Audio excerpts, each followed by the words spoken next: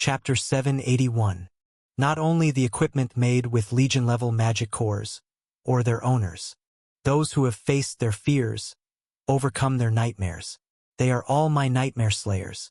All of them had resisted this world's nightmare and were waiting for my call in the outside reality. And they answered my call. Flash, flash, flash. At the end of the heroes appearing one after another, a spear knight in dazzling white armor and a knight in black armor with twin swords descended behind me. Whoa, long hair. Oh my, what's this? It's our long-haired senior. Evangeline exclaimed in shock upon seeing me, and, my lord, Lucas, who saluted me, stretched out his hand to the side. Then, pieces of light gathered from inside the sword coffin, coalescing into the form of a long ceremonial sword. Lucas, kneeling on one knee before me, respectfully held it out. Thank you. I took this nightmare slayer, light and shadow, then drew it in one motion, transforming it into a flagpole. A dazzling flag of light unfurled in the empty air, raising magical walls around us. Simultaneously, the armor that only fragments remained on my right hand, Lord of the High Tower, also restored to its complete form, covering my entire body like a coat. We stood atop the fortress, fully prepared. Behind the mask, Crown's face contorted as he looked this way. But that emotion didn't seem to be anger or dejection. Yes, of course. To me, that emotion seemed, as expected of the final player, you should at least do this much dash. Closer to relief. Pythei. With Crown's sharp flute sound, the monsters rushing towards us accelerated even more. Thud thud thud thud thud dash. Their numbers are infinite, truly making the entire horizon boil. An endless horde of monsters surges forward. We've never faced such numbers in all the previous defense battles combined. Yet, despite how daunting it should be for all my comrades, let's begin. No one is afraid. In fact, when you think about it, it's only natural. We are nightmare slayers. Natural enemies of nightmares, masters of nightmares. Knowing this is a dream, there's no reason to fear the infinite enemies rushing towards us. Damien, smiling brightly, fired Black Queen without hesitation first. Boom! With a tremendous firing sound, a dazzling magic bullet pierced down, completely annihilating all the enemies in one direction from the infinite monsters charging at us. Let's go dash! Following him, Kulin, Kelly Bay, Verdandi, Torkel, Mikhail, Zennies, Evangeline, Lucas, everyone began the battle against the infinite monsters, wielding their weapons. Each time their weapons are swung, their ultimate techniques burst forth, literally sweeping away the pouring monsters. Everyone is 1 against 1,000, 10,000 against 1. In this world of nightmares, the nightmare slayers were all exerting near-invincible power. However, thud thud thud thud thud. The enemies are also infinite. Following Crown's Rat Legion, the army of greed, anger, and ignorance, and the Apocalypse Knights he had summoned in reality. All sorts of unimaginable, tremendous monsters flooded in ceaselessly. Eventually, a stalemate. The invincible warriors keep defeating infinite enemies, but the battle situation remains fixed, unchanging. Moreover, the enemy commander is approaching. The sleepless lake princess. Even in a dream, she is different in terms of existence, because she, too, is a master of nightmares. Therefore, what we must do has been decided from the start. Junior, I shouted to the mages gathered preparing magic. You've properly prepared the method to dispel the nightmare from within, right? End the nightmare itself. We came this far to use this method from the beginning. Of course, Your Highness. Junior, Diarmutin, and the other mages all grinned at once. We even have an expert in this field with us. And so, standing at the center of the continent's best mages drawing a joint magic circle was this development again, our illusionist, Violet. Stop making an ordinary person like me save the world all the time. What ordinary person? You're already a hero in an epic. Don't try to back out. I stretched out my hand forward. Tear this nightmare apart, Violet Dash. When it's an order from you, of course I have to. Grumbling but still perfectly completing the magic as always, Violet shouted. Illusion domain, maximum release dash. Boom! A dazzling light burst forth from Violet, and the next moment, rumble, crash, the world began to collapse. The sky cracked and shattered, pouring down, and the Earth's axis shook as the ground plunged downward. Violet is a nightmare slayer who has faced her inner darkness and overcome it, and moreover, has swallowed a dragon's orb and surpassed her own limits. She is one who deals with daydreams. When the illusion unleashed with full power by such a nightmare slayer collided with the world that is nightmare itself, cracks instantly appeared. And, in the collapsing and shaking world, found it. Junior discovered the source of the spell that created this world by collecting people's nightmares. Elemental disassembly, dash. Junior's ultimate technique, fired without a moment's hesitation, detonated. Clang dash. A halo appeared in the sky and the space began to shatter, and the next moment the source of the spell was shattered to pieces. Ugh! It was the flute in Crown's hand. Through that flute, he had been manipulating nightmares, gathering them, and constructing this world within the nightmare. And, as the flute shattered to pieces and Crown swallowed a groan, the world of nightmares began to quietly disappear from beyond the horizon. Having lost both the spell that gathered nightmares and the means to manipulate them, collapse was the natural course. After surveying this now completely collapsing and disappearing world within the nightmare, I looked straight ahead again. The sleepless lake princess. She stood motionless before me, gazing at me silently with dry teal eyes devoid of emotion from behind her burned mourning veil. In this world, and in countless past worlds, this evil being has always destroyed the mortal world and killed my precious people. Even though it's a nightmare, experiencing it made me realize how terrifying and fearsome the being before me is.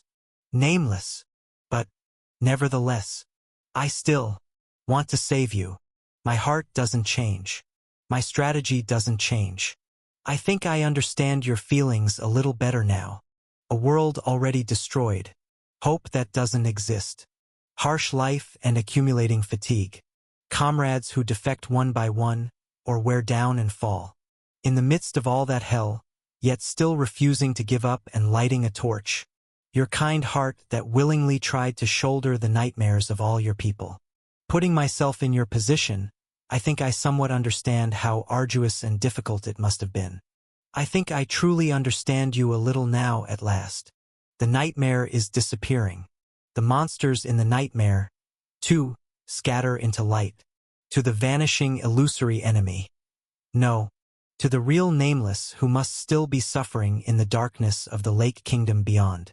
I whispered, "Wait, I'll save you." When the world of nightmares collapsed, I found myself standing atop the southern wall of Crossroad. To my left and right, my comrades stand in neat formation. And below the wall, on the southern field, Crown could be seen slumped on the ground. In his bloodied hands, he clutched the shattered flute. This man gazing blankly into space with seemingly transcendent eyes. "Crown," I spoke to him honestly. "Thank you." To him looking puzzled, I smiled gently. "For giving me the final trial. For making me face and overcome my last fear. Thank you." Crown, who had been staring at me blankly, let out a hollow laugh. "Say whatever you want." Grumbling, Crown reached into his pocket and pulled something out. It was a shining key. "Keep it. You'll need it on your final path." Carelessly tossing the key to the ground, Crown gazed at me intently. "Ash." And after a long while of fumbling with his lips and hesitating to speak, "I wish you luck." He finally managed to say that, and the next moment, he scattered and disappeared in a gust of snowy wind. After staring blankly at the spot where he had vanished, I turned around. The nightmare is ending. My hair that had grown long shortened, and the dragon scales that had covered my body had all disappeared without a trace. And here, where the world of nightmares had almost completely dissipated, one last trace remained. Oh! The boy from the nightmare who had collapsed and briefly lost consciousness. The 16-year-old Sid blinked his haggard eyes and looked around. Master Dr. Muden, Sister Junior, Uncle Zennies, Brother Damien, everyone. Haha, what's this? Is it because I'm about to die? Have you all come to welcome me? The boy recognizes them, but they don't know who he is. My heroes looked at me in confusion. Your Highness, this child is? Without answering, I quietly knelt on one knee beside Sid. I know, this child is not a real being. He's just a nightmare. A plausible mix of memories from some long-ago doomed iteration and my fears. A fleeting illusion passing through a night's dream. Nevertheless, I spoke to Sid from the nightmare. My comrades didn't press further about who that child was or what his identity was. They all would have known, in their hearts, in their souls. Everyone, with resolute expressions, quietly turned to look inside the city. Voices and lights were spreading like ripples through Crossroad, which had been as quiet as a mouse while people were swallowed by the nightmare. The nightmare ended, and people returned to their lives. The 49th Defense battle was over. We survived once again. The world has not yet perished. Let's go. And it will not perish in the future either. Because I will prevent it. Because I promise to do so. Looking down at the brightening cityscape, I murmured with determination. To the final stage. Stage 49, clear. Stage MVP, Ash, EX. Leveled up characters, none. Injured and deceased characters, none. Acquired items, Lake Kingdom Castle Key 1. Only the final stage remains now. Prepare thoroughly before engaging in the final battle. Good luck, player. Get ready for the last stage. Last stage. The only path. Chapter 782. Much time had passed while trapped in the nightmare, and it was now past mid-February. With the final battle, Stage 50, set to begin at the end of February, the end of this long game was truly near. Fortunately, the city that had been plunged into the nightmare quickly regained its vitality and returned to normal. They say the paralyzed southern continent also normalized quickly. People couldn't remember what they saw in the nightmare. It just feels like I slept deeply for a long time. My body's a bit stiff from sleeping too long.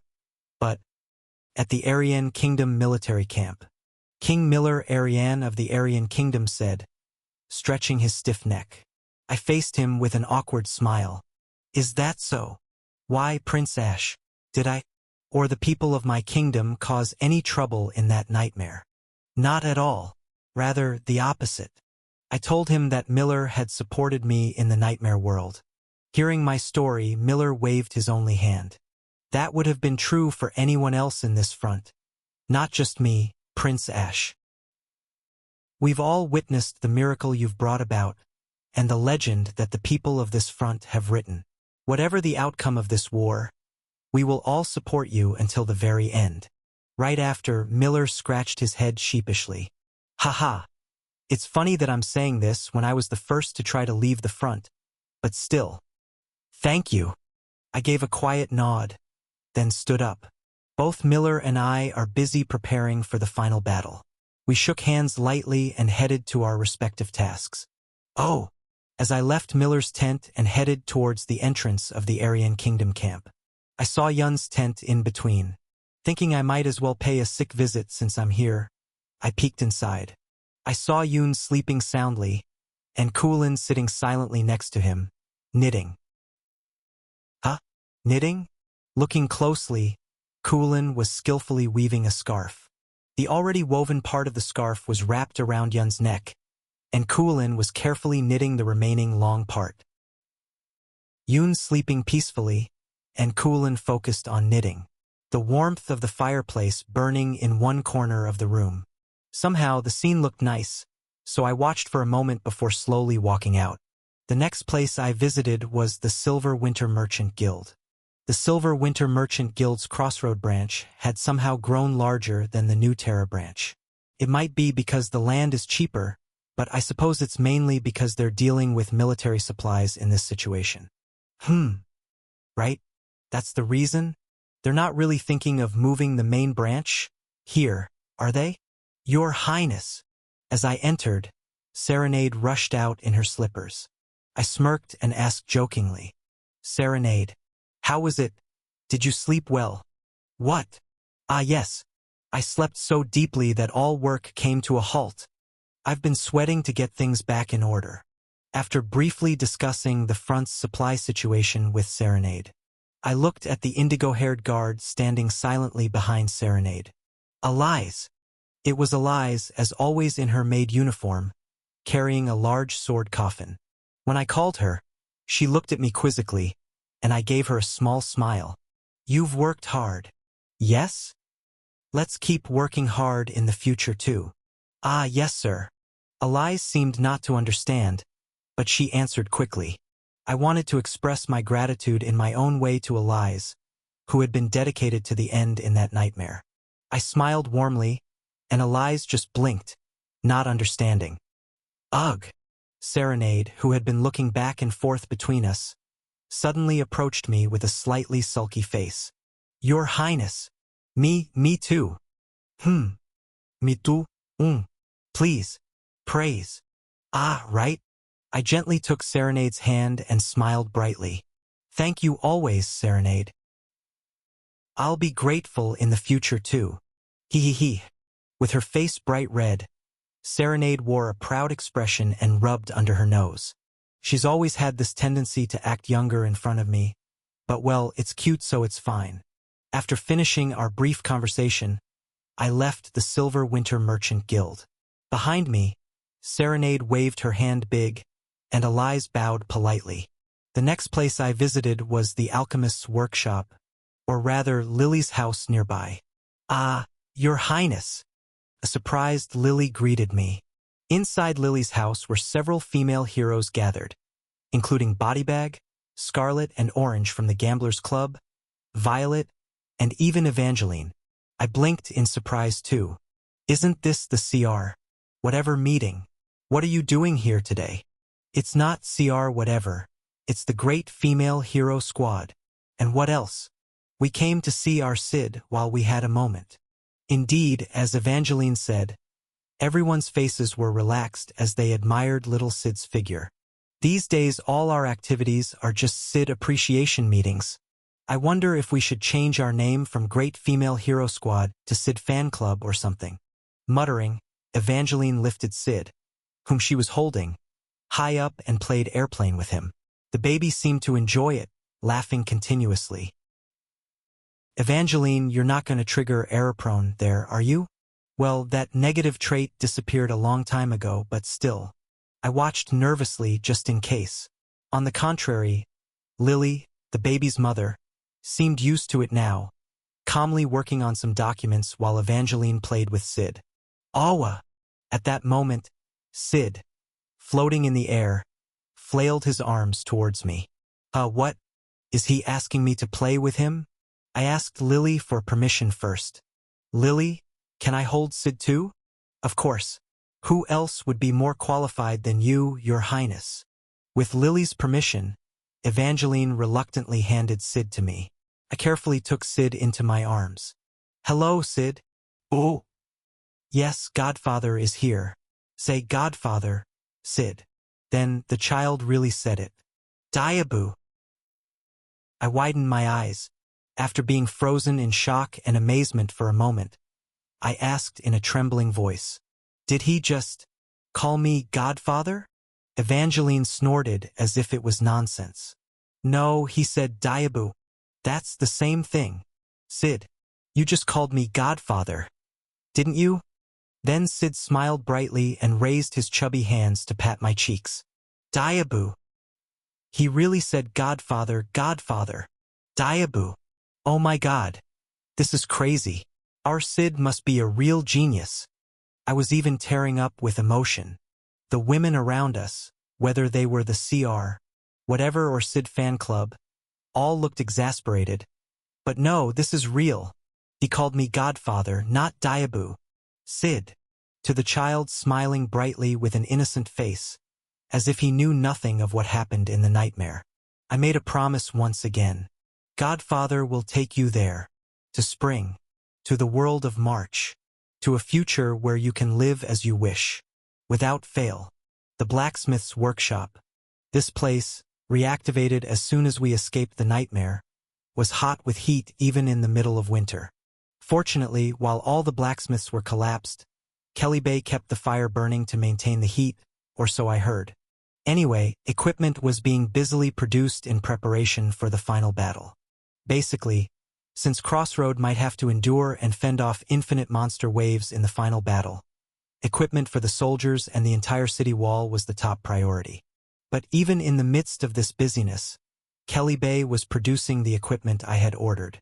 You had that invisible cloak you weren't using, right? Ah, yes, I did. There was a piece of equipment I got a long time ago, used once in the Imperial capital and then left unused. It had a low stealth level, so it wasn't very useful on the battlefield and was being neglected. Recently, I gave all my unused equipment to Kelly Bay and told him to do whatever he wanted with it, whether to melt it or reforge it. I wonder if he did something with it? I upgraded that equipment using Parikian's magic core and Parikian scales. Saying this, Kelly Bay pulled out a cloak covered densely with intricately crafted dragon scales. The name. How about Dragon Scale Cloak? What are its functions? Basically, it's sturdy, and it has inherited some of Parikian's characteristics. Inherited? You can walk on walls. It makes dragon claws sprout from the wearer's shoes, allowing them to freely walk and run on walls and ceilings. I was taken aback by this unexpected function. Come to think of it, that lizard did climb walls, and the effect of the original stealth cloak has been enhanced too. Like this, Tada. As Kelly Bay, who was trying it on, infused it with magic power, the dragon scales all sparkled at once and matched the surrounding colors, like a chameleon changing its body color. Wow! Excellent camouflage effect. That's about it for special effects. Anyway, since it's equipment with Dragonheart, you can expect effects like increased magic power and such. The person to receive this equipment was decided from the start. It was Violet. As soon as I called her, Violet came running breathlessly from Lily's house, which was right nearby, and immediately put on the cloak with delight. Ooh! Violet, who activated the stealth, shouted. I can't be seen. She really can't be seen. Only her voice can be heard from the front. Then, Violet's voice, who had also activated the wall-walking function, could be heard from the walls and ceiling of the blacksmith's workshop. Can you really not see me? At all? Nope. Not at all. How about this? La la la la. I can't see her, but I can tell it's somehow irritating. Hey! Violet, who had come down next to me and deactivated the cloak, muttered with a furrowed brow. Then maybe, if I wear this and go into the men's public bath. Hee hee? With that look on your face. By the way, public baths always have stealth detection magic operating. You'll be arrested on the spot, you idiot. I'm just joking. Hee hee. Violet, who seemed to have been completely serious, wiped the drool from the corner of her mouth, and then nodded with a serious face. But, this seems really useful for theft and cheating at gambling. I'll have to take that equipment back as soon as the final battle is over. As I inwardly resolved this while watching Violet running on the walls and ceiling again, Kelly Bay beside me brought out and showed me other new equipment. And this, I made it simply because we didn't have much time. It was 4 pistols. Magic guns in the form of single-shot loading, capable of firing only 1 shot at a time. I made these with the magic cores of the 4 horsemen of the Apocalypse Knights. Oh ho! Since they're pistols, they're only auxiliary equipment and can only fire 1 shot at a time, but I guarantee their power. They'll be your trump cards. For pistols in white, black, red, and blue, the magic guns were named Pestilence, Famine, War, and Death. They fire magic bullets of poison, water, fire, and ice attributes respectively. Those will obviously go to Damien. As I was pocketing the pistols, Kelly Bay pointed to the next item. This is the item with the magic core of that greed, anger, ignorance monster, being made as you ordered. Even though he was the creator himself, Kelly Bay looked worried, still not quite trusting my idea that brought this plan. Will this really move as you think it will? Not just us, but the stonemasons, carpenters, and alchemists too. Everyone's been working on it whenever they have spare time. I grinned and looked up at the large object Kelly Bay was working on. Of course, just trust me. After all, even in the game, the greed, anger, ignorance magic core was used for this purpose. As I left the blacksmith's workshop, heavy snow was falling. I thought about calling Lucas to ride back in a carriage, but somehow I wasn't in the mood for that. I wanted to walk through the city. Walking along the snow-covered streets, I slowly looked around my city. Amidst the soldiers from various countries busily coming and going in preparation for the final battle, the city's residents preparing for dinner coexisted in one scene. The smell of baking bread mixed with the smell of oil, iron, and gunpowder. The sound of a couple arguing and children's laughter as they threw snowballs mingled with the sound of weapons and iron plates clashing. As I quietly observed this peculiar scenery, slowly moving towards my home, I suddenly murmured a verse that came to mind. Past the dignified hearts of the people of this village who have been born and died for generations, past the dull dreams. On an ordinary night when heavy snow piles up on roofs, yards, and well mounds, it was a peaceful evening before the final battle. Chapter 783. A few days later, I stopped by the airship hangar. There had been a report of progress in the work. Grandma Coco. I approached Coco as she pulled her large body out of the engine room of the airship La Mancha and asked, "How's the situation?" The magic circle engraved with the dimensional movement technique we found on the demon ship. Coco had taken charge of loading this onto my flagship, La Mancha. It's all done. Now we just need to make the final adjustments. Coco chuckled and tapped the wall next to the engine room. Theoretically, this airship can now enter other worlds. However, the dimensional technique magic circle itself is unstable. It's extremely deteriorated, so you won't be able to use it for dimensional jumps many times. Use it carefully. I wasn't planning to use it much anyway.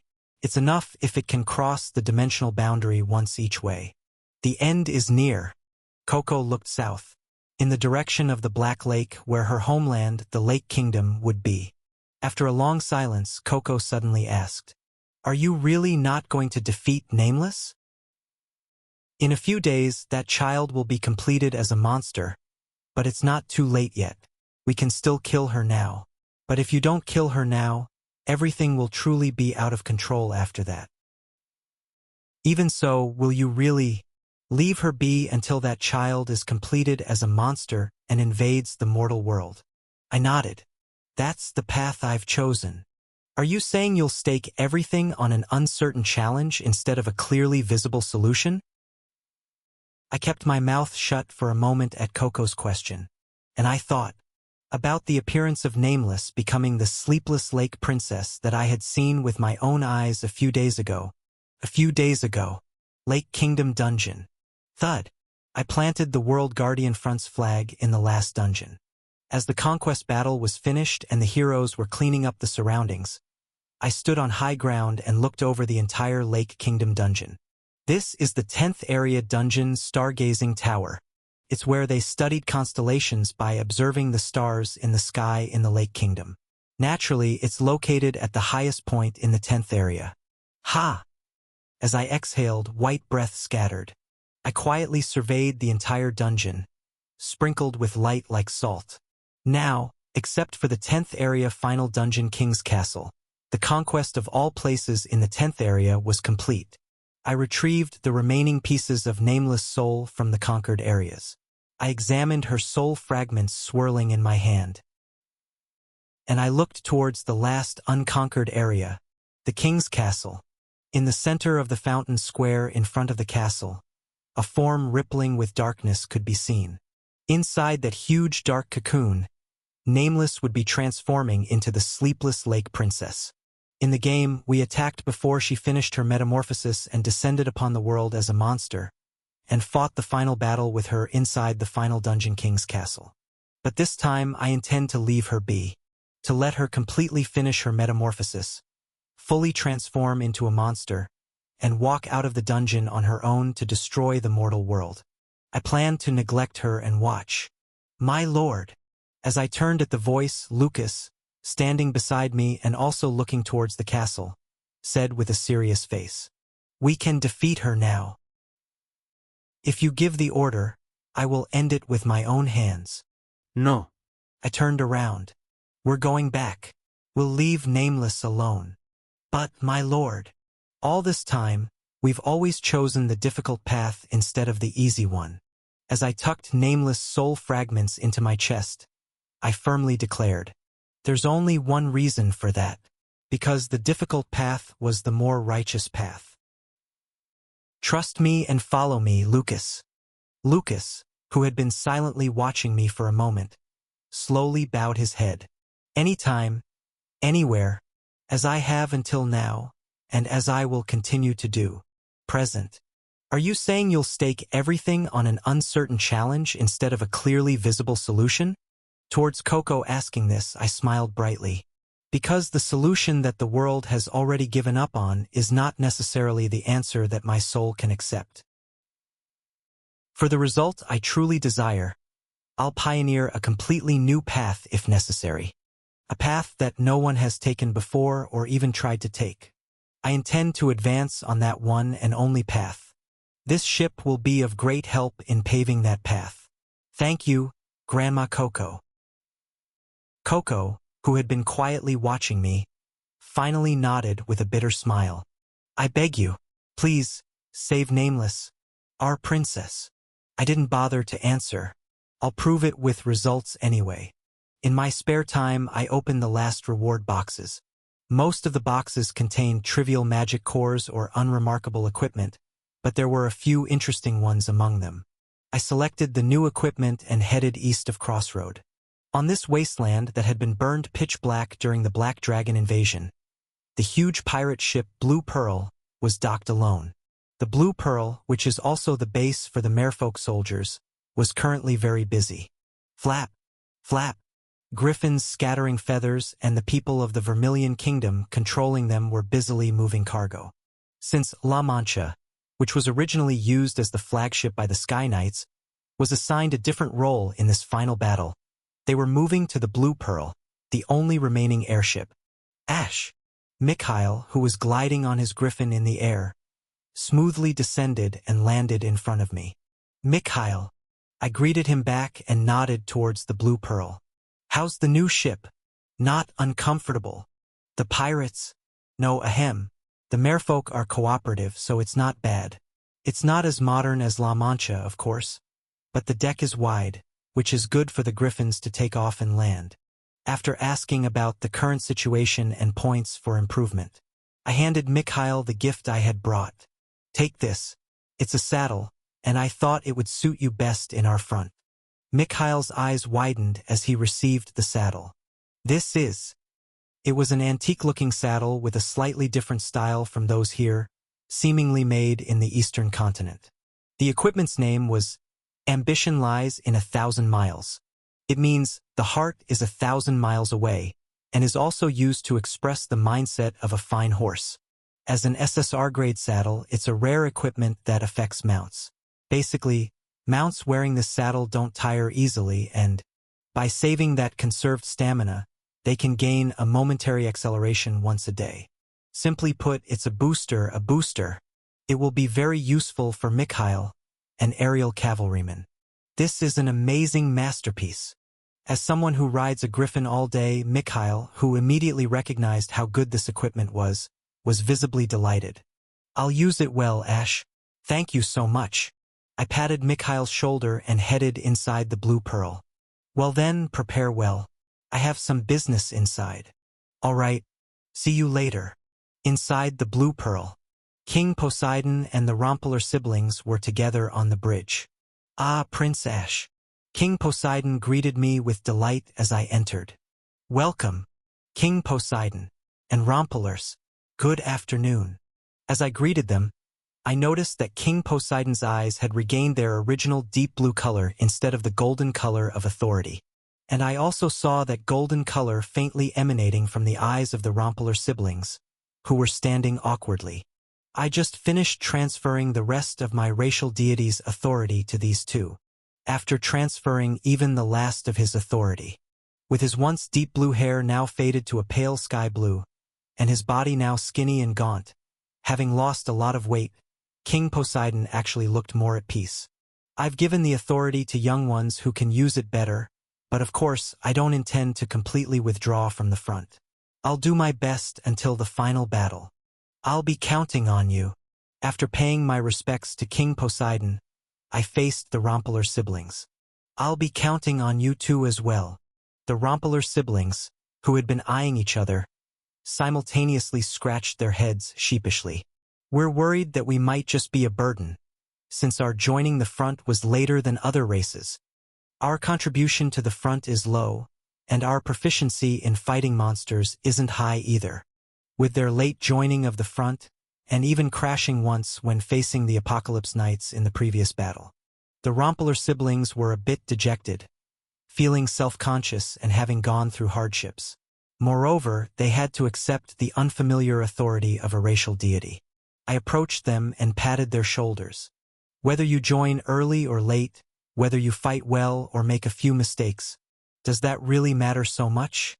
What's important is that we're all fighting together with one heart.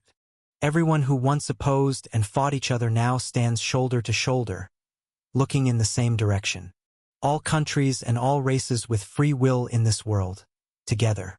This alone gives enough value to this front. Sincerely, I was grateful just for them being here. King Poseidon will teach you well how to handle the racial deity's authority. I put down the equipment I had brought on the bridge table. I've brought a few gifts. This is? The first thing I took out was a large anchor. This skillfully crafted steel structure was clearly an anchor, but it had a handle attached so that a person could grip and swing it, and there was magic cast on it to reduce its weight for the user when gripped through the handle. In other words, the user can swing it lightly, but the attack hits the opponent with its real weight. The equipment's name is Weight of the Sea. It's classified as an SSR-grade blunt weapon. Among the Rompeler siblings, the female Rompeler, who is in charge of close combat, made an oh-ho-dash sound and grabbed the anchor. Ooh, this feels good. As she held the anchor and posed like a baseball batter, I explained.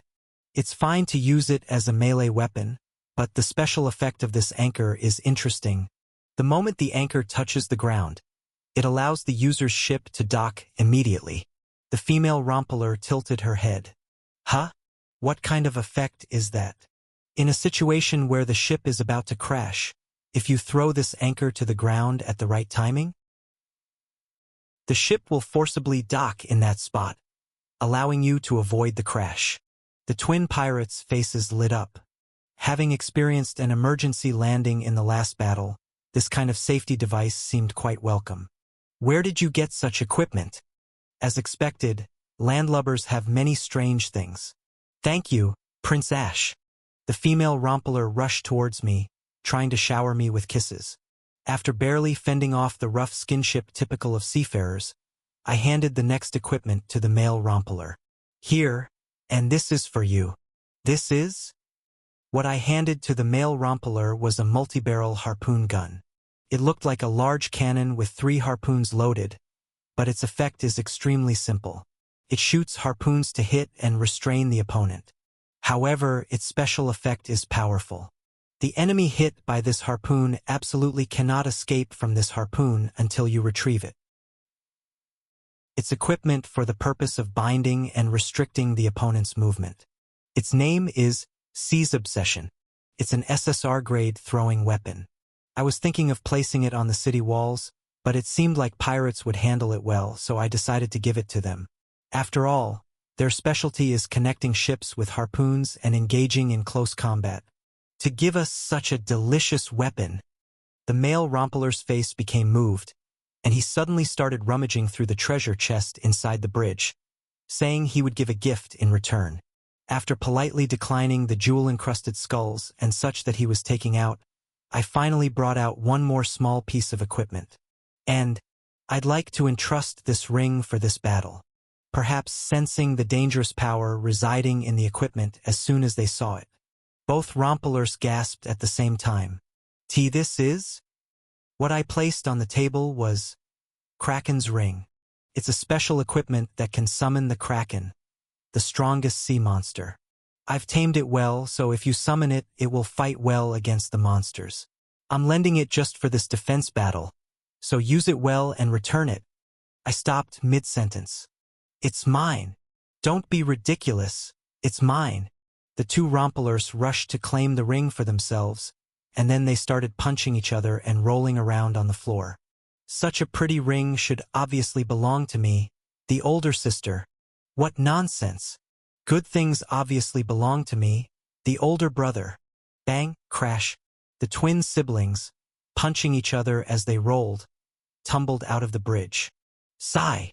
I sighed, picked up the ring again, and handed it to King Poseidon, who was laughing beside me. I'll leave it to you, King Poseidon. Just trust me. King Poseidon grinned as he quickly put on the ring. I just laughed too. Haha. And so, the distribution of new equipment was coming to an end. Chapter 784. The special equipment manufacturing using the Greed, Anger, Ignorance magic cores I ordered a few days ago was completed. As I headed towards the blacksmith's workshop, there was something large covered with cloth in the open space outside, and people were gathered in front, murmuring. Among them, I saw the 4 production guild leaders gathered together for the first time in a while. I approached them. Ah, Your Highness! The guild leaders who recognized me bowed their heads in unison. I returned their greeting and pointed to the large shape covered in cloth, asking, I heard it was completed. Is this it? Yes. Would you like to see it right away? Let's do that. I'm very curious. The 4 guild leaders raised their hands towards it with beaming faces. Then Kelly, who was standing right next to the cloth-covered object, nodded and vigorously pulled off the cloth. Flap. As the cloth was removed, the identity of the large shape hidden underneath was revealed. Oh, this is. All the production guild people present, and the onlookers who had gathered, let out exclamations of admiration in unison. What was revealed from under the white cloth was 3 enormous golems. Special defense equipment made with 3 magic cores extracted from the Greed, Anger, Ignorance monsters, artifacts called autonomous defense dolls.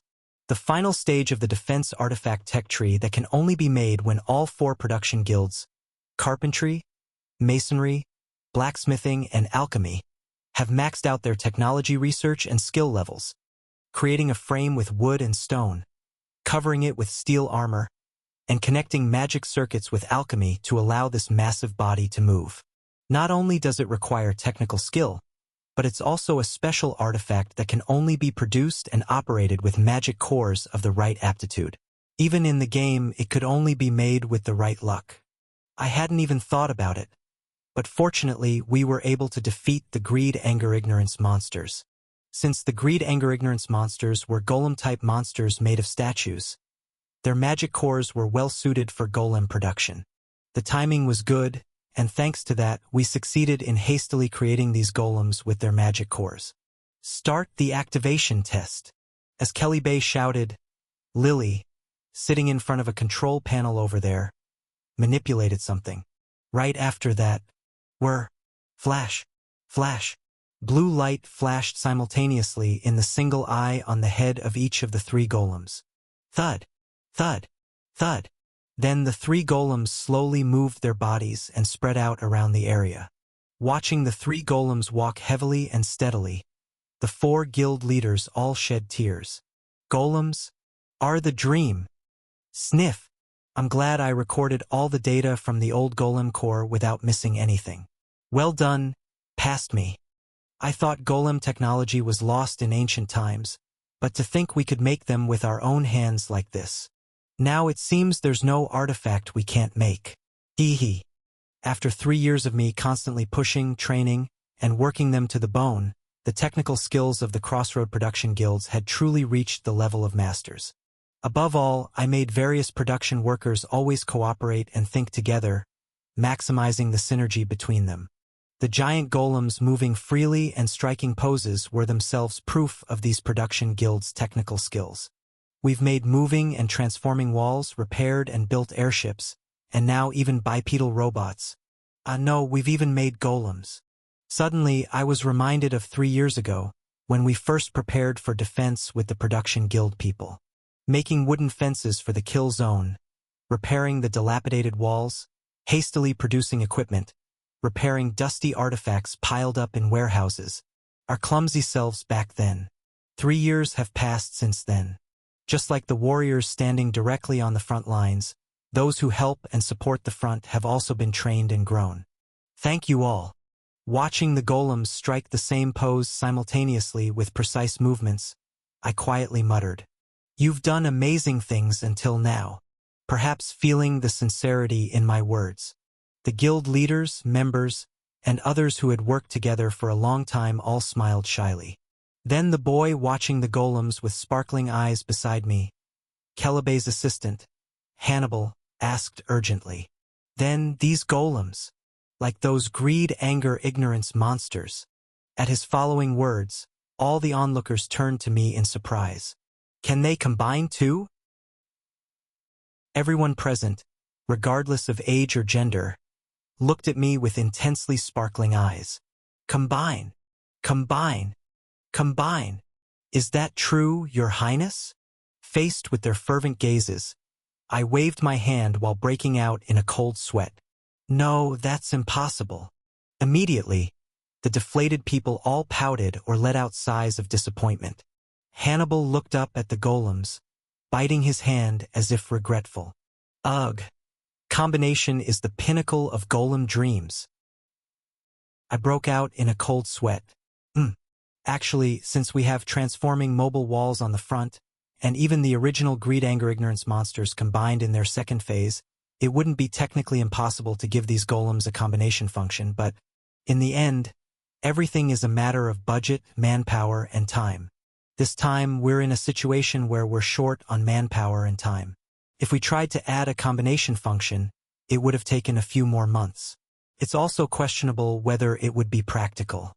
Let's be satisfied with the 3 bipedal golem brothers. Honestly, isn't this enough to be cool? While I was consoling Hannibal, Kelebey came bouncing over, his face full of excitement as he snorted. "So, Ash, what should we name these friends?" Names? The owners of the original magic cores were greed, anger, and foolishness. Then, with meanings opposite to those, how about temperance, mercy, and wisdom for each? Huh? What's that? That's not cool at all. Kelebey snorted this time. "Oh, damn it." Then, taking names from the weapons they're holding. Crescent, four-pronged, twin pole. To my second suggestion, this time Evangeline, who had come to watch with the close combat unit, tackled me. "That's really boring. How about something easier and more intuitive? Give me an example. Like roast, steam, fry, something like that." "Why are you suddenly changing the golems into food?" Then the people gathered in the open space started pouring out their opinions about the golems' names. Cheese, Choco, Barley. What are these dog names? Faith, hope, love. Priests, those are good words. But for golems, it's a bit. Breakfast, lunch, dinner. If you're hungry, go eat something quickly, Evangeline. Prince. Your Highness. Hurrah dash. Lucas. Hey, is that you, Lucas? And other bizarre names that they just made up as they pleased kept coming out. After intense discussion, the names I finally decided on, ignoring all suggestions, were as follows. Iron Fist 1, 2, and 3. That's final. Boodash. Intense jeers immediately erupted from the crowd. But shut up. You guys. From the old days, we've never had proper results when we held a public contest on this front. Oh, Maple Fist Almighty. Iron Fist 1, 2, and 3. How can there be such cool names in this world? Only Kuolin, the martial artist, shed tears of emotion. Iron Fist. Iron Fist. Not bad. Fortunately, Kelly Bay, who was in charge of golem production, accepted it. Phew. This unexpected naming contest was thus concluded. With the 3 golems showing off their weapons in cool swings as a finale, the demonstration of the Iron Fist trio came to an end. The gathered crowd cheered in unison as they saw the Iron Fist trio's cool poses. Whoa! Golem! Golem! Golem! Next time, please make them combine. Anyway, I'm glad everyone likes them. As expected, robots are the dream. Preparations for the defense were progressing smoothly ahead of the final battle. Barricades and obstacles were installed at every point along the long road from the Black Lake to Crossroad. Various mines and traps were laid thickly. Incorporating the know-how from the past 3 years, appropriate defense tools were distributed at strategic points and locations to efficiently take down monsters. Above all, the defense preparations for Crossroads' main castle were carried out meticulously. Checking cannons and firing lines, optimizing troop deployments, conducting training to keep artifacts operating non-stop. Also, in Stage 50, all kinds of monsters pour out from the Black Lake. In other words, monsters emerge as both ground forces and air forces. Naturally, our defense line also had to be divided into ground defense forces and air defense forces. The Black Dragon Wall Nightbringer installed on the outskirts, and Crossroads' original southern wall standing firm after emergency repairs inside it. Troops, supplies, defense equipment, and artifacts were densely packed on top of the double-layered walls. Infinite monsters. Lucas, the field commander for this final battle who was watching the installation process, looked at me.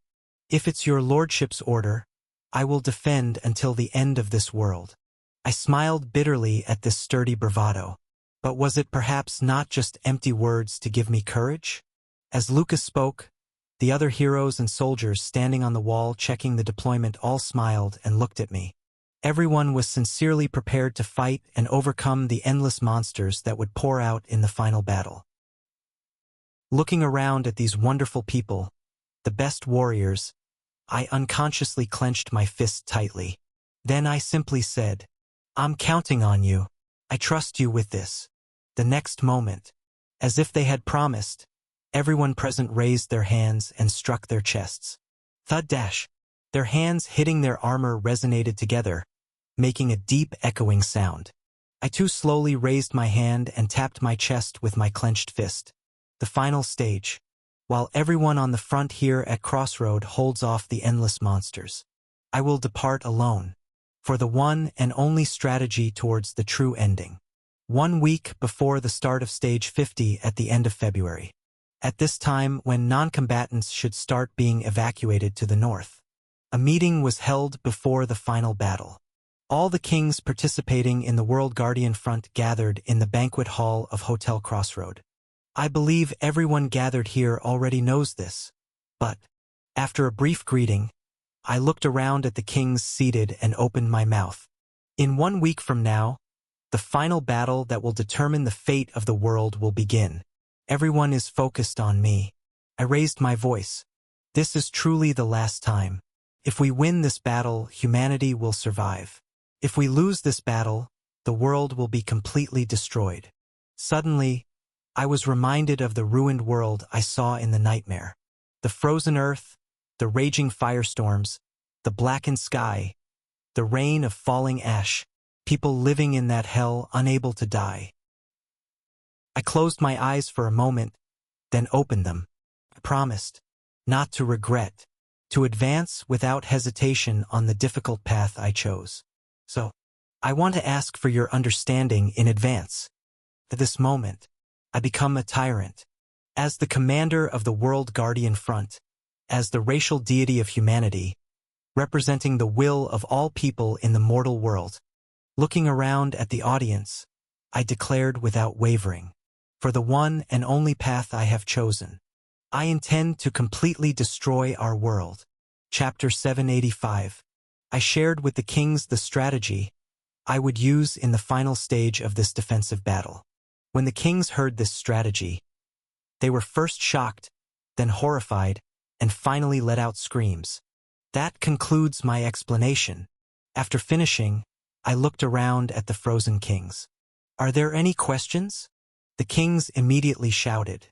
Prince Ash, no matter what, isn't that going too far? That method would destroy the foundation of our world. It's unthinkable. It couldn't come from normal thinking. Reconsider. Even for you, this method is too extreme. I listened quietly in the face of their fierce opposition. In truth, I had expected opposition, of course. If we use the strategy I proposed, some pillar that has built up human civilization until now will disappear. Even if we overcome destruction after the last stage, the world will change into a completely different form from the past. It's a condition difficult for anyone living in this world to easily accept, not just the kings. However, then, do you intend to accept destruction? When I coldly asked back, the audience immediately fell silent as if doused with cold water. Clearly, the loss the world must bear is painful. However, as the price for protecting the world from destruction, it may be a very cheap loss. No matter what price we pay, isn't it better than the world being destroyed and people dying? Amidst the silence as the kings just looked at each other, a low question arose. Is this the only way? There stood my father, Emperor Traha, peacemaker, ever black of the empire. He was looking at me with a solemn, hardened face. I nodded heavily. This is the only way. Amidst the erupting sighs, the emperor silently looked at me. Eventually his cracked lips parted, and a tired voice flowed out. Ash, whether you are the world's savior or a mad revolutionary, that judgment will be made not by us here, but by future generations. His lips slowly curved into a smile. But that judgment can only be made if the world continues to exist for future generations. The emperor slowly rose and declared, Our ever-black empire will go along with Prince Ash's path. There's no way we can overcome the world crisis before us without any losses. There are bound to be parts we all must give up and concede. The emperor pointed to his chest with his one remaining arm. When we use this method, when a completely different tomorrow unfolds from yesterday, which country do you think will suffer the greatest loss? It's our empire, but it doesn't matter. We will accept it. Let's all bear the burden together. Let's hurt together. This is not a matter of choice, but a matter of life and death. The next moment, someone else in the audience abruptly stood up. Our Aryan kingdom also strongly agrees. It was King Miller Aryan of the Aryan kingdom. The other kings seemed quite surprised at the agreement of this king, who had once been at the forefront of opposing the World Guardian Front's path at every turn. Miller! You! Those who have fought together here until now must know well that Prince Ash's proposals have ultimately led to the right path. Miller grinned at me. I will support his decision to the very end. Following that, several people stood up from their seats simultaneously. Kelly Bay, Verdandi, Kuilin, and King Poseidon, representatives of each race. They faced me with unwavering expressions. We have already decided to entrust the fate of our races to Prince Ash, to the future path of the World Guardian Front here. No matter what price we pay, it cannot take precedence over our lives. We've come this far anyway, haven't we? Let's go all out to the end. If I can just protect the lives of my people, I can bear that much of a price. Then Mikhail, Valen, and Hannibal stood up in turn. Vermilion agrees as well. So does our city-state alliance. We'll follow to the end. Like a wave, all the kings who had fought directly alongside me stood up one by one, expressing their support for my strategy. Even the kings who hesitated until the end were those who had remained with the World Guardian Front so far, trusting and following me. It's just that the method I proposed was too radical for them to easily agree with. But in the end, they too closed their eyes tightly and stood up. Just promise us one thing, Prince Ash. With one hand gripping his forehead, the king who remained seated until the last Diarmudan who leads the smallest independent country in the world, the ivory tower pleaded earnestly to me that even if that disappears from this world, we will be able to live well, that you will make it so. Promise us. I promise. I answered with a grin. We'll be fine, because I have already lived in a world without that, and because I know well that that world is beautiful enough too. I spoke with confidence, and finally, Diarmuiden also stood up with a sigh. The ivory tower will also share its fate with the world guardian front. After looking around at all the kings standing around me, I nodded heavily. Thank you for making this difficult decision. Destruction is near. That's why we unite as one. With this united will, let's open the path to tomorrow. The future is not clearly visible, but it will be all right, because we have it. The courage to throw away everything from yesterday in order to move forward to tomorrow. After the meeting adjourned and all the kings had left, Ash, the emperor, approached me, who was left alone in the hall. Father. As I gave a simple bow, the emperor grinned at me. Is there a reason you sought consent for this matter, even though you could have handled it on your own? The emperor was right. There was actually no need to tell everyone in advance and seek consent. It wouldn't have been a problem if I had taken care of everything myself and notified them afterwards. No, that might have been safer. The battle was right around the corner, and if there were forces that didn't agree and deserted the front, it would have been another headache. But if the only goal was to overcome the imminent destruction, that would be fine, but my real purpose includes properly establishing the world after this battle. The world doesn't end with an ending. It will continue on endlessly, and the world will change completely after the last stage. Shouldn't we seek consent from the people who will live there in advance, and also prepare countermeasures together? It's not a world where I alone will live. It's a place we all must walk together, even though I've worn the crown representing everyone.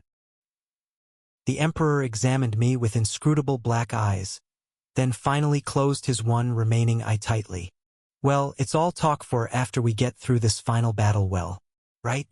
Haha, that's right.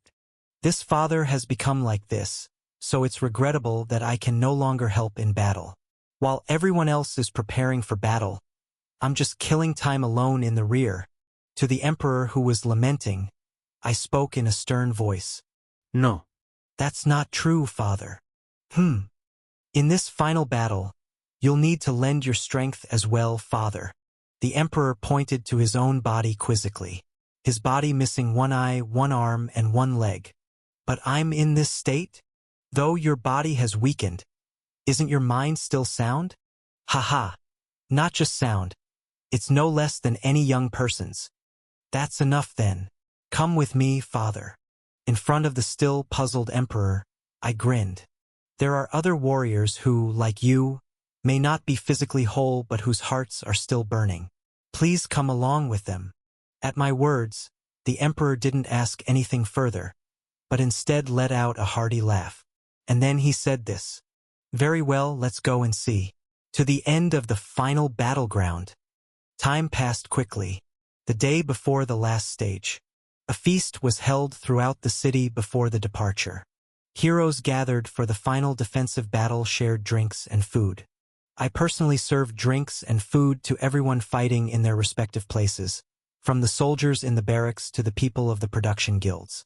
I went around with a glass in hand, toasting everyone individually and wishing them good luck. And at this gathering, my lord, suddenly, Ader popped up.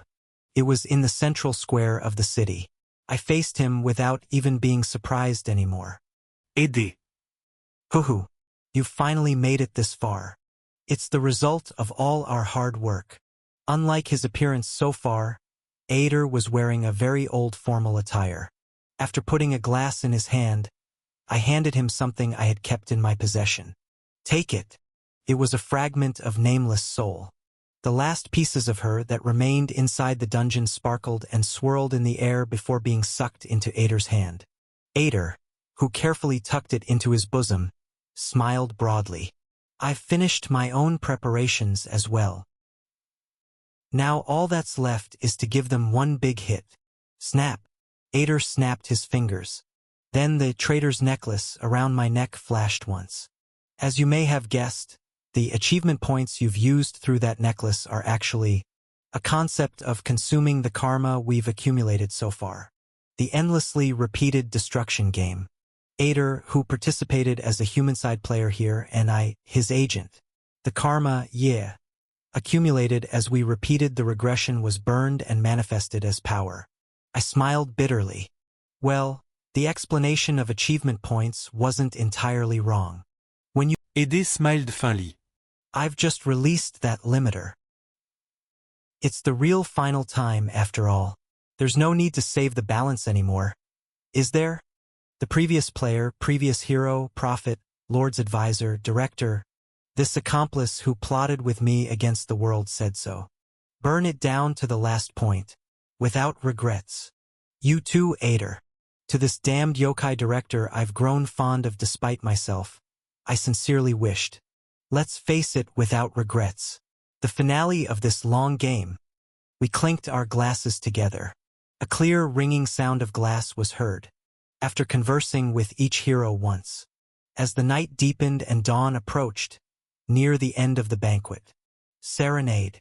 I approached Serenade, who was standing alone by the window in a corner of the darkened banquet hall, looking outside. Serenade turned around, quickly wiped her eyes, then smiled brightly. Your Highness, are you all right? Of course, I'm gonna stop seeing you off with tears now. I no longer doubt your return.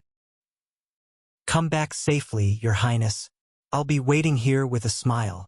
After hesitating for a moment, I carefully asked, can you call me like you used to, instead of Your Highness? Pardon. Like back then. Like in the imperial capital, before we broke off our engagement. Serenade, who quickly caught my meaning, blushed and smiled, then took a step closer to me. She whispered in my ear like a gentle breeze. Come back safely, my lord. I smiled silently and bowed to her. After kissing in the moonlight, as I was about to step back, Serenade's long fingers caught my sleeve. Tonight, with her face bowed down, redder than I'd ever seen it, Serenade whispered in a trembling voice, I don't want to let you go tonight. Tonight, I want to spend it together. Instead of answering, I reached out my arms to tightly embrace her waist and kissed her once more. The next day, at the end of a long journey, Stage 50, the final battle, began.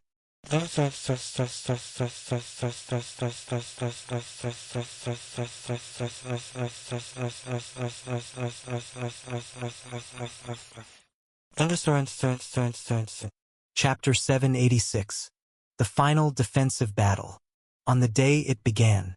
Thud, thud, thud, thud, thud. The earth shook violently. The black lake bubbled and boiled, scattering foam around, and the next moment, whoosh, the water's surface erupted like an explosion. As the thick mist that had risen for an instant dissipated, the sight of monsters emerging and filling the black lake was revealed. Various kinds of monsters that had been attacking the human world mixed together, pouring out like sewage overflowing during the rainy season. Thump! Thump! Thump! Thump! Thump! As if they had come out wearing the color of the black lake all over their bodies, all of them dyed pitch black. An endless number of monsters that rose to the surface, cutting through the water, began their march. Gulp! So many! Observing this scene from the air, the Rompeler siblings aboard the airship Blue Pearl swallowed dry saliva simultaneously. Lucas, who was on board with them looking down at this sight, was calmly assessing the situation. There were many monsters during the previous zombie invasion as well, but there was a decisive difference from now. Thump! Thump! Thump! Thump! Thump! Thump! Thump! Red eye light scattering obvious hostility. Orderly ranks moving in groups. The monsters were all advancing northward at their maximum speed while maintaining their original intelligence. Unlike the zombies, they were in a state where they could exert all their abilities as monsters. Their combat power is incomparable.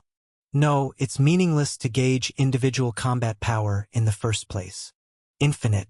As the final defensive battle approached, the lake was endlessly spewing out monsters. It didn't matter how strong each individual was. After all, the infinite wave of monsters would eventually capture Crossroad and destroy the human world. Our role is to hold out as long as possible. While Ash had gone off alone for the final strategy. Everyone in the World Guardian front must hold back these monsters and endure for as long as possible. I will believe and wait, my lord. Lucas gripped the scabbard at his waist. I will protect the human world with my life until you return. Not much time had passed since the Black Lake started spewing out monsters, but already the area was covered with an enormous number of them. And as flying-type monsters started to mix in intermittently, now they were dyeing the sky black as they flapped northward. Confirming this sight, Lucas nodded heavily. Guerrilla Unit, commence Operation Lightning and Tsunami. Then Lucas stretched his arm to the side and shouted to the artillerymen. Prepare the first lightning. Blue Pearl, load the Mana Core Missile. Missile loaded dash. Entering launch sequence. The artillerymen who had been waiting tensely moved quickly. All the special-grade mana cores remaining in Crossroad had been converted into missiles. It was an extremely wasteful tactical weapon that turned globally rare materials into a single explosion. However, on the monster front facing the final battle, there was no room to consider this a luxury. Standard General Mana Core, Ignition. Standard High Grade, Standard Highest Grade, up to Standard Special Grade Mana Cores. Sequential Mana Reaction in order. Launch preparation complete. Aiming complete. Sequence all clear. Ready to fire at any time. At the ready signal, Lucas commanded, pointing his hand forward. Fire. Crush their vanguard. Boom dash. A Mana Core missile was fired from the Blue Pearl's forward battery. Inside the fired missile, for stages of mana cores resonated with each other, causing mana to condense in a spiral whirl, and then, the moment the missile reached its impact point, it burst all at once. Quarong. A white explosion erupted. With a tremendous boom, the air rippled, the ground in the area split, and frozen trees were uprooted and flew backwards. An enormous blast pressure swept the area, enough to make even the Blue Pearl, floating high in the air, sway. Inside the violently shaking airship, people struggled to steady their bodies while holding on to whatever they could grab. Ugh! As the dazzling light faded, Lucas confirmed the point where the missile had fallen. Relief flashed in Lucas's blue eyes. The Vanguard monsters were utterly annihilated. All the monsters within range of the tremendous explosion, whether flying or ground types, were completely crushed and shattered. Good! Lucas, who was cheering without realizing it, soon had to close his mouth tightly. The fallen and dying monsters dispersed and disappeared like black mist one by one. And right behind them, still intact and still infinite monsters marched on nonchalantly as if nothing had happened. Everyone felt fear at the sight of the enemies casually nullifying the damage, precisely because our attack had been so powerful. But Lucas did not waver. The purpose of our guerrilla unit is not to annihilate them.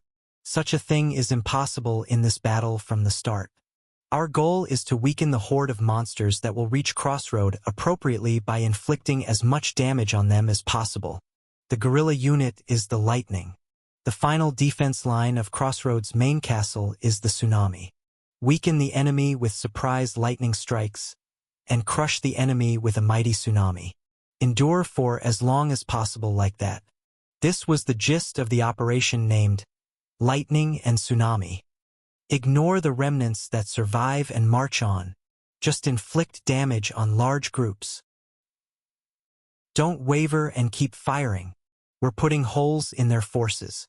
Load the next Mana Core Missile dash. Missile loaded dash. Entering launch sequence. And while Blue Pearl was loading the second missile. Whoosh! The Griffin unit of the Sky Knights, which had departed earlier, shot down like an arrow over the heads of the monsters. On each Griffin sat one knight from the Vermilion Kingdom, and behind them sat one magician. The knights protected the magicians, while the magicians drew joint magic circles in the air and Second lightning dash. Summoned a massive lightning bolt. Junior, who had completed an enormous lightning bolt at the center of the spell formula, swung her staff down sharply, and lightning that fell from the cloudy sky struck the ground and raced across the surface. Flash dash. Crackle, crackle, crackle. The lightning, appearing almost like a huge pillar of light, struck and pulverized the monsters at the impact point, then spread throughout the area where the monsters stood. The electrocuted monsters, charred black, could not withstand it and collapsed in droves. The effect of the lightning magic was even more excellent because the monsters were densely packed. The lightning rampaged viciously like a snake seeking prey, conducted through the bodies of the clustered monsters. Overflowing lightning was sucked into the black lake. Monsters electrocuted as lightning sparked on the lake's surface screamed. The Sky Knights cheered in unison, and the magicians sitting behind them raised their fists to the sky. Junior grinned broadly. "How's that taste, you bastards?" However, the joy over a well-landed attack did not last long. Bubble, bubble, bubble. Because the monsters were truly infinite. The interior of the Black Lake, where the lightning had penetrated, writhed as if it were a living thing, then began to spew forth malice from within like a volcanic eruption. Pop dash. Whoosh. The next moment, countless monsters that burst forth like a geyser all let out terrible screams at once. Kaiawea dash. The faces of the Griffin riders instantly turned pale. It was truly on a different dimension from the volume they had experienced in previous battles. It wasn't just filling the horizon. As if to fill the land, sea, and sky completely, the Black Lake was spewing out monsters madly. It was at that moment when everyone was momentarily shocked. Third lightning. Firing soon. A calm voice rang out through the short-range communication device. Everyone please evacuate from the line of fire. On a hill overlooking the Black Lake. At the top of a spire built there. A fixed large-caliber sniper rifle seat similar to the special sniper equipment that had made a hole in the sky during the Black Dragon battle. With Black Queen converted into a form similar to a railgun, Damien exhaled a long breath. Phew! The long barrel of Black Queen, combined with the fixed ballista, was aimed straight at the lake. The mana bullet launcher had become so huge, with all sorts of artifacts stuck on it, that it was hard to tell where the barrel ended. Damien, sitting almost lying down in the shooter's seat of the launcher, stared at the lake full of monsters, and slowly placed his finger on the trigger. Crackle, crackle. Black Queen's 7 mana bullets finished the process of rotating in the air and combining into one. This time, there was only one person enchanting this mana bullet, and the reason was simple. This single enchantment was too powerful. I successfully enchanted the mana bullet with the Wind Spirit King's blessing. Hannibal, who had been sweating profusely, finally raised both hands and stepped back. The power? I don't know either. Let's hope the Spirit King is in a good mood. Damien smiled gently at Hannibal and focused his eye power on the lake. A white flash flickered in his brown eyes and fire. Confirming that there were no allies in the path, Damien pulled the trigger without hesitation. Boom dash! A tornado in the form of a mana bullet was fired. The recoil of the shot made the spire sway greatly backwards. Everyone waiting on top of the spire screamed and rolled on the floor. And the power of the mana bullet was overwhelming. Boom, boom, boom, boom, boom. Countless monsters that had overflowed and poured out through the lake's entrance were all torn to shreds. It was like a huge storm crushing an erupting volcano. With the already powerful shot of Black Queen, and the Wind Spirit King adding his power on top, no monster caught in its path survived. Whoa! The soldiers cheered as they watched the monsters being annihilated. Clearly the enemies were infinite, but it seemed like they could hold out as long as the monster front's top forces took turns unleashing such powerful attacks. And then, thump! Suddenly the air changed. The surface of the lake, which had been undulating like a stormy sea, abruptly became calm, without a single ripple, as if time had stopped. An ominous silence filled the area as if it were a lie. Both monsters and humans instinctively held their breath and raised their hackles. Cold sweat ran down Lucas's back as he watched this scene. The knight knew well. This kind of situation is never a good omen. Everyone be on guard. Something doesn't seem right. And the next moment, splash, a circular wave spread across the water's surface. When this small ripple that spread from the center of the Black Lake reached the edge of the lake, whoosh, the central part of the Black Lake sank downwards, forming a whirlpool. This whirlpool deepened endlessly, as if connected to the bottom of hell. And, at the very bottom of this empty black wave, step, step, step, footsteps echoed. Though it was a very small sound, for some reason it was clearly heard by every being in the area, as if distinctly announcing to this world the advent of a being of a different caliber. Everyone who heard the sound could not move an inch. And when those small footsteps had climbed all the steps of the swirling lake water, finally, that being's appearance was revealed to the human world. Though it was merely a small human figure, all living beings who witnessed her trembled. It was a woman with her face covered by a mourning veil burnt at the ends. The dress she wore also had its hem and sleeve ends burnt, and the tall crown on her head was also scorched black. Even her long white hair that seemed to drag on the ground had its ends burnt black. Scattered starlight flickered around the woman. The ends of her pale white dress, which seemed not of this world, were discolored black, glowing ominously with otherworldly darkness. Matérialise de destruction. The name of all those nightmares. She has appeared, a scout reported in a trembling voice. Entity name, Sleepless Lake Princess, dash, crack dash. As she descended, the sky split. Through the gap in the sky that split in an impossible way, countless eyes blinked greedily, trying to observe her existence. Lucas, who had been unconsciously facing the strongest and worst monster, suddenly came to his senses, because he definitely noticed that the gaze under the veil of the Sleepless Lake Princess was directed at him. Evasive maneuver now, Lucas shouted urgently. Blue Pearl, execute evasive maneuver dash. Ha! I said evade right now, hurry. Instead of the airship's helmsman who couldn't come to his senses, the Rompeler siblings who rushed in gritting their teeth grabbed the wheel and turned it sharply. Immediately Blue Pearl attempted an evasive maneuver at the highest possible speed. But it was too late.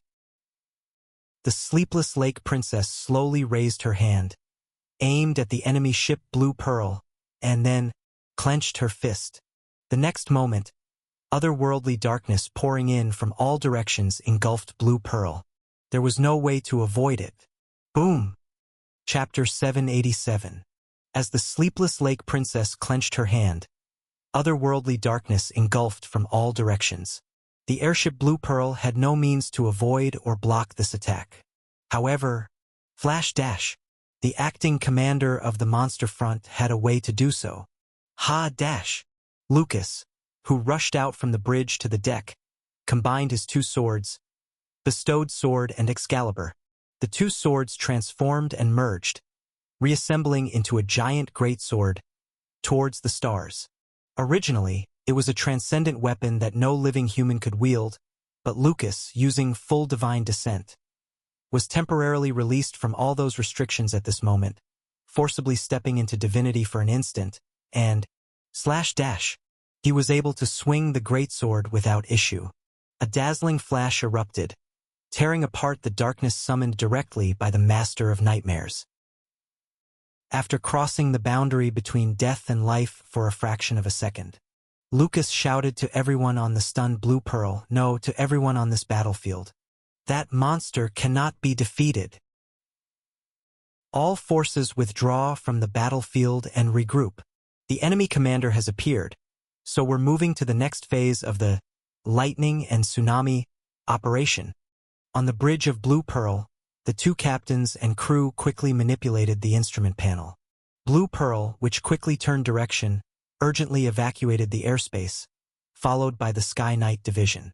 The snipers preparing to snipe from nearby spires also began to retreat quickly through teleport gates. Instead of launching the next attack, the Sleepless Lake Princess just silently watched the night on the departing airship. After separating towards the stars again and releasing full divine descent, Lucas also faced such an enemy commander and raised his head to the sky. I will wait, my lord. It's impossible to fight and win against that monster. But as ordered by his lord, it's possible to hold out while buying time. While his lord fights another decisive battle on another battlefield, everyone here in the World Guardian front must block the enemies by all possible means and also survive. Please return with news of victory. The Black Lake began to spew out monsters endlessly again. To the left and right of the sleepless lake princess walking slowly and gently northward, the poured-out horde of monsters was crawling up, bubbling and covering the earth. With that sight as the last thing imprinted in his eyes, Lucas returned to the bridge from the deck. The final war had just begun. Thump! Thump! Thump! Thump! Thump! The ground shakes. Far above, the world vibrates with the footsteps of monsters. Destruction has already risen right up to the neck of the human world. Praying that my warriors on the distant ground fight well, that they endure well, I was walking in the dark shadows. Lake Kingdom, 10th Zone, Deepest Core, Royal Castle. So you've finally come here. I looked up at the heart of the nightmare. A skyscraper spewing darkness, wrapped in pitch-black mist, soaring high into the sky, to the final dungeon of blood and death where the final battle always took place in the game. I silently stepped forward. Crunch, crunch, crunch. The sound of insects gnawing on something echoes. It's the sound made by the otherworldly darkness surrounding the royal castle. No, this is not the sound of insects. If you listen carefully, you can hear perish, explode. This is a curse. Diaper reshek splody deeper reshek splody deeper reshek splody deeper reshek splody deeper reshek splody deeper reshek splody deeper reshek splody deeper reshek splod. That thick curse full of malice, so childish it's naive. I no longer fear it. Their wish for me to fall, their desire for this front to be defeated, their hope for this world to perish. I'll shatter it all. That's why I came here. Thud! I stood before the entrance of the royal castle. The cursed mist enveloping the surroundings had thickened so much that now not only the castle gates but the entire surroundings were invisible. Ha! I took a deep breath. The sleepless lake princess had already left this place. This place no longer functions as a dungeon. It's not a target to be conquered. But I deliberately came here alone knowing that. I didn't come to kill the boss of the dungeon. My purpose for coming here is different. I assembled the ceremonial longsword light and shadow into a flagpole and grasped it. A bright light flag was generated and fluttered, and the cursed darkness invading around me retreated all at once. However, the darkness covering the castle gates remains the same. I silently put my hand in my bosom and took out the key that Crown had given me. The large golden key shaped like a single flower was blackened with pollution, but still held its beauty. After turning the key once in my hand, looking down at the key for a while, even if lightning and tsunami are the only way, I suddenly uttered an old verse that came to mind. Open the door, flower. Open the door, flower. I thrust the key in my hand forward vigorously. Flash dash. The key that the rightful successor, the legitimate rights holder of this royal castle, had kept hidden in their bosom all their life was a right in itself. No matter what curse, what obstacle blocks the way, it allows entry into the royal castle by opening the door. Whoosh! The cursed mist parts. Magical light spread across the entire door where the key was inserted beyond the mist, and I turned the key vigorously. Click! Rumble! The sturdy gates of the towering royal castle slowly opened inward as if being sucked in. I stepped through that gap without hesitation. Hud, hud, hud. My footsteps echoed in the wide corridor of the royal castle. The castle was quiet with all nightmares gone. Without any soldiers, any subjects, any political rivals, any historians, any people. Without laughter, crying, commands, sighs, or even breath. As if even the concept of silence had disappeared, it was just nothingness. At the end of this empty corridor where nothing exists, in the audience chamber, The Demon King existed alone, sitting buried in the lonely throne as if exhausted, looking into the empty sphere of nightmares with tired eyes. I quietly observed him, under the faded golden crown, made entirely of shadows, the root cause of all that has destroyed this world. So, as if only now noticing my presence, the Demon King slowly turned his head to look at me. Player. Our gazes met. Though he, covered in shadows, had no organs that could be called eyes, at this moment we undoubtedly exchanged glances. Though it's our first encounter. For some reason it felt familiar, as if we had known each other for a very long time. I quietly uttered his name. Demon King. The Demon King wearily rubbed his face with his hand. I don't know how you got in here, but, yes, have you come alone to kill me? Eliminating me. The real culprit hidden behind the final enemy, Sleepless Lake Princess. Certainly, if successful, the destruction game would stop, and this world could meet a different ending than before. It's quite a good change of perspective, but even so, are you going to face me alone? The Demon King slowly rose from his throne. You don't seem to know how countless heroes have met their fate at my hands. Dragons that have existed since the creation of heaven and earth, the masters of the most brilliant myths, kings and generals whose achievements reached the heavens, supermen on white horses, none of them could defeat me. None could even reach me with the tip of a sword or a fong. Rather, they all fell to corruption before my temptation and degenerated into mere monsters. His hand made of shadows pointed at me. How are you different? With what exactly do you intend to kill me? What weapon, what deadly poison, what strategy have you prepared? Without answering, I slowly walked towards the Demon King's throne. Hud, hud, hud. With each step closer to the Demon King. The long adventure so far, the desperate journey my front has gone through, flashed through my mind. The faces of people who fell to monsters, comrades who died bleeding, vividly came to life before my eyes. My teeth clenched involuntarily, and my fists tightened. They are sinners for being born into this world. They must all be killed and eliminated. These monsters, couldn't we say it's a sin that they were born into the world? It's a sin that we were born into this world. Blind hatred towards him still boils within me. There is an impulse within me to deny his existence from its roots. Between some people, there is a gap that can never be filled. A gap so deep and profound that it can never be bridged. A deep hatred that cannot be overcome no matter how hard you try, and cannot be ignored no matter how much you turn away. There is a distance between him and me that can never be narrowed. There is a valley that can never be filled. We will never fully understand each other until the very end, because we are destined to fight and kill each other. But, come sit here, Vampire King. Let's have a drink and talk for a bit. I request a commander's meeting. I'd like to stop fighting for a moment and have a talk. What do you think? As king to king, I propose to you a summit. Then why have I tried to dialogue with enemies so far? If they were really just opponents to hate and be done with, if there wasn't even a 1 in an iota chance that dialogue would work, why have I always tried so hard to understand the other's intentions? Why have I tried to look into the eyes of enemies and listen to their voices? I believed they could become people like us, because they too had human emotions.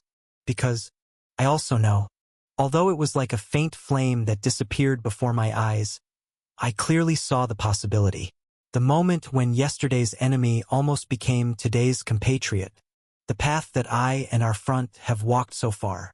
It was a process of those who hated each other talking, understanding, and finally standing shoulder to shoulder together. Countries that waged war. Races that fought for 1,000 years and lived as slaves for over 100 years. People who hated each other for indelible past grievances. Finally forgiving each other, embracing, loving, giving birth to the next generation's children, and everyone willingly giving their lives to protect those children. I have clearly witnessed such miraculous scenes.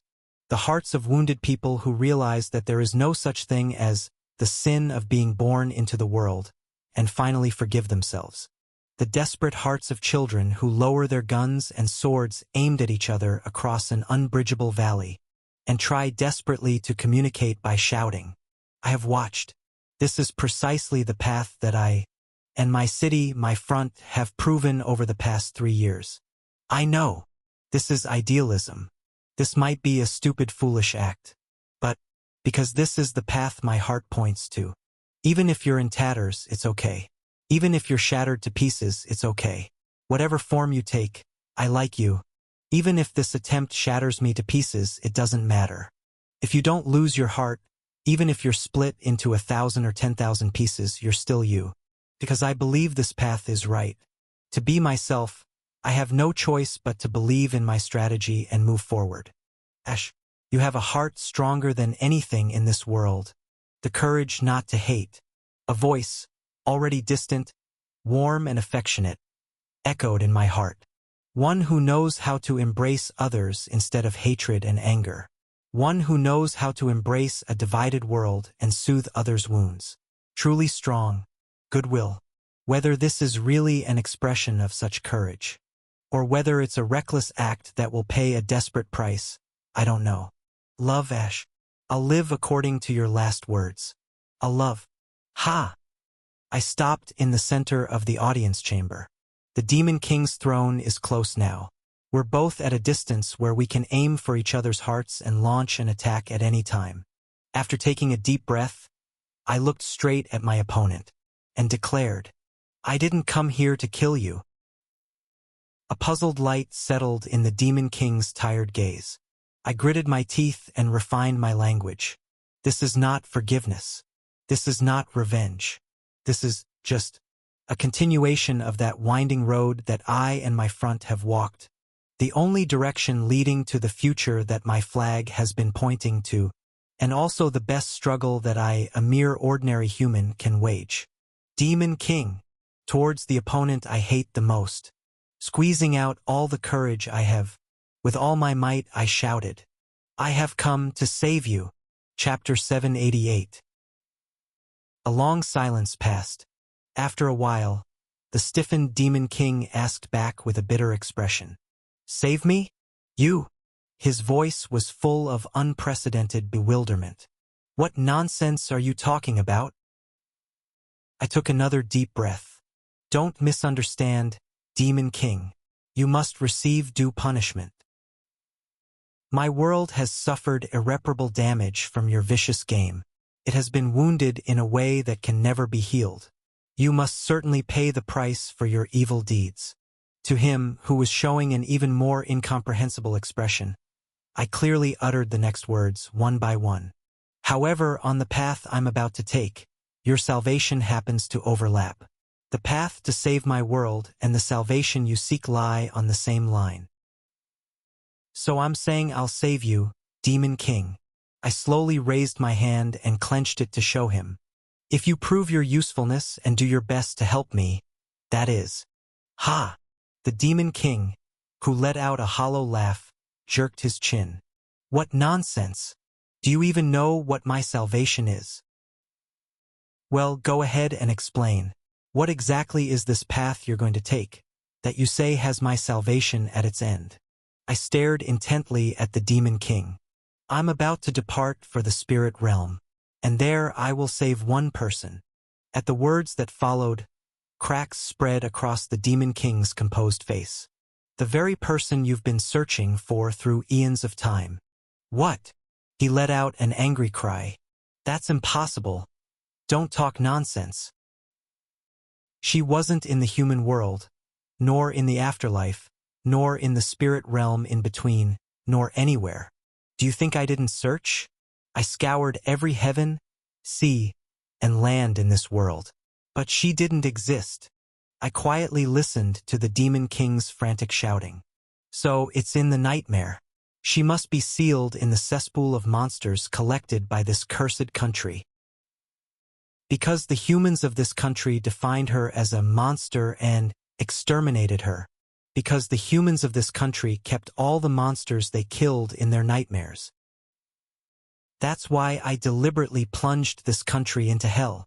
and I've been searching through the nightmares collected by the humans of this country for eons of time, to find her and save her. From the Demon King's body, a terrifying evil energy that I had never experienced before spread in all directions. Covering the entire royal castle with his pitch-black aura, the Demon King roared. To find her, and this time, to corrupt her soul completely without a trace. But what? You say you know her whereabouts that even I don't know? Stop talking nonsense, Dash. 1,000 years ago, that person was certainly called a monster and exterminated. But, I explained with a bitter smile, now she's called by a different name. What? The name by which that person is called in this world now is... To the bewildered Demon King, I slowly uttered her identity. Goddess, I slowly recalled the very old tale I had heard directly from that person when I visited her recently. 1,000 years ago, a small village by the lake. Here, humans formed a small settlement and lived. Humans couldn't even form a proper country and were torn apart, living divided into settlements and villages. This was because they were in a position of being oppressed and enslaved by other powerful racial nations. Other races could use magic, but humans could not. Races chosen by foreign gods received mana from their respective racial guardian trees and rapidly developed their civilizations. But the human race was not chosen. In the end, the human race was barely surviving at the very bottom, taking on the menial tasks of other races, as the smallest and weakest race. The woman was born and raised in this small village by the lake, catching fish from the lake, gathering firewood from the nearby forest, tending to livestock in small fields and a few pastures. It was such an unremarkable small village. Although other racial nations would often demand excessive taxes and come to cause trouble, the woman had no particular complaints about this reality, because she was already used to living like this, because everything was a natural sight, because humans were born as slaves. The woman married a simple and kind man who was born and raised in the village with her, and they had a cute son. The woman thought she was happy and had no complaints about her life. There was only one worry: her father, who suffered from madness. After her grandmother, who had also suffered from madness, passed away, her father inherited her grandmother's madness and turned into a madman who always mumbled strange nonsense. Now he was living alone in a small hut built in the corner of the lakeside, with no one visiting him. Only the woman periodically visited her father to deliver meals and check if there was any inconvenience in his life. Her father's symptoms worsened over time. The inside of the hut was filled with parchments covered in incomprehensible symbols and spell formulas, covering the walls and floors. Although she was worried about her father's condition, the woman was basically bright and cheerful in nature, so she spent her days without much concern. That day was the same. The woman visited the hut where her father lived, bringing a meal. She opened the door energetically. "Father, I'm here. Have you eaten? Today I cooked anew." The woman had to stop mid-sentence. In the center of the hut, her father was quietly dying in a pool of blood, having slit his wrist. "Father!" The startled woman ran over to try to stop her father's bleeding, but it was already too late. Her father, even as he was dying, seemed to recognize his daughter and mumbled in a fading voice, "I'm sorry, my daughter." "Father, no. No. I'm sorry for passing on such a terrible curse." Thud. Her father's head tilted forward. The woman stared blankly at her dead father. She didn't know what to do in this sudden, unexpected situation. It was then. "So this is as far as it goes." A voice was heard from behind. When the surprised woman turned around, there was a huge figure made of shadows, bending over, looking into the tragic scene inside the hut. He had more grit than his mother, but still couldn't hold out for long. The startled woman crawled backward and asked in a trembling voice, "Who are you?" "Ah, come to think of it, I should greet the new sacrifice first." The shadow spread its arms and gave a polite bow. "The devil who grants wishes, the owner of the monkey's paw, the fallen constellation. Well, I have many nicknames, but they all tend to call me this. A white mouth cracked open like a fissure on the shadow's face, showing a long smile. The Demon King, they say. The Demon King? To the woman who was just trembling, unable to understand the situation, the Demon King babbled in a kind voice. Your distant ancestor begged me. He said he had something he absolutely wanted to accomplish, so he asked for endless time to be able to do it. Anyway, why are there so many fools who end up wanting immortality, giving all sorts of reasons? The Demon King, who got slightly annoyed, pointed his index finger at the woman. So I counterpropose to your ancestor, how about giving endless time to his descendants for generations to come? And your ancestor gladly agreed. Thus your clan gained endless time. The curse of regression. Curse of regression? The woman mumbled dazedly in front of words she couldn't understand well. The Demon King nodded. Now you have inherited the curse of regression. You, your son, his child, and so on, must continue to pay the price for the mistake your ancestor committed. Forever. The woman still couldn't understand the situation well. My ancestor and my father, what did they try to do with that time they obtained? Hee. That's another interesting part. The Demon King shrugged his shoulders playfully. It wouldn't be fun if I told you. Your father seems to have left records, so look for them well. Now then, I wonder what tragedy and what corruption you will show me. I'm looking forward to it. The Demon King's huge body slowly disappeared. I'll always be watching to see what destruction you'll head towards. After all the shadows disappeared, the woman could only alternately look at where the Demon King had been and at her father's dead body with a dazed expression. After her father's funeral, the woman visited her father's hut again. As before, her father's hut was full of parchments covered in incomprehensible diagrams and characters. The woman carefully organized the parchments and stacked the books. In the process, she found a bundle of memos written in readable characters. Did father write this? Whether it was written before her father's madness worsened, the memo written in relatively moderate handwriting began like this: for the human race to escape slavery. The woman traced the following sentences with her hand. Although she had learned to read from her father when she was young, she hadn't used writing since then and was practically illiterate. Reading each sentence was a struggle in itself. For the human race to escape slavery, we need the light of magic too. Just as she was about to read the next sentence, wah! The cry of a young boy was heard from afar. It was the woman's son. Startled, the woman covered the memo and ran back to her house to take care of her son. To her, her young son and her life of working and eating day by day were more important than these difficult-to-understand memos. Time passed.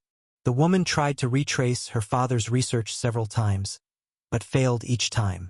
She had little knowledge and no sense of mission regarding the research carried on by previous generations. The number of visits to her father's hut gradually decreased. Once a week, once a month, once every 6 months. Life was harsh, the child grew up quickly, and time flew by in the blink of an eye. Before she knew it, the woman forgot about her father's hut. She forgot about the curse of regression. She forgot about the existence of the Demon King. She sealed and forgot that day's events in the hazy memories of her young days. Decades later, lying in a warm bed, the woman smiled peacefully among her grandchildren and great-grandchildren surrounding her. You all came because it's time for Grandma to go. It wasn't a bad life. It was ordinary but peaceful. There were people she loved, and she worked hard to build her life. She had several more children, and those children had children.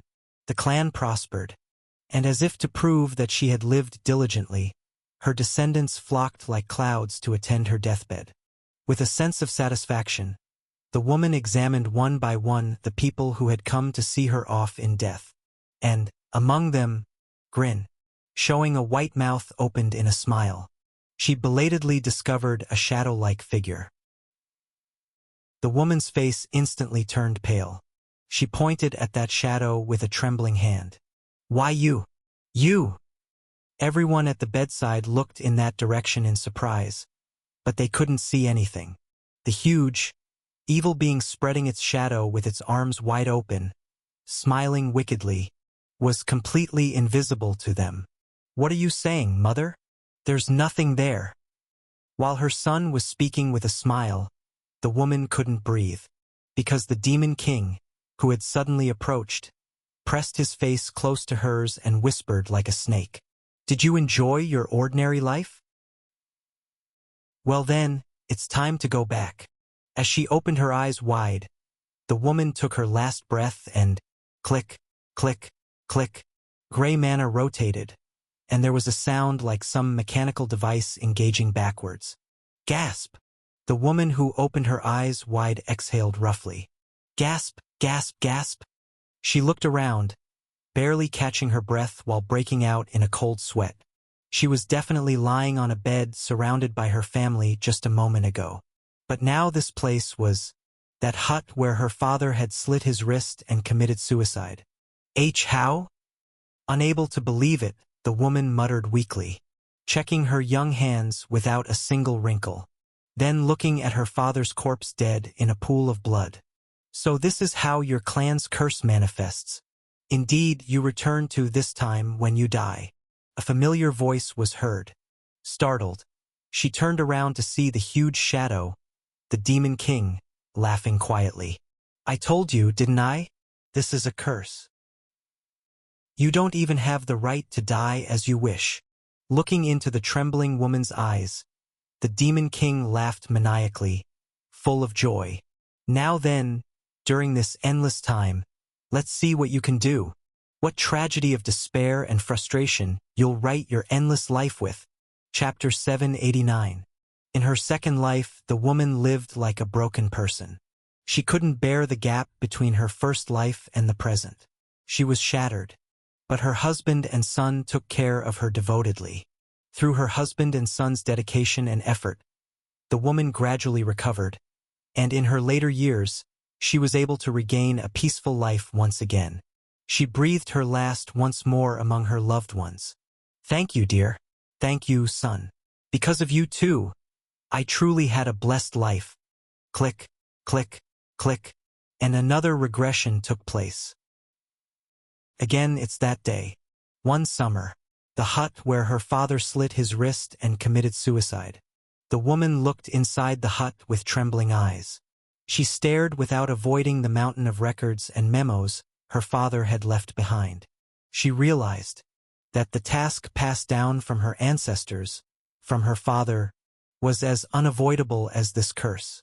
Anyway, time is endless. Life is infinite.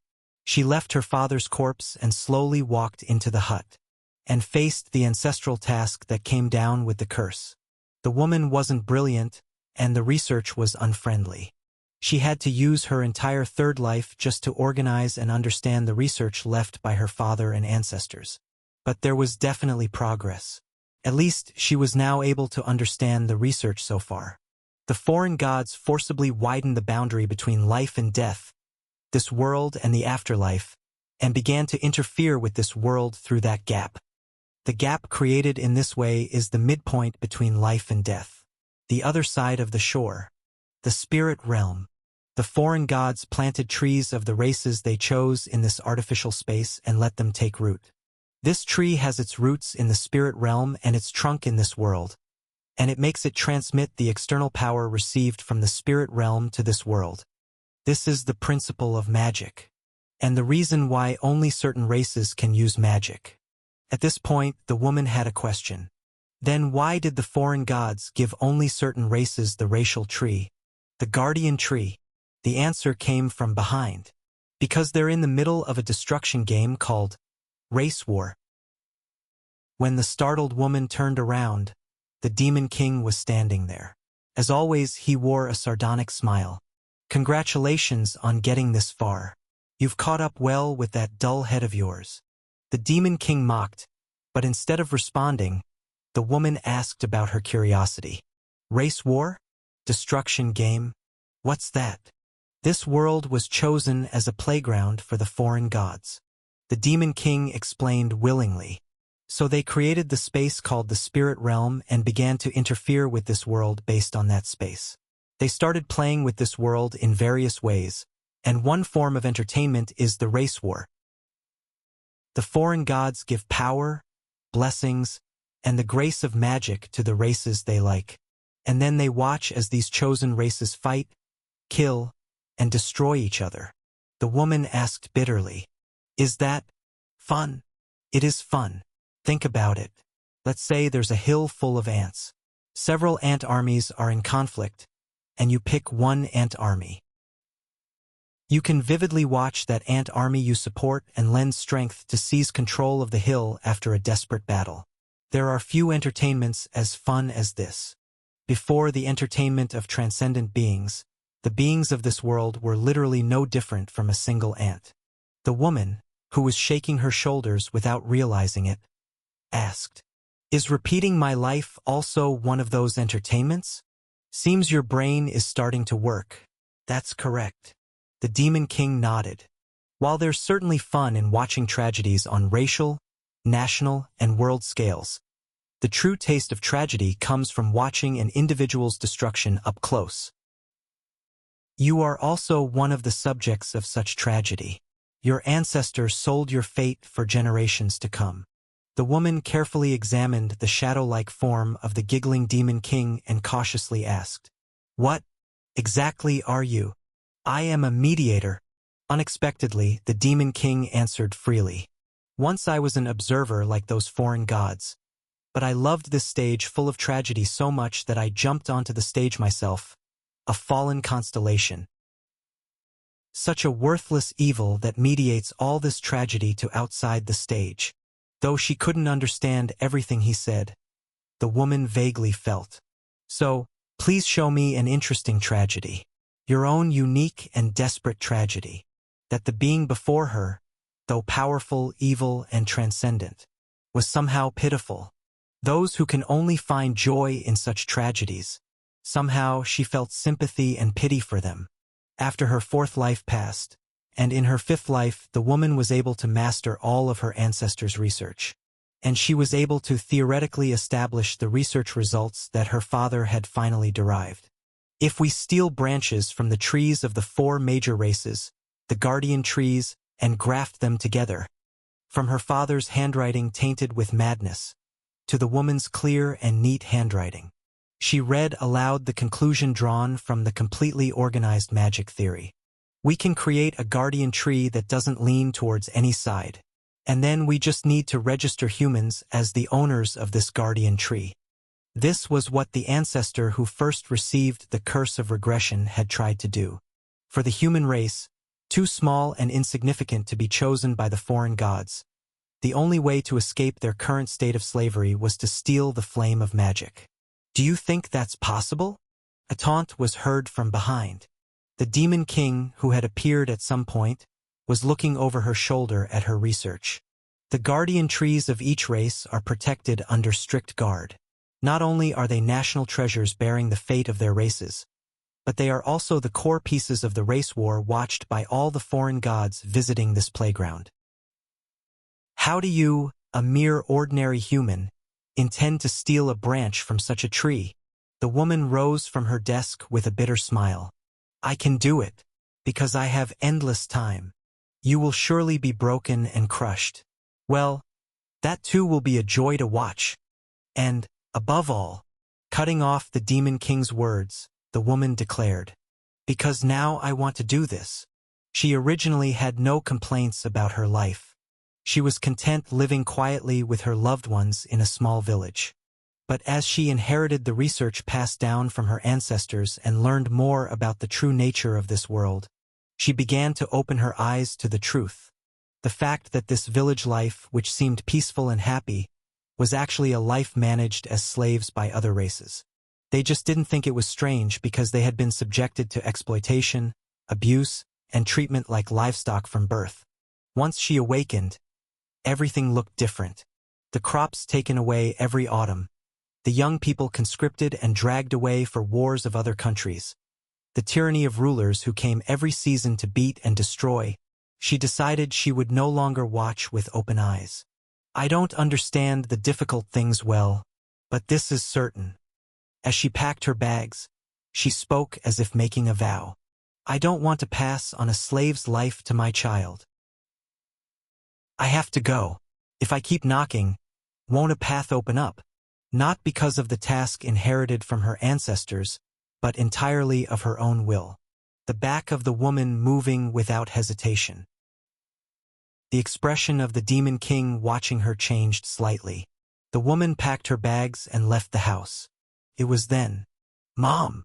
Her son, who had woken up, followed the woman out, rubbing his sleepy eyes. Where are you going? The woman, who had been looking at her young son with complex eyes, eventually crouched down in front of him and stroked his head. I'm sorry, son. Huh? But someday you'll understand, Mom. Pushing all the words she wanted to say deep inside. The woman forced a smile. I'm sure you will. And the woman set out on her journey. It was a long way to steal the flame of magic. The woman failed countless times. She was shot with arrows while approaching the tree. She was caught in a trap while touching the branch. She was stabbed with spears, tortured, beheaded, thrown as dog food. Click, click, click. Hundreds of lives were repeated. The woman changed her approach. She decided to try gaining the favor of the respective races to approach the guardian trees. It wasn't easy for a human treated as a slave race, but she didn't give up. Click, click, click. Hundreds more lives were repeated. Now she had succeeded in getting her hands on a branch of each race's guardian tree once. However, there was a limit to what could be accomplished in one lifetime. She optimized the route to bring back one branch from each race's guardian tree from the point of regression to the end of her life. Moreover, she had to establish methods to avoid being tracked or to shake off pursuit teams after bringing them back. The journey was arduous, long, and endlessly delayed. Click, click, click. Again, hundreds of lives. No, thousands, or tens of thousands. Forgetting even to record the journal she always used to write, the woman was now moving according to the experience engraved in her body. A strange desire burning inside her, which she herself couldn't understand, allowed her to keep fighting without stopping. Even the Demon King, who had always mocked her from behind. As she advanced little by little with indomitable will, he gradually withdrew the light of ridicule from his face, and began to watch the woman's journey seriously. Thus, with the body of an ordinary human, after countless attempts, she finally succeeded in obtaining branches from all 4 guardian trees. Although she was in a state where her hair had turned completely white and she could barely straighten her back due to old age. Not only her physical body, but even her soul was in a state so aged that it was cracking. But she finally did it. The woman looked at the 4 branches gathered in her hand with eyes full of emotion. Evergreen, Everblue, Evered, Evergold, the elf's evergreen tree, the mermaid's coral reef, the beastkin's maple, the dwarf's golden branch. Returning to the lakeside hut, now abandoned, she began to create a new tree by grafting these 4 branches together. The theory was perfectly established. It was something she had verified countless times in her mind while repeating her life endlessly. And, flash, she succeeded. The 4 grafted branches transformed into a single tree trunk, and the woman blankly stared at the transparent-colored sapling in her hand. Congratulations! The Demon King, who had appeared at some point, unusually spoke in a moderate voice. To think you'd really reach this far. I admit it. You've achieved a great feat. Now, finish what you've been dreaming of. The woman slowly breathed her power into this tree that didn't bear the light of any race. And she wished, the light of magic for my race too. Then, the transparent branch that had no particular characteristics began to change. Black color rose from within, and sharp thorns sprouted. The thorns pricked the woman's hand and drank her blood. Ah! Looking at the completed human guardian tree, the woman let out a sigh. This was the first birth of the black thorn tree, Everblack. Hugging the thorny tree to her chest, the woman shed tears. I did it! I really did it, father. She had completed the task passed down from her ancestors. Now humanity would gain the light of magic. They no longer need to live as slaves. Standing at the end of her journey, the woman smiled happily. However, as always, the world didn't flow as expected. Witch, we're all dead because of you. Execute that woman. We must show our innocence. In the center of the village where she was born and raised, tied to the execution platform, the woman looked around in bewilderment. At the pile of firewood under her feet, at the villagers throwing stones at her, and at her aged son, looking at her with a devastated face among the angry crowd. The woman trembled as she faced this. Why did it turn out like this? Didn't I tell you countless times? The demon king standing behind the woman muttered softly, that your life can only be a tragedy. Chapter 790. The small branch of humanity's guardian tree, ever black, took root in the spirit realm as soon as it was planted on earth. Immediately, humanity began to resonate with mana and learned to use magic. People quickly noticed the change. But they weren't happy about this fact. If it's discovered that we've gained magical powers, we'll be hunted by other races. The human race was born as a slave race. Rather than rejoicing in the suddenly given power, they feared more the repercussions if it was discovered they had this power. The other races that had enslaved humans wouldn't leave them be. It was obvious they would try to kill off the human race before they could develop their ominous power. People fell into panic and began to search for the culprit who caused this situation. And those who could now sense mana naturally found the source of mana, humanity's guardian tree, and also uncovered the identity of the person who planted it. A madwoman living in the lakeside village, who had been a wanderer all her life. The woman was captured, and after a meeting, people reached an easy conclusion. They decided to execute her as a representative and beg for leniency. They were satisfied with their current lives and didn't need the light of magic. Everything was this woman's sole arbitrary act. They would kill this woman with their own hands, so please forgive them. And so now, the woman, tied to the execution platform piled with firewood, was watching the people throwing stones at her. The people of her hometown whom she tried to save, but who were now trying to kill her instead. Look, pitiful woman, the demon king murmured. Look at those who repay your grace with stoning and arson. This is the price for stealing the divine flame with a mere mortal body. You've obtained an unbearable result, so your destruction is only natural. Wah! The angry crowd throwing stones pressed her son. Her son, with tears in his eyes but a cold face, threw a stone at the woman. Thud! The flying stone hit the woman's forehead. Blood flowed from the torn wound. Flames approached, flickering under the woman's bowed head. Someone had set the fire. Along with the terrible heat, voices condemning her poured from all directions. Thief, witch, monster, monster, monster. Don't you resent them? The demon king whispered. Those who don't understand the sacrifice you made for them and treat you like a monster. Don't you resent them? This is the true nature of those you tried to save. This is the ugly bare face of those you tried to protect. To the silent woman, the demon king spoke even more fiercely. Look at the faces of those who hate you, ungrateful for your grace. Look at the face of your son throwing stones at you. Now resent them. The demon king's whisper inevitably dug into the woman's heart like spreading flames. Be honest with your heart. Resent them. Resent those who defile the achievement of your lifetime and trample on your noble intentions. Light the 1,000 fires of resentment in your heart. Then, the woman quietly asked back. Then what will happen? You can do anything and become anything according to your heart. The demon king tempted with a voice even more passionate than before. I'll let you obtain whatever you wish for, as much as the achievement you've accomplished. You could become a fire demon that burns the world, a snake that swallows the lake, or a baptism of stone hail that beats all life to death. Your achievement is that great. It's not small enough to vanish in vain while being treated like this in a place like this. You should become much greater.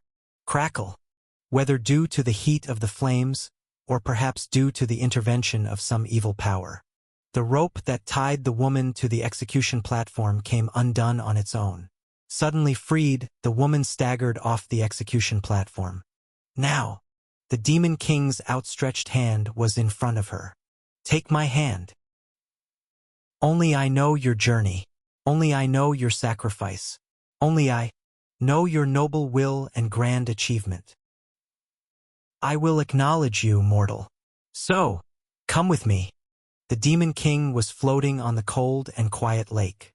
The woman turned her head to look at the opposite side.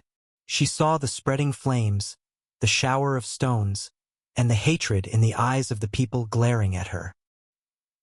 It was clear what she should choose. Slowly, the woman pressed her back against the execution platform again. Though the ropes had fallen and the restraints were gone, she hung there of her own will.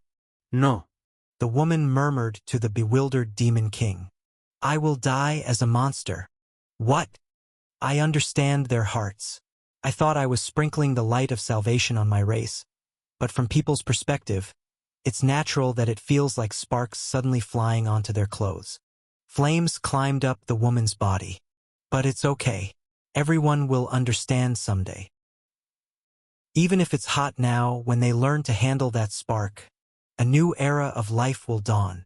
Watching the woman turning to ashes in the smoke burning her flesh, the Demon King roared. So, you'll die like this? Without being understood by anyone, burned at the stake as a witch, stoned as a monster, you're saying you'll die so miserably? It's okay. The woman slowly closed her eyes. Because it wasn't something I did to be acknowledged by someone. There was something she decided to accomplish on her own, and she just did it. She never cared about glory or infamy from the beginning. That's why the woman could accept death proudly without shame, even with a slightly happy feeling. Eventually, the woman's body completely crumbled between the rising flames and the shower of stones. The Demon King could only quietly watch her final moments. Click. Again. Click. Click. Click. Mercilessly. Click. Click. Click. Click. Click. Gray mana rotated, making an inorganic mechanical sound. The woman opened her eyes. Again that young summer day. The lakeside hut. Ah! The woman looked around with a pale face. She had regressed. She came back here to this time again. Life doesn't end. Life doesn't end. Ah, ah. A meaningless voice flowed weakly between her lips. Ah, ah, ah. Did you think it was over? The Demon King, looming like a shadow, was looking down at her with a sneer. Did you think this hell would end now that you've achieved your desired goal, and even forgiven those ungrateful ones? No, foolish one. This is not such a peaceful curse. The Demon King's cold mockery echoed in the woman's ears. No matter what you accomplish, no matter how much you fail, it doesn't matter. Your regression will just repeat endlessly. Forever. Forever. Forever. Only then did the woman truly understand why this is a curse, not a blessing. That endless time is such a cruel and inorganic violence. If you had followed my earlier proposal, you could have escaped the cycle of regression, but since you refused, I'll tell you another way to end this regression. Moreover, this method is very easy. The Demon King whispered to the woman who was shaking in shock. Agree to pass on the sequence of all this tragedy to your child. Then, I'll allow you to end your life on your own. Your clan's curse is single-person inheritance. Blood succession. It pools in only one person per timeline. In other words, if you transfer it to your child, you can escape. Only then could the woman understand the way her father escaped this curse. Did my father end himself like that too? That's right. Not just your father, but all your ancestors. They eventually succumbed to infinite time and agreed to push this curse onto later generations. That's how it continued endlessly. They put forward noble causes, But in the end, unable to overcome their own pain, they transferred the curse to later generations. That is your ancestor, your father, and also human. And you will become the same. That whatever her life accomplishes is meaningless. And that her predecessors betrayed and fled from later generations for their own peace. To the woman trembling as she realized this, the Demon King spoke with feigned kindness. Now here are two choices. Either pass on this curse that will continue forever to future generations, or become a real monster that covers the world with resentment. The first choice is following in the footsteps of your ancestors, and the second choice is a new ending that has never been before. Whichever you choose, I'll respect you and let you act as you wish. To escape this infinite and worthless curse of regression, two paths were laid before the woman. Either kill her child, or kill others and the world. Now choose. The Demon King laughed maniacally with his arms spread wide. Will you pour all the curse accumulated by you and your predecessors onto your beloved child, onto all your future generations? The woman tightly closed her eyes. If you don't like that, will you become the resentment that destroys the world in exchange for your achievement, as per my earlier proposal? Which is it? Come on. Choose. A long silence passed. Slowly, the woman rose to her knees, and passing by the Demon King waiting for her choice, she walked out of the hut. The Demon King's face became puzzled. What are you doing? Can't you see? Staggering but not stopping, the woman was starting her journey again towards the world, outside the village. I'm going to light the fire again. Once again, I'll create a tree for humanity. Once again, I'll retrieve the light. True bewilderment flashed across the Demon King's face. Then what about the choice? I won't make it. What? I won't curse my child, nor my world. Just on the repeating world. Just planting one tree. The astonished Demon King shouted. Don't you understand yet? No matter what achievement you accomplish, no matter what journey you go through, everything is meaningless like that. You will come back here again, unless you transfer the curse to later generations, or become a monster yourself. The regression is infinite. No. The woman turned to look at the Demon King with a bitter smile. There's a third way, you know? What? I'll embrace this curse and die with it. The woman placed her hand on her chest. When my soul shatters, then the curse will end with my generation. Right? You're saying you'll repeat the regression until your soul can't withstand it? The shocked Demon King shook his head. Even I don't know how many more lives you'll have to repeat to do that. Truly eons of years lie ahead of you. Do you really think you can endure it? Hasn't your heart already been broken once? It's meaningless, meaningless, meaningless. Even though you know it well yourself. Ignoring whatever the Demon King was shouting, the woman silently walked forward. Don't do this. Instead, urgency tinged the Demon King's voice. If you give up now, your soul can still go to the afterlife. But if your soul shatters, you will vanish from this universe forever. No reincarnation, no afterlife, nothing. Can't you hear me? Have you gone deaf now too? The Demon King screamed at the woman's receding back. There is no salvation ahead of you. Chapter 791. Thus, the woman's endless cycle of life began anew, gathering the guardian trees of the four races to create a small sapling, returning to her hometown to plant the tree, and in return being stoned and burned at the stake. Fall. Watching the woman's journey of meaningless sacrifice, the Demon King was now pleading. Fall, I say. The woman no longer even glanced in the Demon King's direction. She simply continued repeating her life in silence. Why won't you break? Why won't you give up? It was the Demon King who couldn't bear it. Just why? Since leaping down from his constellation and becoming an intermediary, the Demon King had never once failed to corrupt his targets. He had tempted countless lives and watched their souls be defiled in the muck. Observing all those tragedies up close was the Demon King's pleasure and reason for existence. Even the most noble souls eventually broke in the face of endless trials. No matter how great their intentions or how long they climbed the dizzying heights of the mountain, everyone eventually stumbled and fell into the valley of corruption. The Demon King enjoyed watching that fall. The higher and more treacherous the mountain of asceticism they built, the sweeter the fall. But what about this woman? What about this insignificant creature? Despite being as small and insignificant as an ant, wasn't she endlessly moving a task dozens of times larger than herself up the hill, even as she was crushed? The woman planted the tree. She devoted her life to planting the tree that would end her life. Endlessly, repeatedly. Though the woman didn't know it, this act was not actually meaningless. The tree had already taken root.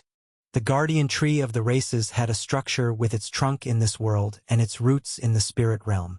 Even if time was turned back, since it was connected to the spirit realm which was detached from the flow of time, Everblack's roots could continue to grow. The tree was planted repeatedly, layering on top, and the combined roots expanded endlessly into the spirit realm below. With each iteration, Everblack grew slightly larger and stronger. Thus, by the time the woman had been stoned and burned countless times by humans, the human tree was able to extend roots larger and stronger than any other tree all the way to the bottom of the spirit realm. And finally, that moment came, the moment when the woman's soul would be completely shattered. A summer day, the hut, the woman opened her eyes and sensed it, that her soul had reached its limit, that this would be the final iteration. Gathering her fragmented consciousness, as the woman left the hut to embark on her final journey. "Mom!" She encountered her son. For some reason, the son's eyes were trembling more than usual. Though countless words echoed within her, wanting to be said, she held them back. The woman quietly embraced her son, then whispered in as gentle a tone as possible. "Never forget that Mommy always loves you." And the son quietly watched his mother's departing back. The back of his mother, heading towards where she needed to go, even as she staggered and swayed. Decades later, the woman, who had now forgotten even how to walk, leaned on a cane and returned to her hometown, almost crawling. The tree! Only those words remained in the broken woman's mind, like a mission. Must plant the tree. And at the moment the woman collapsed forward, dropping her cane. Someone embraced her tightly. When the woman raised her blurry eyes to look, "Welcome back, mother." Her son, now also a full-fledged old man, was waiting there. No, not just her son. The children her son had borne, and the children those children had borne. They all stood there together with resolute expressions, waiting for her. Since this had never happened in her past lives, the woman was bewildered. "Here, mother. This way." As he supported the woman and moved her to the hut, the son explained calmly. "Actually, I've had a sense of déjà vu since I was young. I often felt like this world had repeated several times. Not just me, but my son too. And my grandson. Then I discovered the research and journals you left here, mother. And only then could I understand everything. Because they were born as vessels to carry the curse. All the descendants of the clan possessed the talent for time, and had felt déjà vu in the repeating world." The son explained awkwardly. "I understood what you've been doing all this time, mother. What a grueling battle you've been fighting alone all this time, mother." After seating the woman, who now lacked the strength to even move a finger, in a chair, the son smiled gently. "Don't bear it alone anymore. We're family, aren't we?" The woman looked around at her son, grandchildren, and grown family surrounding her. The son carefully took the thorn tree sapling that was clutched in the woman's hand. Then, he took the sapling to the spot where the woman had always repeatedly planted it. The grandchildren had already dug and softened the soil in preparation. "No, if you plant that tree," the woman stammered in a trembling voice, "you, your children, all of us, will be burned and stoned." "It's all right." The son did not hesitate. "Now we'll share the pain together." The woman's children planted the sapling. As the sapling merged with the roots already extending into the spirit realm, the thorn tree drew up magical power. The overflowing magical power gushed out like a fountain, pouring into the world. With his back to the bright magical light, the sun smiled at the woman. "We're connected together." The surging magical power settled into the children's bodies. The first thing the sun did, as the first in human history to accept and wield magical power, was to use the purest magic drawn up from the spirit realm to extract the curse pooled in his mother's soul and have it settle within himself. Click, click, click. The gray magical power that had dwelled within the woman swirled and transferred to the sun's body. Ugh! However, the karma, that curse had accumulated by the woman's generation had become too large and bloated, too much for the sun to bear alone. Demon King, the sun, who was already aware of the Demon King's existence, shouted, "Let our clan's curse flow without stagnating. Connect our clan down to future generations. Let us bear this curse even if that's what it takes." The Demon King quietly looked down at the woman's son and his children, who were heading towards hell of their own accord. "Even if that's what it takes, grant my mother peace." After a moment of anguished silence, "I am a demon who grants wishes, the master of the monkey's paw." Even though he had found new sacrificial lambs, for some reason the Demon King's voice did not sound very excited. "I will grant your wish. From your generation onwards, your clan shall be connected down to the distant future," he simply stated calmly. "Though the curse will only manifest in one person per generation, you must all share in the entire process together. You will be confined together without afterlife or reincarnation after death. You must watch with open eyes and suffer together eternally through all the journeys as your descendants regress and suffer. That is your connection. That's fine." The sun smiled with difficulty. "If the price for illuminating the world is misfortune, then at least sharing in that misfortune together is what it means to be human." The curse spreads. The curse connects beyond the sun to his child, and to the young child held in that child's arms. The woman, watching what was happening before her eyes, spoke with difficulty. "My son, why? I tried so hard not to pass on this curse." "It's all right, mother." The sun placed his hand on the thorn tree that had begun to grow large. "This magical lighthouse showed us the future." "The future?" "Yes," the sun whispered with a bright smile. "In the distant future, a child will be born who will finally break this curse." The village became noisy in the distance. An angry mob began gathering and heading towards the hut. The sun calmly nodded. "A child who will not only break the curse, but change this world itself, that discriminates and enslaves based on power and race."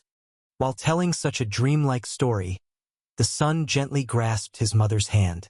"They will surely be born." The woman and her son were burned at the stake together.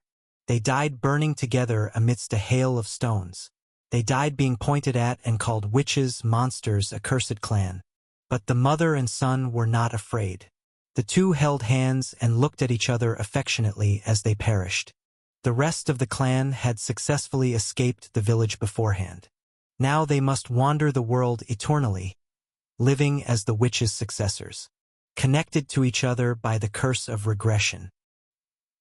The Demon King stood in the middle of the execution grounds, looking down at the two corpses that had become ashes. The woman's soul would have been freed from the bonds of the curse.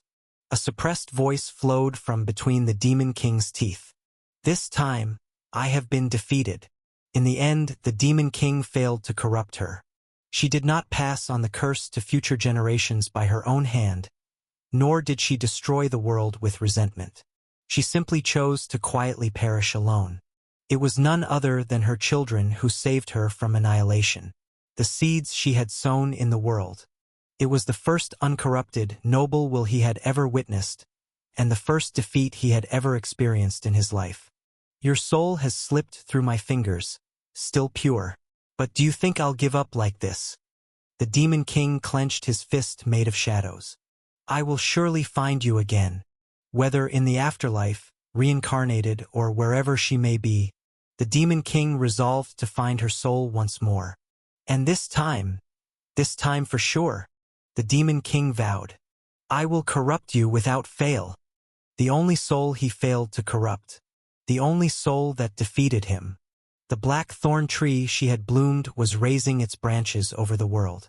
The magical power that gushed out like a fountain began bestowing its grace upon all humans.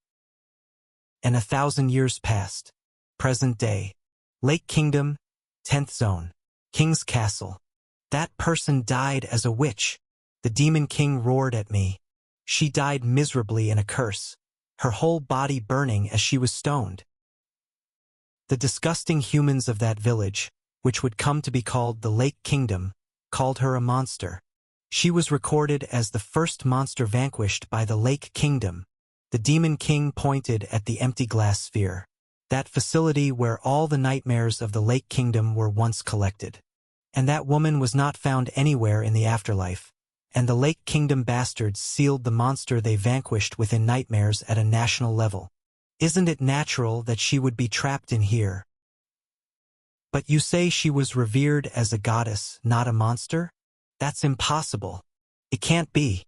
How could? That is. I let out a soft sigh. One of the cruelties humans possess.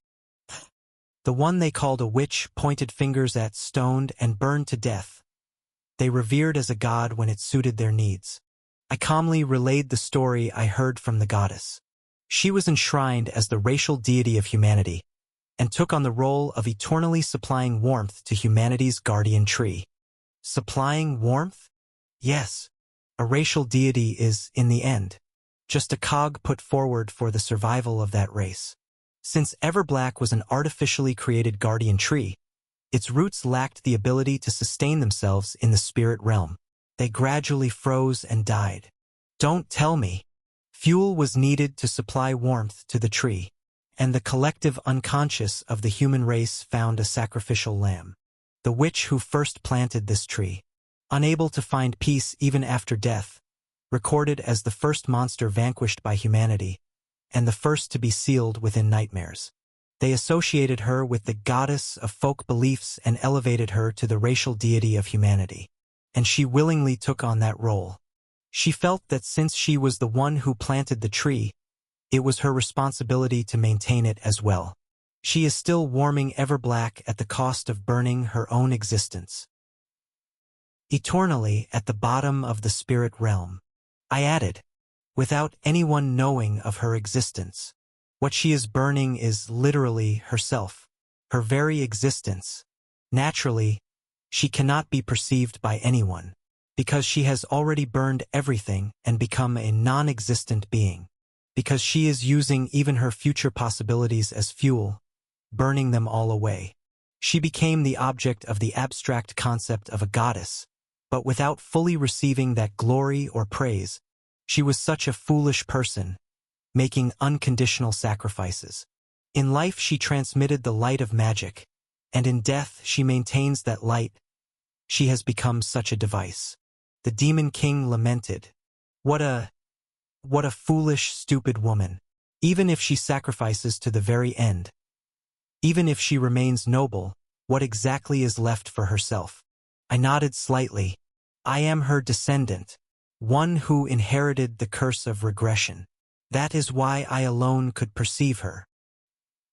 And now, I depart for the spirit realm, to save the goddess. The Demon King glared at me fiercely. Player, what is it that you desire? You said you would save her, but exactly how do you intend to save her? And saving her is not your ultimate goal either. Tell me, what is it that you truly seek? After taking a deep breath, my true goal is, finally, I declared, to annihilate this tragedy called apocalypse calamity, the system itself. In other words, crossing my arms, I raised the corners of my mouth. I intend to rebel against you outer gods, against this entire universe. Chapter 792. I intend to rebel against you outer gods, against this entire universe. To you outer gods who cover a world in tragedy as you see fit, mock it with a game called Apocalypse, and treat the beings living there as puppets. I intend to show you clearly that we are not simply marionettes dancing on a stage. That even if the strings are cut, even without a script, we are beings who can decide how to live by our own will. How? Perhaps unable to imagine a story on the scale of rebelling against the outer gods watching from beyond the stage. More flustered than ever before, the Demon King even stumbled over his words slightly. What exactly do you intend to do, and how? Smiling faintly, I slowly and in detail revealed my plan. As I explained my plan, the Demon King's white crack-like mouth gradually widened, until it was nearly gaping by the end. Do you truly believe such an absurd plan will succeed? After hearing my plan to the end, the Demon King shouted, "The outer gods will interfere at every step of your plan, and the outer gods are powerful. You are now truly declaring all-out war against them. The chances of this plan succeeding are infinitesimally small. As you say, the chances are slim. As the Demon King pointed out, this is by no means a safe gamble. But isn't it worth a try? However, it's not an impossible challenge either. I have always defeated overwhelmingly powerful enemies with small and trivial tactics. I'm simply doing the same thing this time. If this plan fully succeeds, Apocalypse calamity will disappear from this world. No longer will the people of this world be toyed with by vast beings. And above all, the woman you've been searching for. She will be freed from her eons-long duty, truly liberated." Slowly, I extended my hand forward. Our paths overlap, Demon King. Because you and I are of the same kind. Those who didn't give up on countless battles through time, who clung to saving someone. Such foolish idiots, that's who we are. Even if we clash in every other aspect, even if we've strived to fight and kill each other for eons until now. If we have that one thing in common, we can understand each other even if just a little. And if we can understand each other, we can look in the same direction, stand shoulder to shoulder. I came to save you, so you too, save me. For this plan to be realized, we need each other. So please, join me in my rebellion. After a long silence, the Demon King slowly shook his head. Don't dress it up with pretty words. He glared at me and spoke in a suppressed voice. Your plan not only has a low chance of success, but requires paying far too high a price. You'll lose most of the foundation that built up your world, starting with your world itself. It doesn't matter. I shrugged nonchalantly. I've already gotten people's consent. They said if they can gain true freedom, they're fine with paying any price. If Pinocchio, dancing on strings, could become a real person, if he had to set fire to the strings binding his body for that, he should be able to endure a few burn scars on his hands and neck. Above all, we don't need salvation secured by someone else's sacrifice. Thinking of the goddess, I put strength into my voice. If it's a world that can only be maintained by burning someone's existence, it would be better for it to collapse once. Perhaps realizing that I was truly prepared to stake everything in my world. The Demon King, who had been shaking his head, placed a hand on his chest. I am an intermediary put forth by the outer gods. I am essentially the same as them, fallen onto this stage to show the tragedy of this world to the outer gods. Are you urging me to betray my own kind? If I follow your plan, I must sacrifice my everything.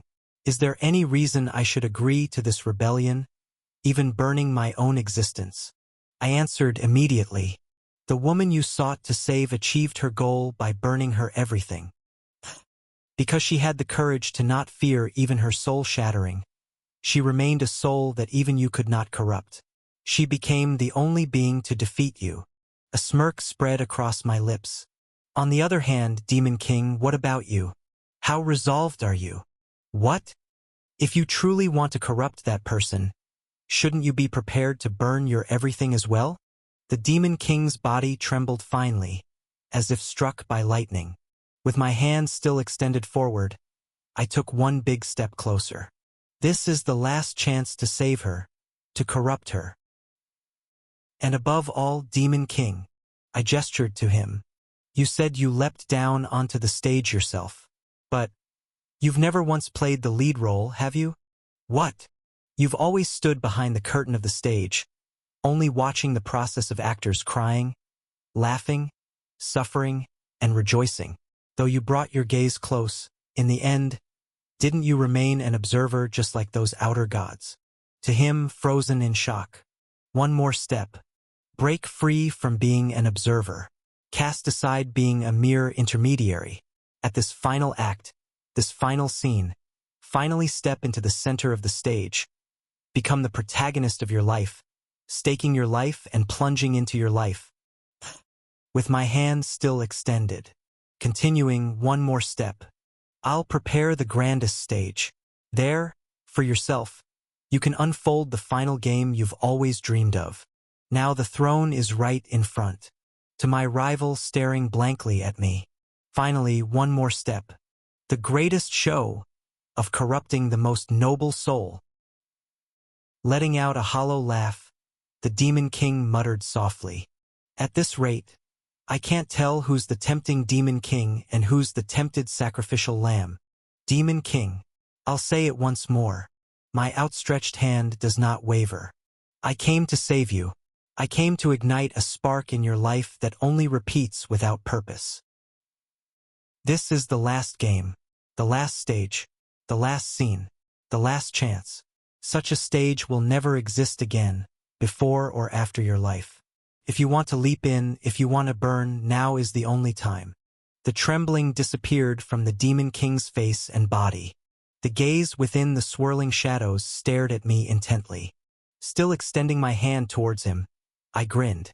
Won't you stake everything with me and play the greatest game? A final match rebelling against the universe? The mortal world. The road from the Black Lake to Crossroad. The central point. Boom! The barricades piled high above the road collapsed explosively. And like a flood overflowing a dam, countless monsters surged up and writhed over the fallen barricades. The monsters trampled stone walls and wooden fences, climbing over each other and dyeing the ground black. Above the ground monsters, flying monsters slowly flew, filling the sky pitch black. Monster horde, advancing dash. The scouts observing the situation shouted in succession. Third defense line. Collapsed. All traps, mines, and artifacts set up in advance. Confirmed neutralized. From the Black Lake to Crossroad. Defense lines were formed like this in various places, and troops dispatched through teleport gates intercepted monsters with various traps set up in advance. But stopping the enemy was only temporary. The barricades soon collapsed and the troops firing from afar had to retreat through the teleport gates again. South of the third defense line is now only monsters. The ground itself can't even be observed. All land and sky is covered in monsters. The airship Blue Pearl, retreating while maintaining a certain distance from the vanguard of monsters. Inside, on the bridge, Lucas, listening to the flood of reports, asked the soldier beside him, "How many mana core missiles do we have left?" "Only 3 left, sir." "Should we initiate the launch sequence, Lord Lucas?" Lucas pondered.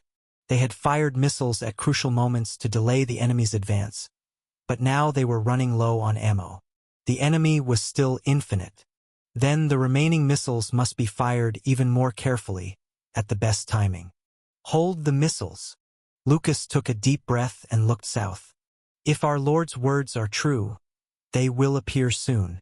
We'll use them. Pardon? By they you mean? At that moment. Boo! A roar like a whale's cry rang out. The atmosphere shook like a water surface hit by a storm. The airship also shook violently, and all the soldiers inside covered their ears in pain. "Tech, this is?" After the reverberation passed, the scouts observing the rear through telescopes shouted one by one with pale faces. "Report. Changes occurring in the enemy monster horde. Something is coming out from among the small monsters covering the horde. Tech, that's like dark clouds rippling. The monster horde filling the sky and ground writhed and surged. Boom! Finally, something overwhelmingly huge burst forth, parting the monster horde. A veteran scout who recognized what it was shouted first. Ultra-colossal monsters dash. Bo dash. With the cry of a giant whale, 3 enormous monsters revealed themselves. One who covers the sky just by spreading its 2 wings, favored by the sun. An ultra-colossal monster resembling an eagle. Ziz. One who shakes the earth's crust with each step, a moving mountain range. An ultra-colossal monster resembling an elephant. Behemoth. One who swims on land raising black spray, the avatar of floods and rainstorms. An ultra-colossal monster resembling a crocodile. Leviathan. Letting out majestic cries, 3 beings so enormous they were hard to take in at once with human eyes appeared simultaneously. Not just the soldiers, but even Lucas was momentarily overwhelmed by this imposing sight. But that wasn't the end of the problem. Boom! Boom! Boom! Boom! Boom! Boom! Boom! More were coming. With the 3 ultra-colossal monsters in the lead, other giant monsters appeared one after another, letting out fierce roars and exuding oppressive auras. Eating, crushing, and pulverizing the small monsters blocking their way, they crawled into the mortal world, endlessly tangling and intertwining with each other. Rumble! Just from their appearance, the sky distorted and the ground collapsed. The world could not withstand it and began to break down. The ultra-colossal monsters, they're endless. They're covering the world. Ugh! Ugh! Uff! The soldiers gritted their teeth and struggled to keep from going mad in the face of this apocalyptic sight. Though the monsters they had fended off in previous defense battles were also terrible beings, the horde of monsters pouring out for this final battle was on a different dimension. It felt as if the world of nightmares itself was being poured out to destroy this world. And in reality, it wasn't much different. Among the march of such enormous monsters, the figure of the sleepless lake princess walking in the center of the monster horde was obscured and disappeared. But Lucas could still feel the enemy commander's gaze.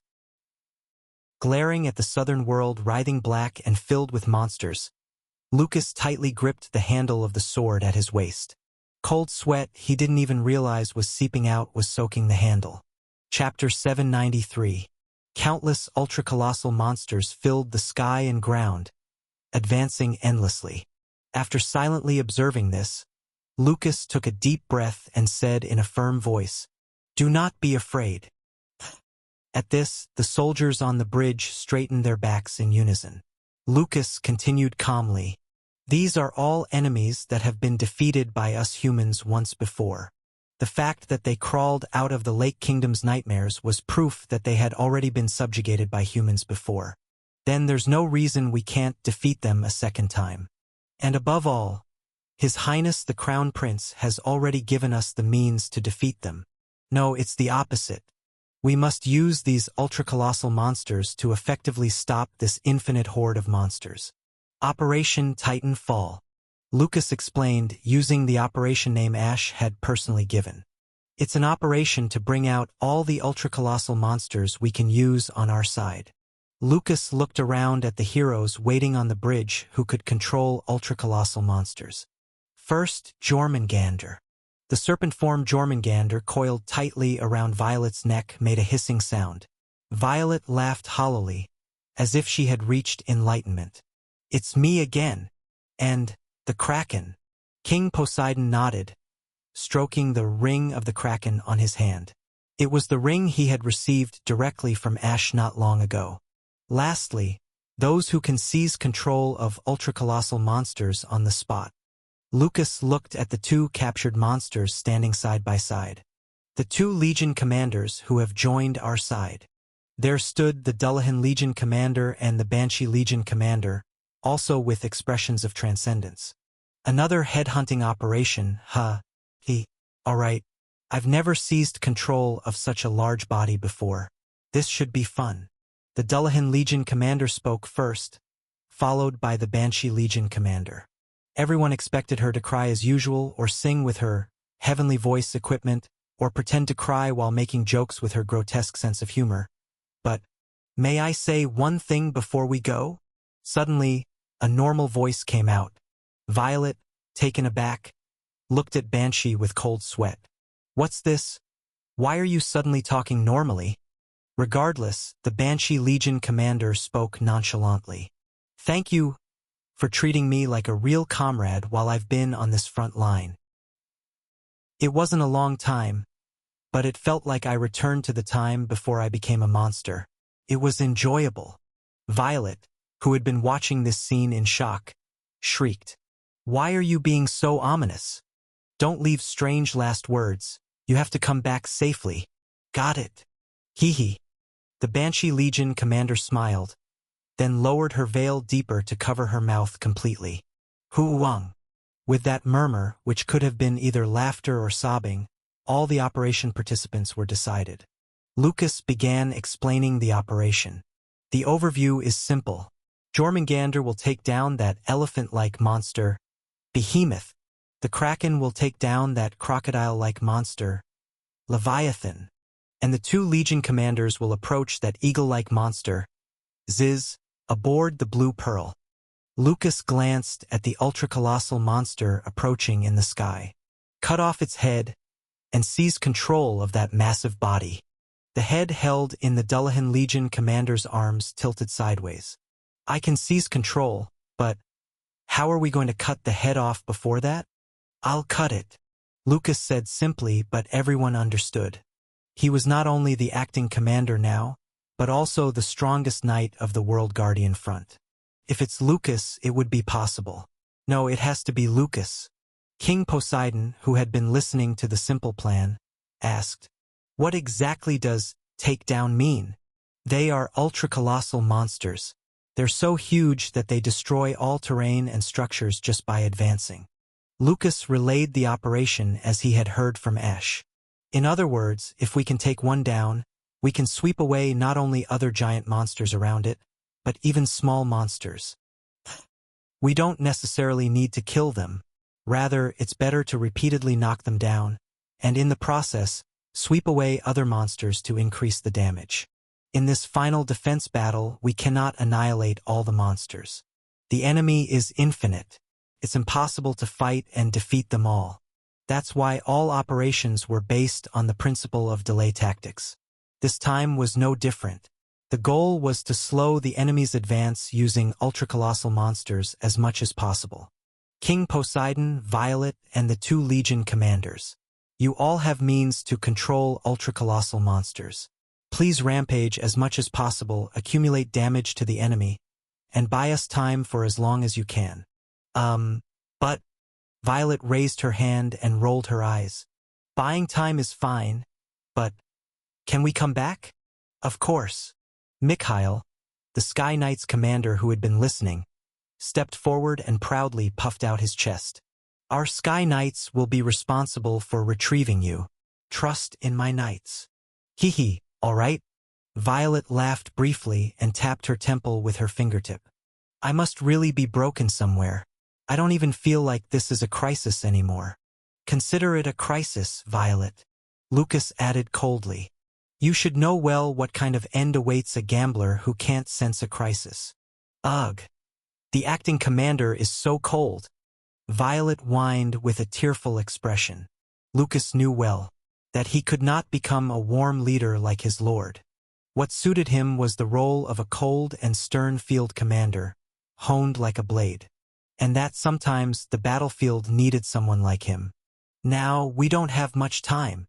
Instead of comforting everyone, after quickly familiarizing them with the points to be cautious of in this operation, Lucas commanded, from now on we go to take down the ultra-colossal monsters. Flapdash. The large sails on the masts of the Blue Pearl, an airship in the form of a pirate ship, were fully unfurled. All right, let's go. The two captains, the Rompeler siblings, who had drawn their weapons at the bow, commanded. Full speed ahead. It's whale hunting time dash. Whoosh dash. Blue wind generated from the magical anchor shot out from behind. The airship, launched like a rocket, instantly increased its speed. Instead of the Jolly Roger with a skull, it flew the black flag without insignia, the symbol of the World Guardian front. as the airship rapidly advanced southward. In an instant, they approached the vanguard of the monster horde. The scouts observing the ground through telescopes shouted one after another. "We've reached the drop point. Now dash," Lucas ordered. "Violet, King Poseidon. Deploy." Violet and King Poseidon were already seated in the saddles behind the griffins. 2 elite Sky Knights, Mikhail's 2 wives, were ready to sortie with them. Lucas nodded briefly. "Good luck." Those departing nodded back simultaneously. "Good luck." Thwack! 2 griffins carrying 2 knights and 2 monster tamers kicked off from the deck and soared into the sky. Swoosh dash! The next moment, they began a rapid descent towards the ground. As the 2 griffin riders approached the ground, the monsters on the ground quickly noticed their presence and attempted to intercept. Bang! Bang! Boom! Flames, poison, magical projectiles, and beams of light poured out chaotically. But the 2 griffin riders were the most skilled among the Sky Knights, and the griffins were also the strongest and most agile individuals. The 2 griffins spread out and performed all sorts of aerial acrobatics, avoiding all interception attempts as they continued their rapid descent. Among them, the griffin carrying Violet approached the elephant-like monster, Behemoth. Its body was so huge that it was like a moving mountain range, and thus very tall. The Sky Knight looked back, and Violet nodded. "I'll definitely come to pick you up. I'll trust you, Sis Dash." Violet, after gulping hard once, closed her eyes tightly and threw herself out of the saddle. Wah wah! The wind brushing past her ears made a sharp metallic sound. The intense wind pressure was so strong that it was difficult to even open her eyes properly without using magic. Sorry to say this to the acting commander, but it's still hard to feel like a crisis.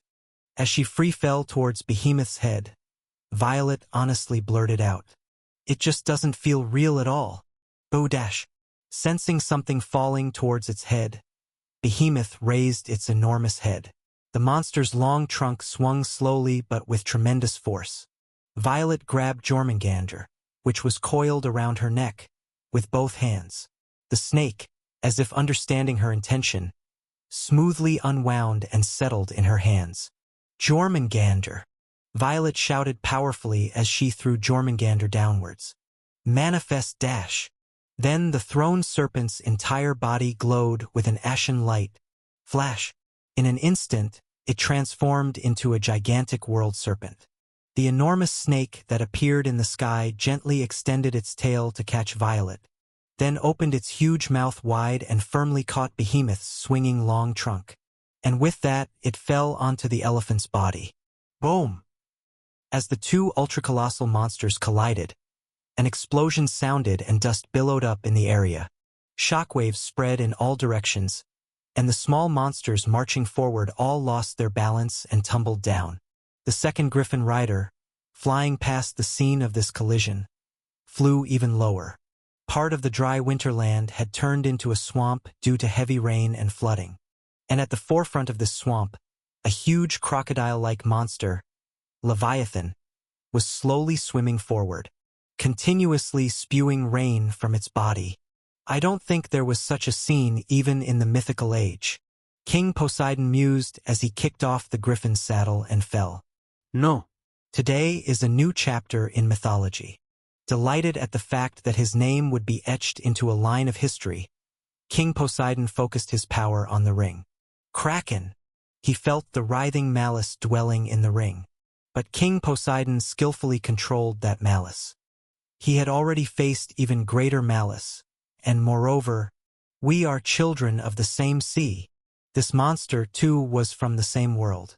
An ally who wants to prevent this world from being destroyed. Summon dash! Flash! Countless magic circles overlapped behind King Poseidon, and a giant cephalopod creature passed through those magic circles like a door. Go dash! The Kraken, the strongest sea monster to reveal itself to the world, carried King Poseidon on its body and fell straight towards Leviathan. Large, thick tentacles poured down like heavy rain onto the crocodile-shaped ultra-colossal monster. Leviathan couldn't avoid it. Boom! The entire swamp exploded, spewing black and enormous water spray in all directions, while 4 ultra-colossal monsters began clashing on the ground. The blue pearl, continuing its flight, now reached right in front of the eagle monster, Ziz. And to take down the flying eagle-type ultra-colossal monster, Ziz, it was time for Lucas and Mikhail to sortie. "Are you ready, acting commander?" Mikhail, who had already mounted his griffin, smiled brightly. "Ready to cut the sky. I've already cut the darkest night." Lucas, who had lightly mounted the back seat behind Mikhail, answered dryly. "Cutting the sky should be nothing. Ha ha." Mikhail, letting out a light laugh, glared at the approaching ultra-colossal monster with his crimson eyes. "Still, to make it a bit easier to cut, I'll give it a scratch or two. It's an honor to fight alongside Vermilion's finest sky knight. That's my line. Empire's finest sword," Mikhail said jokingly, but at that title Lucas suddenly caught his breath. Empire's finest sword. Once, to reclaim that title, his family had been so obsessed and tried so hard. In the end, he reclaimed that title now, when he had been living completely forgetting that such a title even existed. A faint smile appeared on Lucas's lips. Mikhail, gripping his twin spears firmly, started the griffin. "Well then, shall we go? Let's show a collaboration that will be recorded in history. Everblack's finest sword and Vermilion's finest wings." Thwack dash. The king's griffin kicked off from the deck, spread its 2 wings wide, and leapt at a dazzling speed towards the overwhelmingly huge eagle pouring into view right before them. Without retreating, they charged straight ahead to meet it. Chapter 794. The eagle-type ultra-colossal monster, Ziz. This monster had the ability to monopolize the sun's light and heat by covering the sky and turn it into its own power. Grulul. The red and yellow feathers covering the monster's back all stood up stiffly. With the power of solar heat and light it had gathered so far, the giant bird was transforming its body into a new form. Whoosh! Heat and light rippled and spread across the entire body of the giant bird. It was like a giant bird of flame. The overwhelming heat and light pouring from the monster's huge body made it feel as if the sun itself was right before their eyes. Towards this giant phoenix, Mikhail and Lucas were still charging forward without hesitation. Their appearance looked as foolish as Icarus flying towards the sun. If you don't have the courage to touch the sun, but because the griffin's wings were connected by solid muscle, not wax, and Mikhail's destination was set by conviction, not recklessness. How can you fly in the sky dash? This was not a fool's leap, but a hero's challenge. Flash! Light scattered from Ziz's entire body covered in flames, and the next moment, condensed light and heat poured out in the form of beams. And Mikhail's griffin avoided all those beams of light completely. Whoosh dash! Using the new saddle, Thousandly Rider received from Ash to accelerate instantaneously. TL note: Li is a traditional Chinese unit of distance. It's equivalent to 500 meters. Maintaining an even faster speed than usual, moving horizontally, vertically, folding wings to spin around, then spreading wings to rapidly ascend and descend repeatedly. With intricate movements and flight, he avoided all the interceptions of the mythical age monster pouring down incessantly without allowing even a single hit. At the end of this dizzying acrobatic flight, the Griffin rider succeeded in approaching very close to the giant eagle's head. "I am Mikhail Vermilion, King of the Vermilion Kingdom," Mikhail declared, emitting a dazzling crimson light from the magic spears held in each hand. "I am the ruler of the skies in this era. Return to where you once slept, wings of the past dash." Just as Mikhail, rapidly approaching, was about to thrust his magic spears into the monster's neck, the giant eagle's beak opened wide. Kaiwea dash! An enormous roar burst forth. Due to the sound waves imbued with heat, Mikhail couldn't approach closely and had to urgently retreat, driving his griffin back. But even while making an emergency evasive maneuver to withdraw his body, Mikhail had a smile on his face. "You're too late, monster." There were no longer any spears in Mikhail's hands. Swoosh! From the closest possible approach to the monster, he had thrown them like javelins, scattering crimson magical power along their trajectory. The two magic spears flew through the sky like missiles. Thunk, thunk dash. They lodged in the giant eagle's neck. Not content with just lodging, they propelled themselves with magical power from their spear tips, pushing the entire spears in up to their ends. Splurt! Mikhail's crimson magical power and the monster's blood scattered in all directions. I've made a scratch. Watching this scene, Mikhail shouted. Show your skill. Empire's finest sword dash. Oh! Z's two eyes, bewildered by the pain of the foreign objects lodged in its neck, urgently looked upward, because something else was accurately flying towards its head. Whoosh! It was a knight grasping a sword of light in each hand, his body wrapped in a golden aura. Lucas had long since kicked off the griffin's saddle and soared into the sky, moving separately from Mikhail. The knight's body, drawing a gentle parabola, fell straight onto the giant bird's head. Kaya! And for the first time today, Ziz changed the direction of its body. With the toughness peculiar to ultracolossal monsters and innate arrogance, it had not changed direction no matter what attacked from the front, but, because it sensed an indescribably eerie premonition from this small human swordsman rushing towards it, Ziz tried to twist its huge body to change direction. Just the violent movement of the giant bird's wings caused gusts in the area and scattered distant clouds. Don't bother. But Lucas didn't care in the slightest. You're already within my range. The golden air currents rippling around Lucas's body due to the full-body descent effect gathered behind his back, forming a golden halo. The next moment it turned white-hot and expelled propulsive force forward. Whoosh dash! Towards the monster's neck, which was trying somehow to turn its huge body to avoid him. Lucas effortlessly kept pace. Kaya! Finally, Ziz spewed light beams from its entire body as a last desperate attack against Lucas. But Lucas lightly extended his two swords forward, instead absorbing the pouring light beams through the blades. I'll put it to good use. Simultaneously landing on the monster's neck, the knight's two long swords struck down the two magic spears already lodged there like wedges. As the two magic spears completely burrowed into the monster's neck, carving a devastating gash in the giant bird's neck, the two long swords followed, digging into that gash. Slice! Following Lucas's movements, the two long swords lightly cut the monster's neck and emerged again. Lucas's long swords looked too short compared to the monster's huge neck. It seemed like they had only made a very small wound. Nevertheless, Lucas leapt sideways as if he had completed his mission. Mikhail, flying in right beside him, skillfully caught Lucas and seated him behind himself. Mikhail asked, looking at Ziz's still intact state. Was it not enough? No. Lucas calmly sheathed his two long swords. I cut it. The next moment, a long crack appeared on the giant eagle's neck. Then blood seeped out along that gap and, rip dash, the huge head was cleanly severed and fell.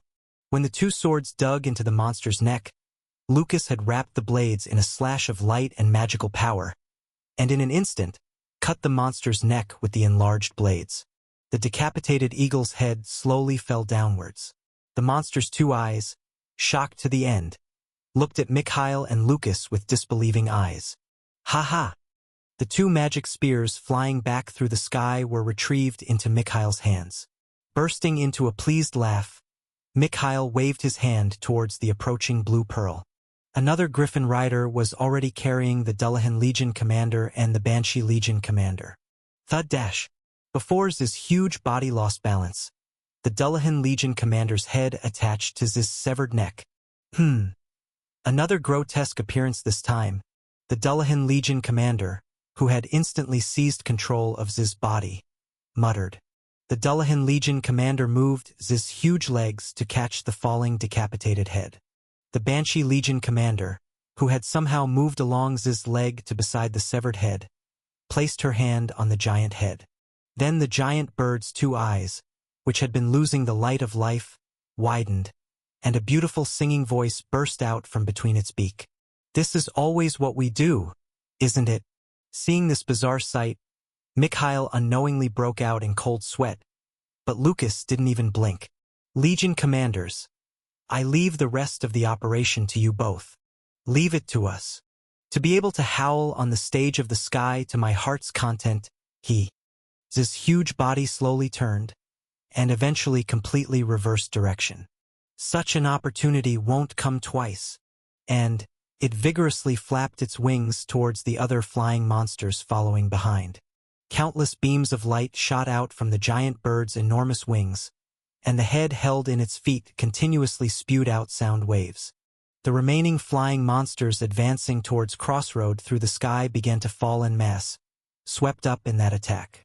At the same time, on the ground, boom! Shaking and splitting the Earth's axis, Behemoth and Jormungandr were clashing. Dash!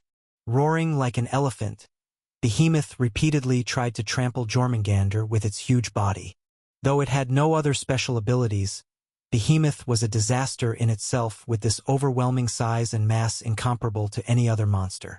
Every time it rolled its foot, the terrain changed. Mountains collapsed, rivers surged. Small monsters even slightly close to the ground were obliterated without leaving a trace, and even medium to large monsters were crushed and fell. However, Jormungandr was also the world encircler, the earthquake bringer. Its body is hard enough to crush the hardest rock and twist the strongest earth veins. At least when it comes to physical collisions on the ground, it doesn't yield to any opponent. Jormungandr narrowly avoided Behemoth's foot rolls and endured the shockwaves with its body, climbing up Behemoth's body while trying to break and crush it.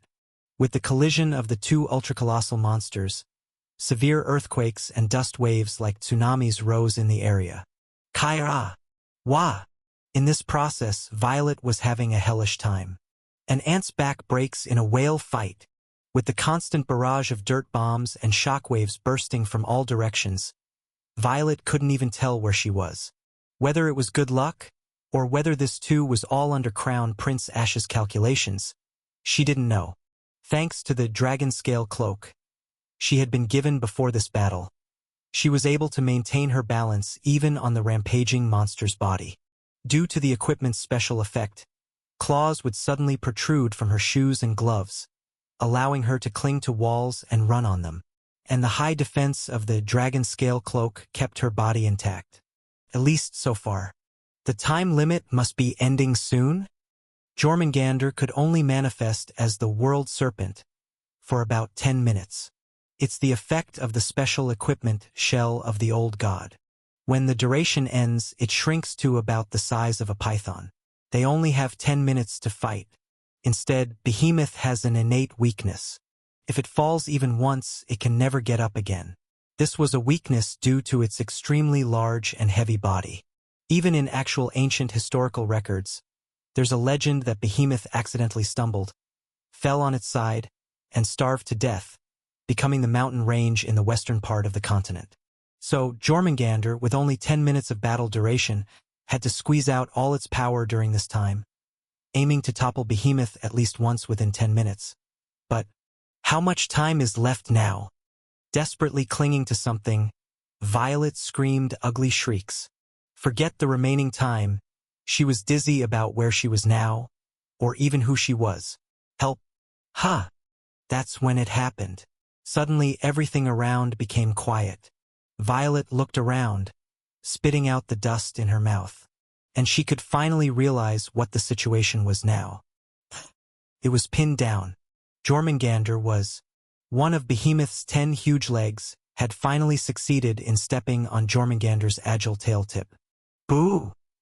Behemoth roared fiercely and put strength into its foot. Chiruric! Jormungandr, in pain, had to give up climbing and coiling around Behemoth's neck and fall to the ground. Crack! Crack! Starting from where Behemoth had stepped on it, Jormungandr's scales began to shatter. Jormungandr tried to endure, but Behemoth's other legs also succeeded in trampling Jormungandr's body one by one. Shaak! Jormungandr twisted its body in agony. The World Serpent repeatedly spat out blood violently. Boo dash! Behemoth let out a roar. It was a proud and loud cry, as if sensing victory.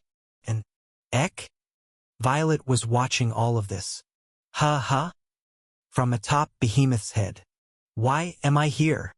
Probably during the fierce battle, just before when Jormungandr had coiled around Behemoth's neck. When the battle was most intense, the terrified Violet had closed her eyes tightly and crawled around. Ending up here, that's when it happened. Violet's eyes, blinking in bewilderment, suddenly met Jormungandr's far below. Jormungandr's yellow eyes were clearly looking at Violet. Only then did Violet snap to her senses. Whatever. Whether this situation was Jormungandr's intention or her own good fortune, what did it matter? The enemy monster's weak point was right in front of her. Violet placed both hands on Behemoth's huge head and used her ultimate skill. Daydream Dash. Chapter 795. Boom!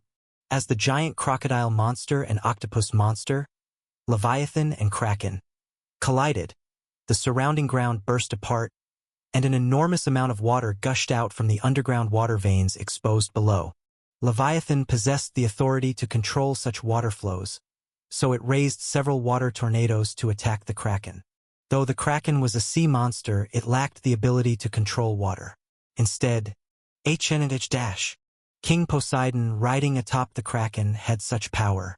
With the authority over waves he possessed as the Merfolk King, King Poseidon controlled opposing water streams to counteract Leviathan's water streams. And under this curtain of water bombs and monsoon rains, the Kraken was approaching Leviathan closely, extending its long tentacles. Leviathan opened its long mouth filled with endless sharp teeth, trying to swallow the Kraken in one gulp. But, slap! The Kraken stretched out countless tentacles, tightly wrapping around Leviathan's mouth before it could open. The crocodile monster's long mouth was forcibly closed. The two monsters, entangled in this state, rolled violently over the swamp. They rolled their bodies, struggling with all their might to gain the upper position, and each time, the ground exploded and water spray rose. Not only the small and medium-sized monsters caught in the range, but even large monsters were crushed to a pulp and died. They're fighting evenly for now, but the Kraken is being pushed back. King Poseidon gritted his teeth as he assisted the Kraken. Though both were monsters that lived in water, this swamp terrain was a bit more advantageous for Leviathan. The Kraken was ultimately a sea monster. While it could fully exert its power swimming freely in the vast ocean, Leviathan was unhindered whether in swamps or rivers. From the start, since Leviathan itself had the ability to cause floods and turn any place into a water-filled area, paradoxically, it could fully exert its abilities anywhere, be it a desert or snowy mountain. The battle situation gradually became favorable for Leviathan. Poseidon, having already passed on his authority as a racial deity, was also struggling to intercept the water streams Leviathan was shooting out. At this rate, just as King Poseidon sensed defeat and gritted his teeth. Boo! Suddenly, a shadow fell over the heads of Leviathan and Kraken locked in fierce combat. As the two monsters momentarily stopped fighting to look in that direction. Oh! It was falling.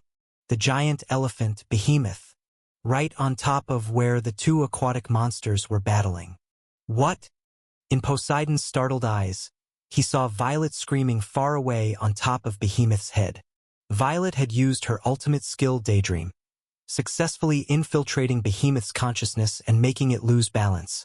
Though Leviathan and Kraken were ultra-colossal monsters far surpassing the scale of ordinary large monsters, Behemoth was a being with an exceptionally huge body even among ultra-colossal monsters. It was truly like an entire mountain range falling on their heads. This can't be avoided dash. Just as King Poseidon was bracing for impact. Oh! Along with the sense of a terrifying evil aura spreading. His skin crawled all over with goosebumps. King Poseidon, bewildered, urgently looked to the side.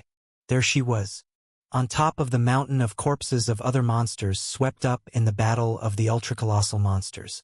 The sleepless lake princess looking up emotionlessly at the falling Behemoth heading towards her. Massive darkness gathered in the woman's hand, then shaped into a long sword. The darkness within the sword condensed and condensed endlessly. and the sleepless lake princess lightly swung that sword upwards. For a moment, King Poseidon felt as if sound had been cut off from the world. But it wasn't sound that had been cut. It was the world. Riot. As sound rapidly returned, the world tore apart simultaneously.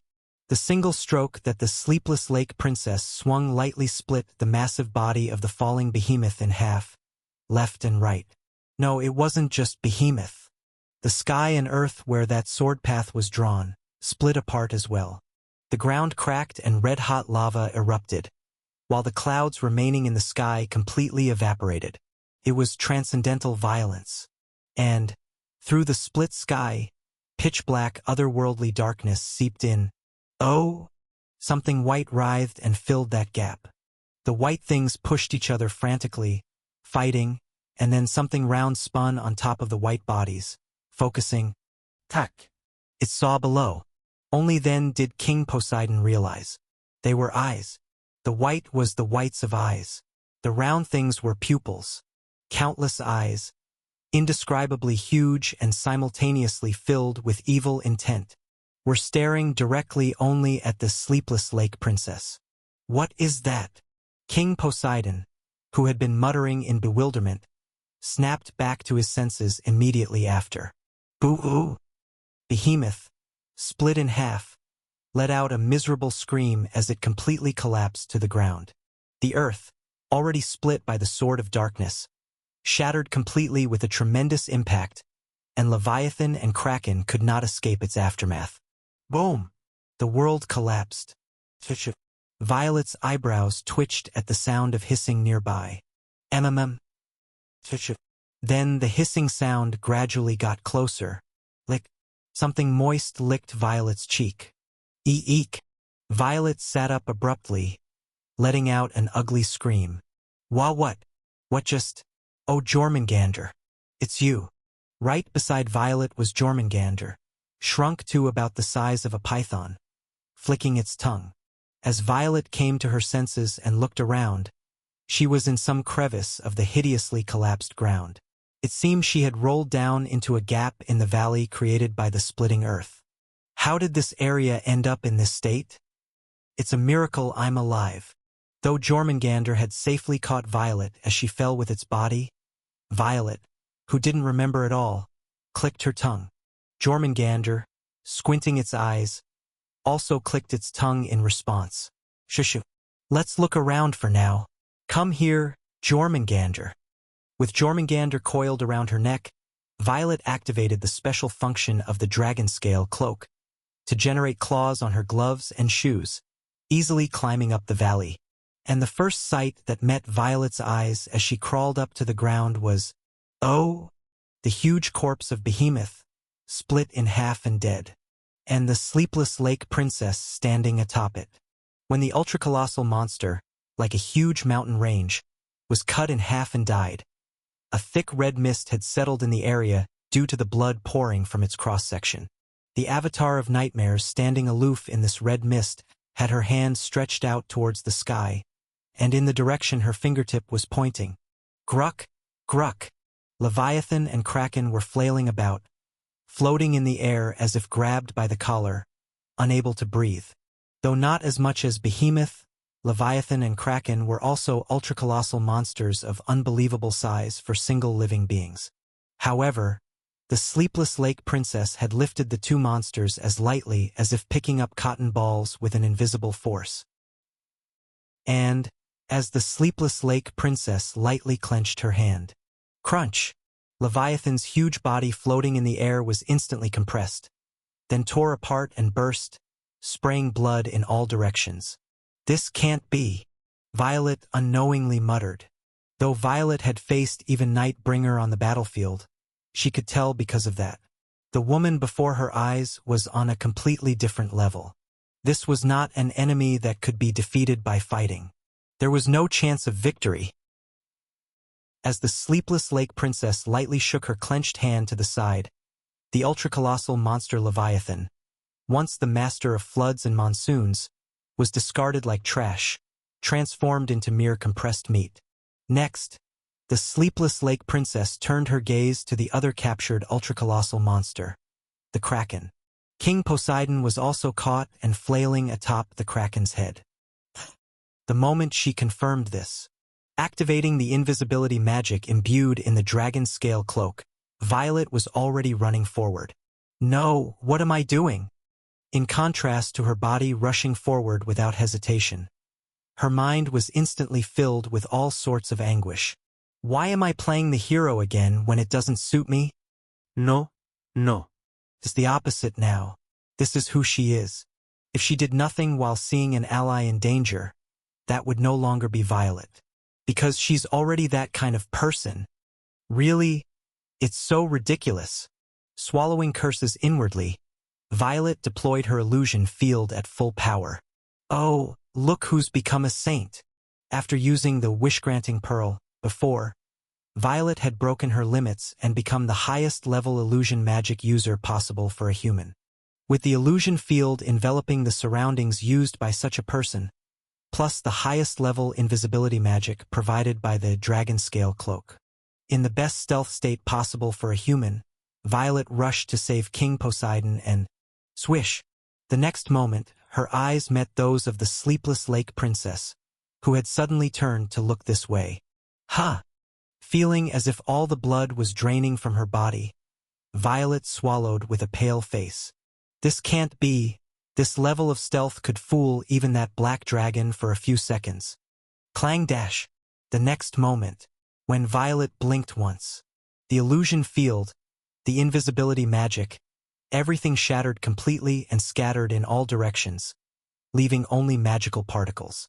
The sleepless lake princess pointed her index finger at Violet, who had stopped in the middle of running. Violet sensed it. This is death. Ah, really? That's what I get for meddling unnecessarily. Violet, resigned to death, squeezed her eyes shut. I stuck my nose where it didn't belong, so I guess I have no choice but to die. Oh well. Goodbye, world. It was a pretty good life. But Violet didn't die. Huh. When Violet opened her eyes slightly in confusion, she realized that the sleepless lake princess's gaze was directed not at her, but above her head. Swoosh! The ultra-colossal monster in the form of a giant eagle. Ziz! The Dullahan Legion commander and Banshee Legion commander, who had taken over its body, were descending towards the ground, roaring without restraint. We are your opponents, princess. You'd better cover your ears tightly dash. The Dullahan Legion commander skillfully gathered the sunlight and solar heat dwelling in Ziz's body. Flash dash! And the Banshee Legion commander transformed that gathered power into sharp waveforms and poured it out. The sleepless lake princess opened her outstretched hand. Then massive darkness gathered before her, forming a square shield. Whoosh! Though it was an attack that poured out all the power remaining in Ziz's body at once, it couldn't even scratch the sleepless lake princess's defense. However, goo! In this fleeting moment, not missing that the force binding it had weakened, the Kraken unraveled the bonds of darkness and lunged at the sleepless lake princess. Because Violet had stepped forward, overcoming her fear, they were able to steal a few seconds from the sleepless lake princess. With that few seconds difference, Ziz was able to descend to the ground and pour out an attack imbued with the power of the sun at the sleepless lake princess. To block this attack that was elementally opposed to her, the sleepless lake princess had to gather all the darkness she could use. And in that gap, King Poseidon and the Kraken were freed and attempted a final counterattack. It was a miraculous momentary opening that appeared because everyone staked their lives and attempted the best cooperation possible. And the moment the tip of the tentacle the Kraken thrust out touched the sleepless lake princess, the moment it pierced inside the endless otherworldly darkness enveloping the princess's body, instantly, the Kraken's entire body swelled up like a balloon. Rip! Boom! It burst apart in all directions like a balloon touched by a needle tip. What? Amidst the monster's bodily fluids and flesh raining down, King Poseidon looked at the ring on his finger with bewildered eyes. The ring of the Kraken cracked wide open. Then the next moment it turned completely to powder and was destroyed. What? What is this dash? Faced with this sight, the Dullahan Legion commander and Banshee Legion commander, who had taken over Z's body, let out bewildered groans. Swish! Thunk! The next moment, the darkness that the Sleepless Lake Princess had transformed from a shield to a sword was lodged in Z's chest. Ha! Wait a sec! Right after the two Monster Legion commanders' dying words. Rip dash! Z's entire body burst apart from where the sword was lodged. The darkness that had filled its interior poured out like flooding, tearing the monster's entire body to shreds. In the heavy silence that followed the ear-splitting explosion, Violet blankly raised her eyes to look up at the being before her. Atop the scattered flesh of monsters, amidst the hellish scene of severed tentacles and bodily fluids, burst feathers raining down.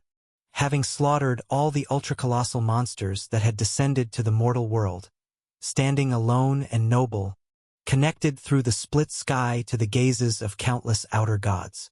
The avatar of nightmares, the Sleepless Lake Princess, creakily like a marionette, slowly gripped her sword of darkness anew. There stood the destruction of this world. Chapter 796. At that moment when Violet lost her will to fight in the face of this transcendent evil, behind Z's wings, which were being torn apart and exploding, two griffin riders appeared. They were the same two who had transported Violet and King Poseidon to the battlefield. Swoosh!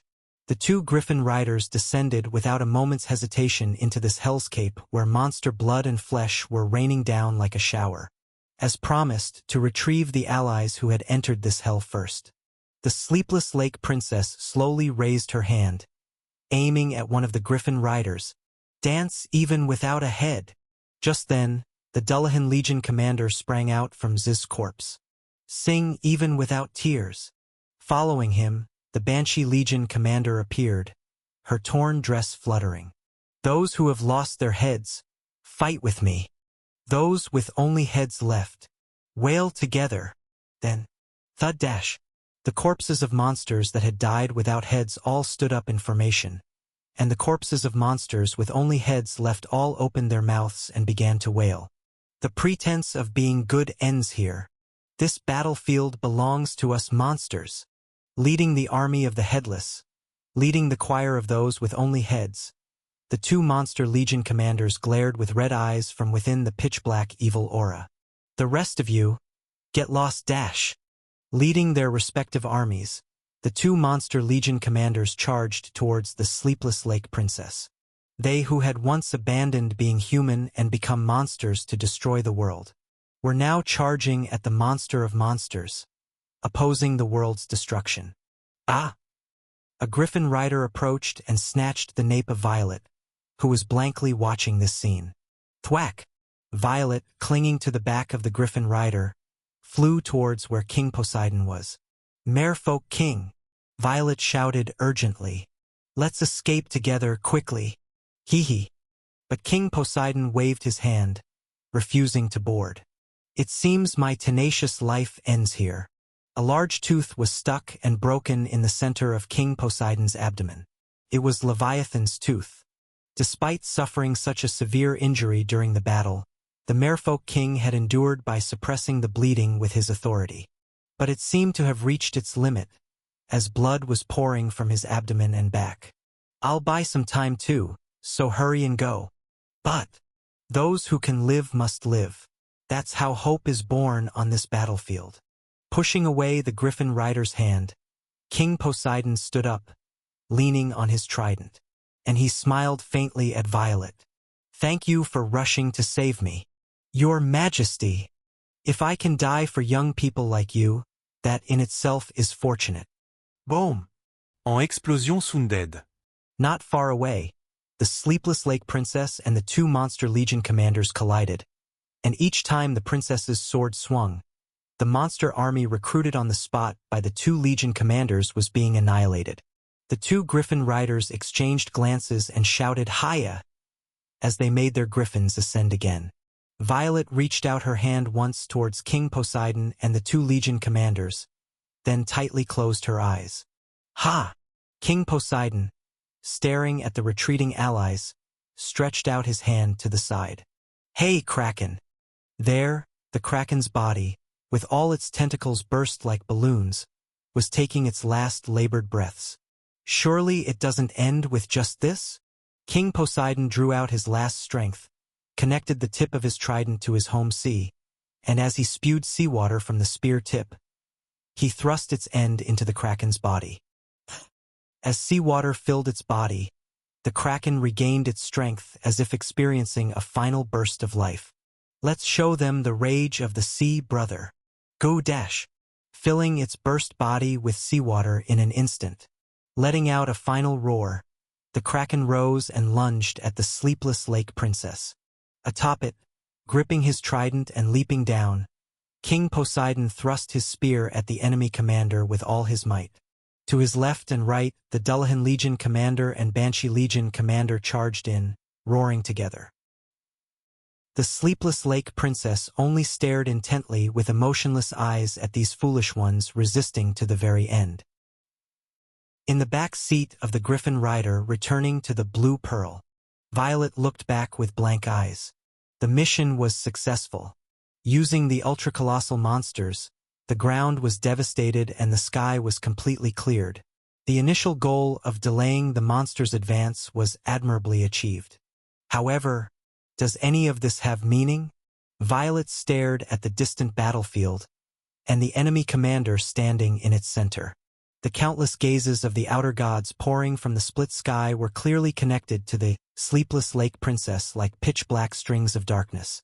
In that state, the princess danced a swaying dance of death, holding her sword of darkness. Before the lives she had struck down, atop the mountain-like pile of allied and enemy corpses, endlessly, truly, like a puppet dancing on the strings of fate. Lake Kingdom, 10th Zone, King's Castle. The monsters can no longer be controlled. After accepting my alliance, the Demon King suddenly said, "Player, even if I cooperate with your plan, the monsters' advance to destroy the mortal world can no longer be stopped." The rules of this apocalypse calamity were devised by agreement between you and me, but what ultimately created and systematized this game is the will of the outer gods.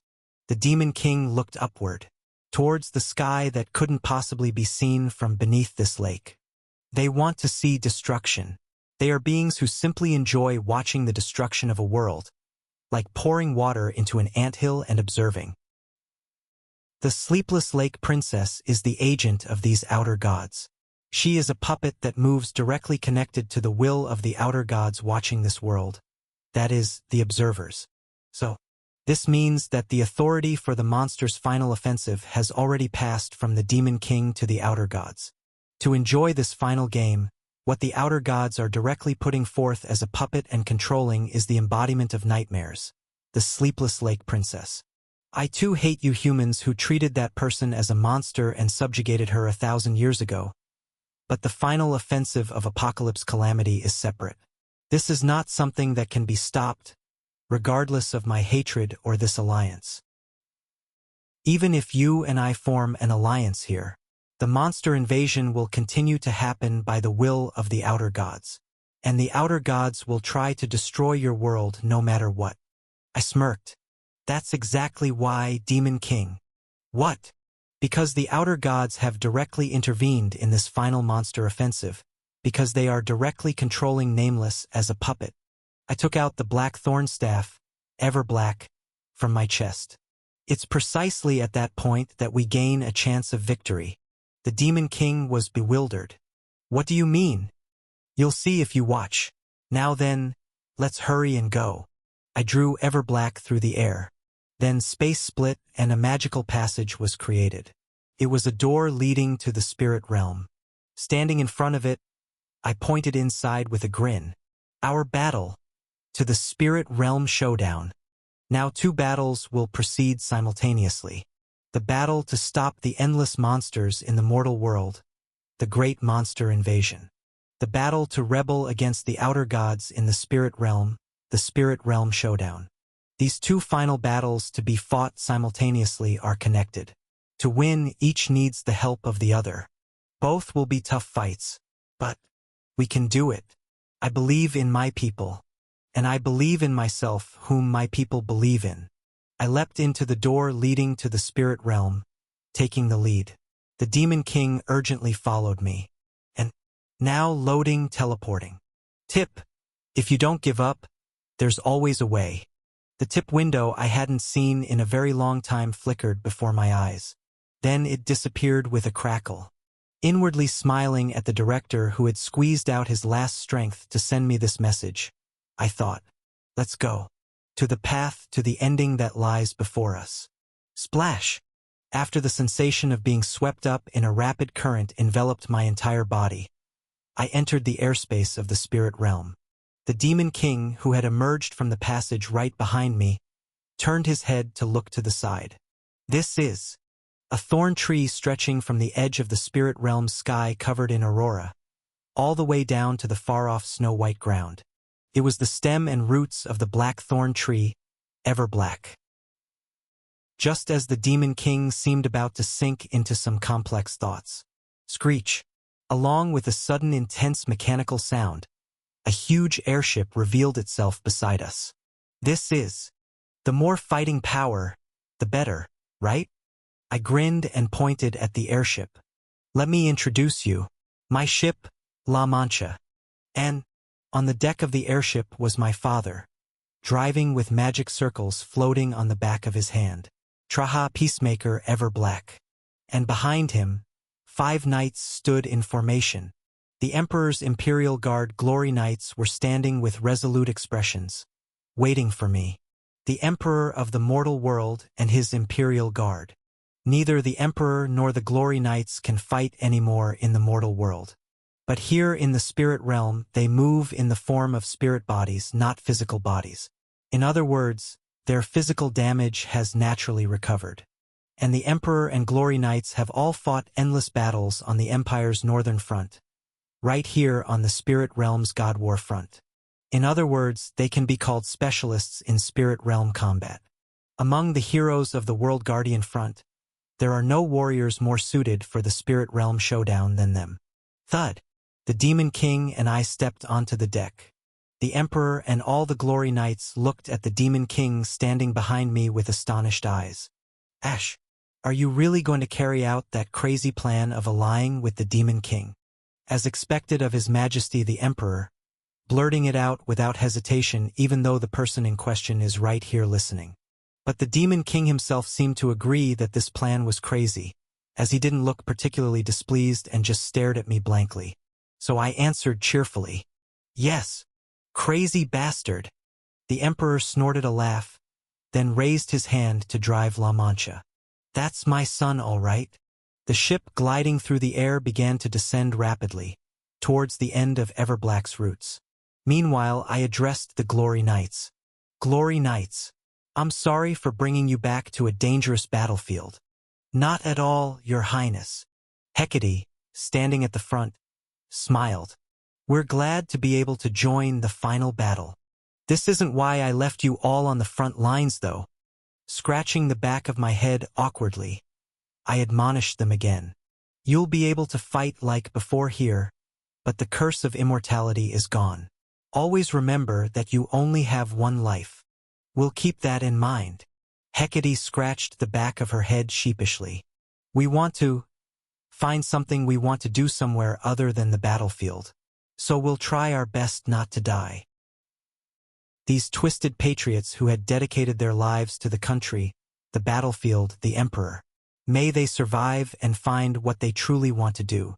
As I prayed, La Mancha had already reached the white sandy beach below the roots. And on this beach where transparent water was rolling in, for giants were waiting for us. Dwarf, elf, beastkin, merfolk, they were the racial deities of the 4 heterogeneous races, the 4 great gods. Are we really allying with them and fighting together? Yes. I nodded at Hecate's question. We've already finished discussing the spirit realm showdown through the avatars put forth by the gods Celebi, Verdandi, Cuillin, and the Rompler siblings. Those 4 great gods will also fight alongside us. To weave those who were fighting to kill each other into an alliance again. Really? Hecate glanced at me. Your Highness is extraordinary. I do get called crazy a lot. I think I just heard it from the Emperor a moment ago too. Thud. La Mancha landed on the beach. I went to stand at the bow of the ship.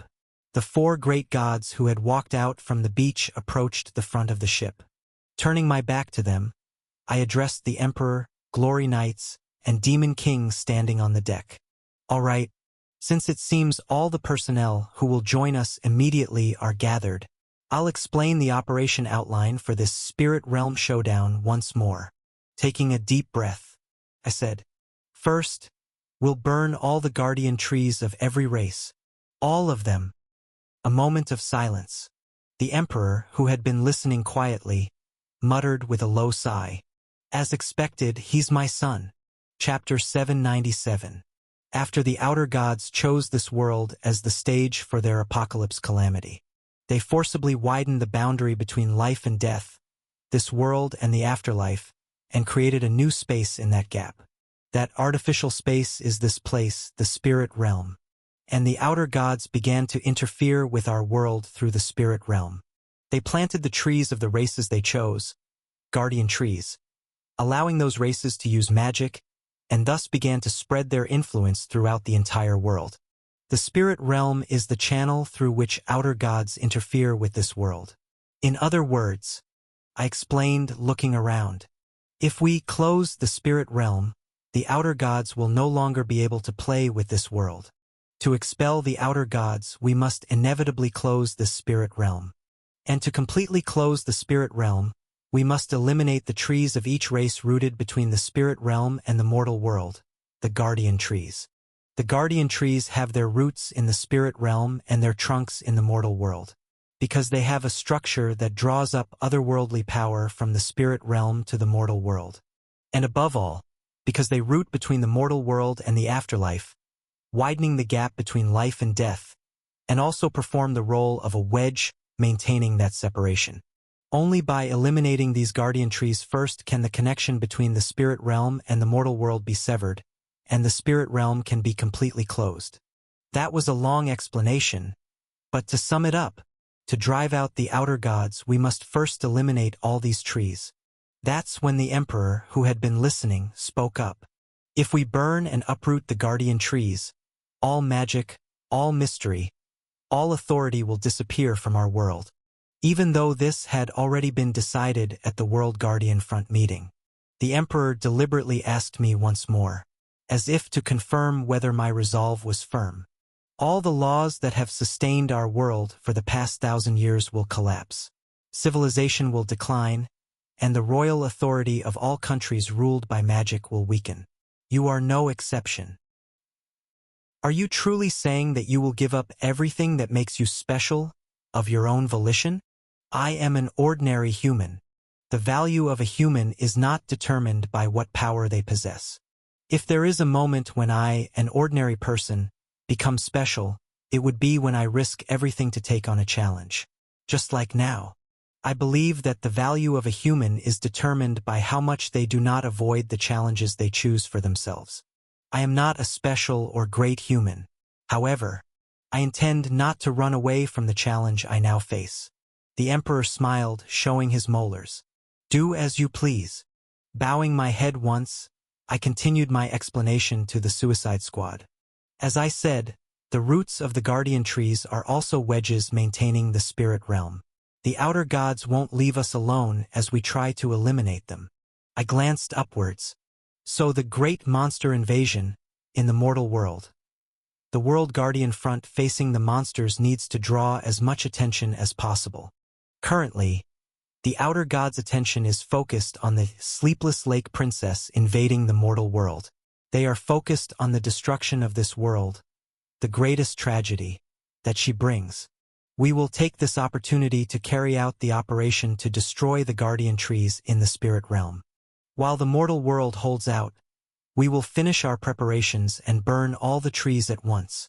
When the guardian trees disappear, the supply of magical power from the spirit realm to the mortal world will immediately stop. Then my heroes currently fighting on the front lines will immediately struggle with magical power supply. They will have to fight squeezing out only the remaining magical power, without any further supply. But this applies to the monsters as well. Monsters are beings revived by refining nightmares. Their very origin stems from magic. They will take a hit to their very existence. Moreover, since the connection of the outer gods will be immediately disrupted, the Sleepless Lake Princess, who is being directly controlled by the outer gods, will also be weakened. And after that? The Demon King asked coldly. The outer gods will immediately notice your attempt at rebellion. And even if we eliminate all the guardian trees, it will take time for the spirit realm to close completely. The outer gods will try to forcibly open the spirit realm by extending their power directly here. In the process, they will try to slaughter us as well. The Demon King folded his arms and tilted his head back. Of course, the outer gods face several constraints when trying to extend their power directly to this world. Even if they use their power, it will be in a considerably weakened state. Right? That's why they exerted influence on this world through intermediaries, constellations who jump down directly like you. You could say the levels of existence are different. Or to put it differently, their frequencies don't match. The outer gods are powerful but distant beings. Being in the far-off outer realm, it's difficult for them to exert full influence on our world. That's why they've intervened through intermediaries like the Demon King or White Knight all this time. They can use their power without going through such intermediaries, but its effects don't properly reach this world. It diminishes and gets cut down. In other words, it's sufficiently endurable. On the other hand, you seem to have raised your level of existence through various methods, so you should be able to face the outer gods even if they attack directly for a while. But it won't last long. I nodded. No matter how much their power can't be fully exerted without an intermediary, no matter how much it diminishes and gets cut down, the difference in power is fundamental. Those outer gods are vast and infinite, while I am a small and finite being. I can hold out for a while, but in the end, I'll be crushed. This is where the one-shot prepared by Ader comes in, the original player of this apocalypse calamity. Aider.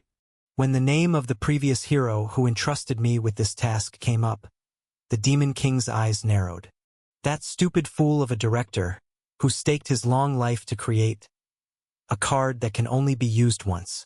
It's being prepared in the mortal world. If we use this card, we can definitely deal a blow to the outer gods.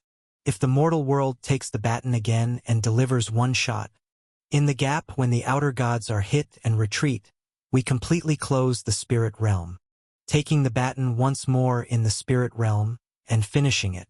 I looked straight at the Demon King. This final closure, Demon King, you must do it. After a moment of silence. Since I originally selected this world as the stage for the game as an intermediary, and opened the door to the spirit realm, the Demon King slowly nodded. I can close it as well. And when the spirit realm is completely closed, the intervention of the outer gods will also be completely cut off. All magic, mystery, and authority will disappear from the world. The monsters, having lost the driving force of nightmares, will also disappear, and thus, our war will end. Now, this is the rough outline of the Spirit Realm Showdown. I summarized, looking around at the Suicide Squad. I'll give detailed instructions for the operation separately, but this is how the big picture will unfold. The final battles in the mortal world and spirit realm must help and complement each other, interlocking as one. One can say anything in words, but the Demon King exhaled a low sigh. At least, it's a theoretically possible operation. That's why you've come this far with me, right? As I grinned at him, the Demon King was silent for a moment. Then, before we start, I want to confirm something. His voice trembled faintly. Whether she is really here. I nodded. Follow me. The operation began. The four great gods all moved to where their respective guardian trees were planted, and the Emperor and Glory Knights boarded La Mancha and flew into the air again. Meanwhile, the Demon King and I headed towards the space under Everblack's roots. As we stepped onto the white sand beach, heading towards the roots of Everblack, for some reason the Demon King seemed a bit tense, and we entered the narrow space under the roots. Ash, there as always, was a woman burning, her entire body bound to the thorn tree. What's going on? It seems a bit noisy outside. The goddess, who had been asking kindly, widened her eyes as she saw the being behind me. You? The Demon King entered this space under the roots following me, maintaining silence. How is it, Demon King? I asked him as he silently looked around. Can you see her? The Demon King, who had been staring intently at the space where the goddess was, finally answered slowly.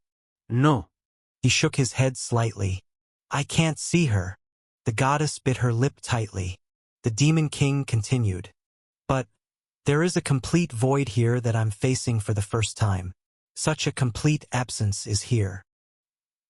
And somehow this void is warm, as if trying to warm this tree, this world. The Demon King slowly looked straight up at the space that, to his eyes, was just empty air. The place where the goddess was. That's how I can tell. You are here. You've burned even your own existence completely, and are here alone. Paradoxically, because there is a complete absence there. Because pain, emptiness, loss, are unmistakable evidence that something existed there. You really are here. The Demon King brushed with his fingertips the empty space beside the cheek of the burning goddess, which to his own eyes was just empty space. You foolish person. You who lived only for others, not for yourself. In the Demon King's voice, as he took a deep breath, all delusion disappeared. 1,000 years repeated infinitely is already enough. He turned around and left the space under the roots. Let's end it now. After the Demon King disappeared outside, the goddess, who had been breathing heavily, looked at me. Ash, what are you trying to do? He smiled at her. I'm really sorry about this, goddess. Deliberately, a little more than usual, like a mischievous child. With a grin. You'll have to fall. To the very end. Completely. Without a trace.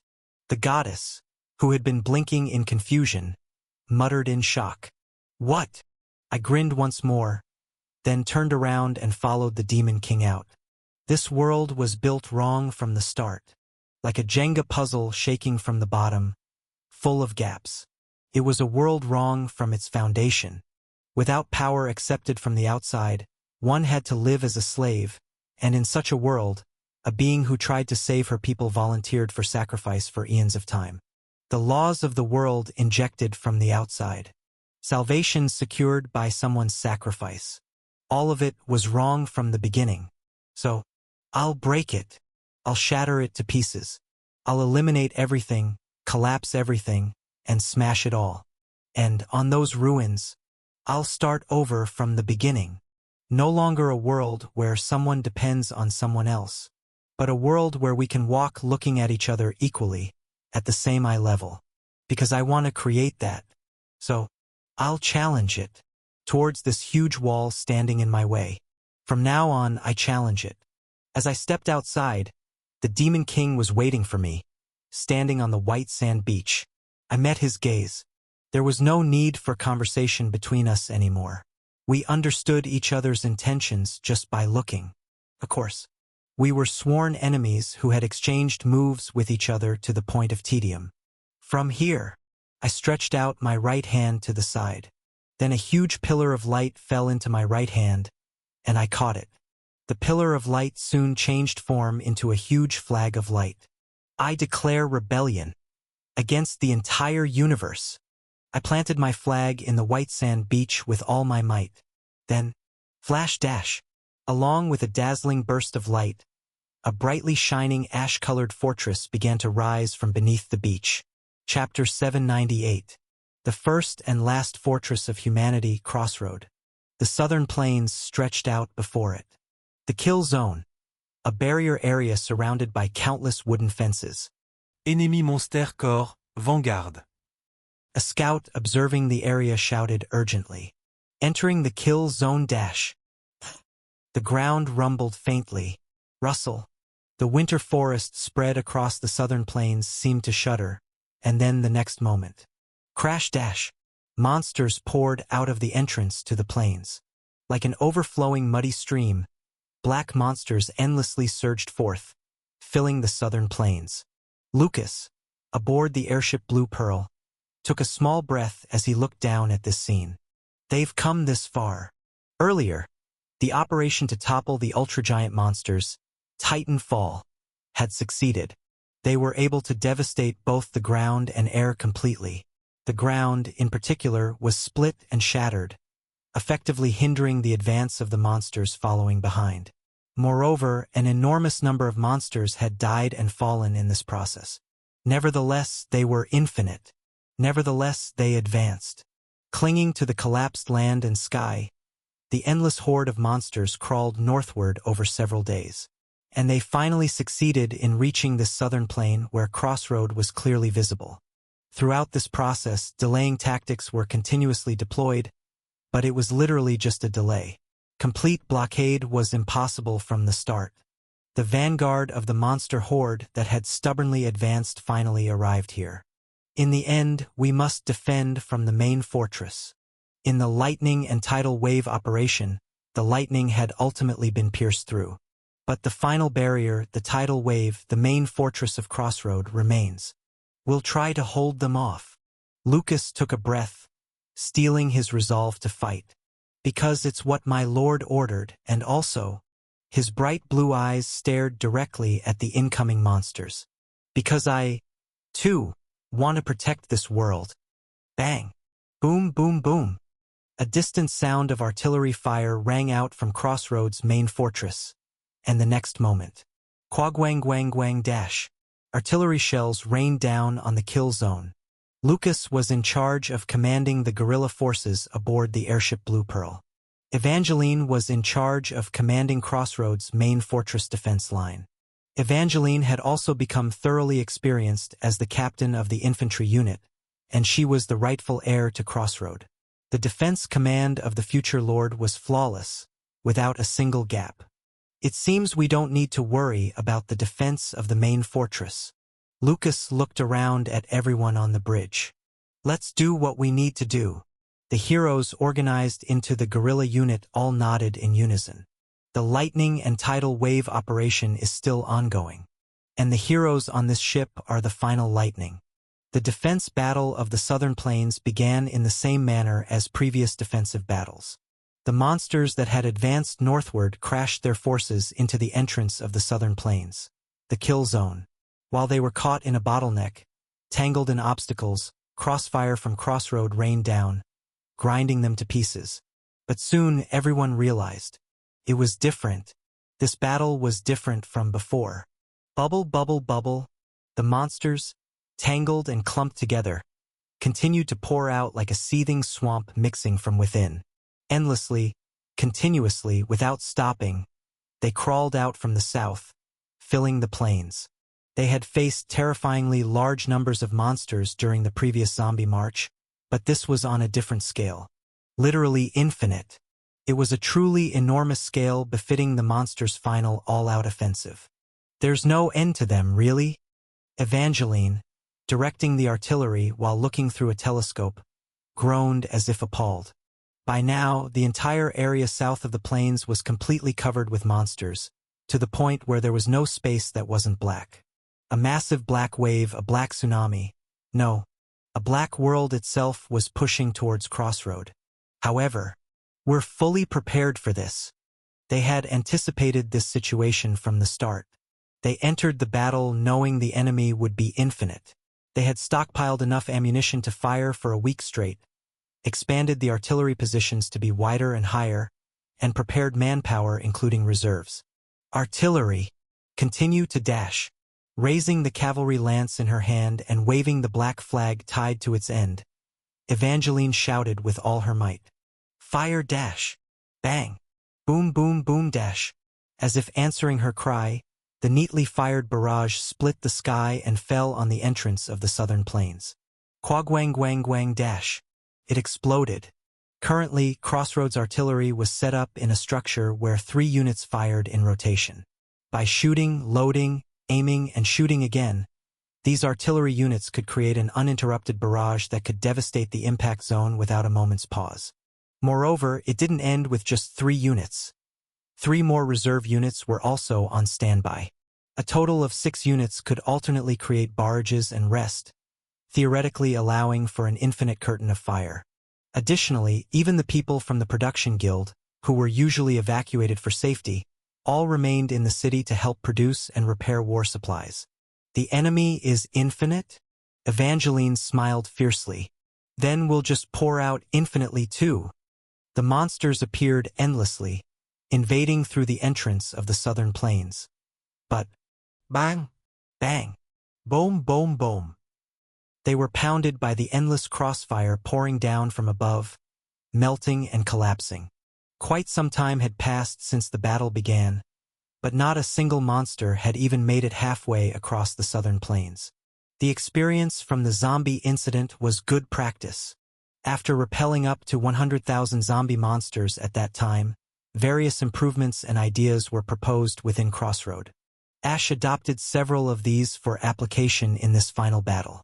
This system of expanding the artillery and setting it up for infinite rotational firing was one of them. At this rate, we should be able to keep repelling the small fry indefinitely. And just as Evangeline thought that, thud thud thud thud dash, a series of monsters broke through the crossfire and charged out. Small, high-speed monsters that could dash through without being swept away by the barrage. Large monsters advancing with thick armor that could withstand the crossfire.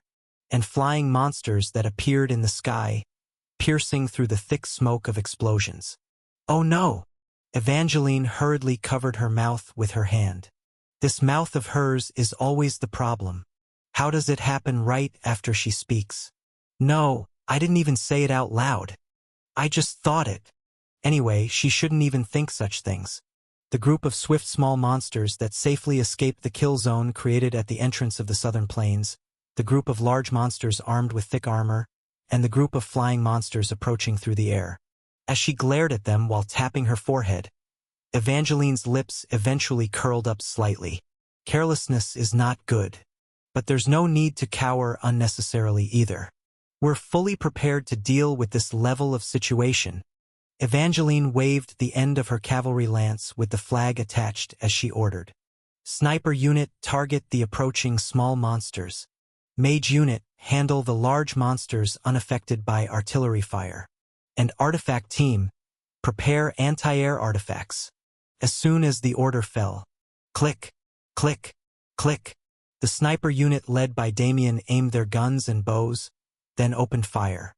Bang, bang, bang. With each slow gunshot, the speed-type monsters frantically rushing towards the castle walls fell one by one. The marksmanship of Damien, the world's best sniper, and the elite snipers he led was already transcendental. While Damien with his 1,000-mile eyes was exceptionally extraordinary, the snipers now under his command were all top-class archers and hunters from around the world. Each of them was renowned under aliases like Hawkeye, Sharpshooter, Baba Yaga, and Smoking Gun, the best snipers of the current era. Add to this the original snipers that Damien had trained and drilled from the beginning. When the sniper unit of 30 members opened fire, the monsters' heads began to explode en masse even from an incredible distance. Of course, Damien stood out even among them. Bang! With a single rifle shot, he penetrated and instantly killed 4 monsters simultaneously, then prepared for his next shot with a nonchalant expression. The snipers around Damien all wore dumbfounded expressions. We've lost, we've lost. The other snipers grumbled as they continued sniping. Then there was the mage unit led by Junior. Use magic that consumes little mana and is highly efficient as much as possible. Junior carefully coordinated the mages lined up in formation. Humanity's strongest tactical weapon. Mages. They had not yet exerted their full power. To conserve mana for a prolonged battle, they formed ranks and fired even the smallest spells in resonance with each other. And that was enough. When the basic elemental magic shot by the mages, who were now completely skilled in joint magic, intercepted the large monsters collapsed and perished without much resistance. Arrows of flame, rain of ice, and blades of wind flew alternately, and the large monsters that had broken through the barrage all fell to the ground with screams. Additionally, activating anti-air artifacts. Lily and the alchemist team activated all the artifacts they had prepared. The artifacts took effect across the entire airspace of Crossroad. The flying monsters that had been pouring down, blackening the sky, all flinched at once. Speed reduction, defense reduction, disorientation. Though the effects were minor, they were applied to an overwhelming range. All the flying monsters were afflicted with harmful effects at once. And towards these flying monsters, humanity's strongest aerial force rushed in. Let's go! The Sky Knight division led by Mikhail launched from the airship Blue Pearl, plunging into the front of the pouring flying monsters. The sky belongs to all of us. Don't let the monsters violate it. Behind Mikhail was the healing priest Zenis, riding along. This was to heal the knights and griffins on the spot. The entire Sky Knight division was equipped with holy power armor on their bodies and various elemental enchantments on their weapons. They had showered beneficial effects on the griffin riders, who already possessed combat power far beyond ordinary flying monsters. Conversely, they had showered harmful effects on the flying monsters. The difference in combat power became overwhelming. Quang dash. Like lions leaping into a flock of sheep, the Sky Knight division tore through the flying monsters as they dove in. We are strong. Evangeline unconsciously clenched her fist. We are strong. Pouring 6-shift crossfire to completely block passage through the kill zone. Enemies that break through are crushed by snipers, mages, artifacts, and air forces. The movements of the first-rate troops working in perfect coordination were beautiful to behold. As a knight and an officer, Evangeline was moved almost to tears for a moment. Humanity's efforts honed on the monster front over the past 3 years were not in vain. They had blossomed so magnificently. It was then. Reporting dash.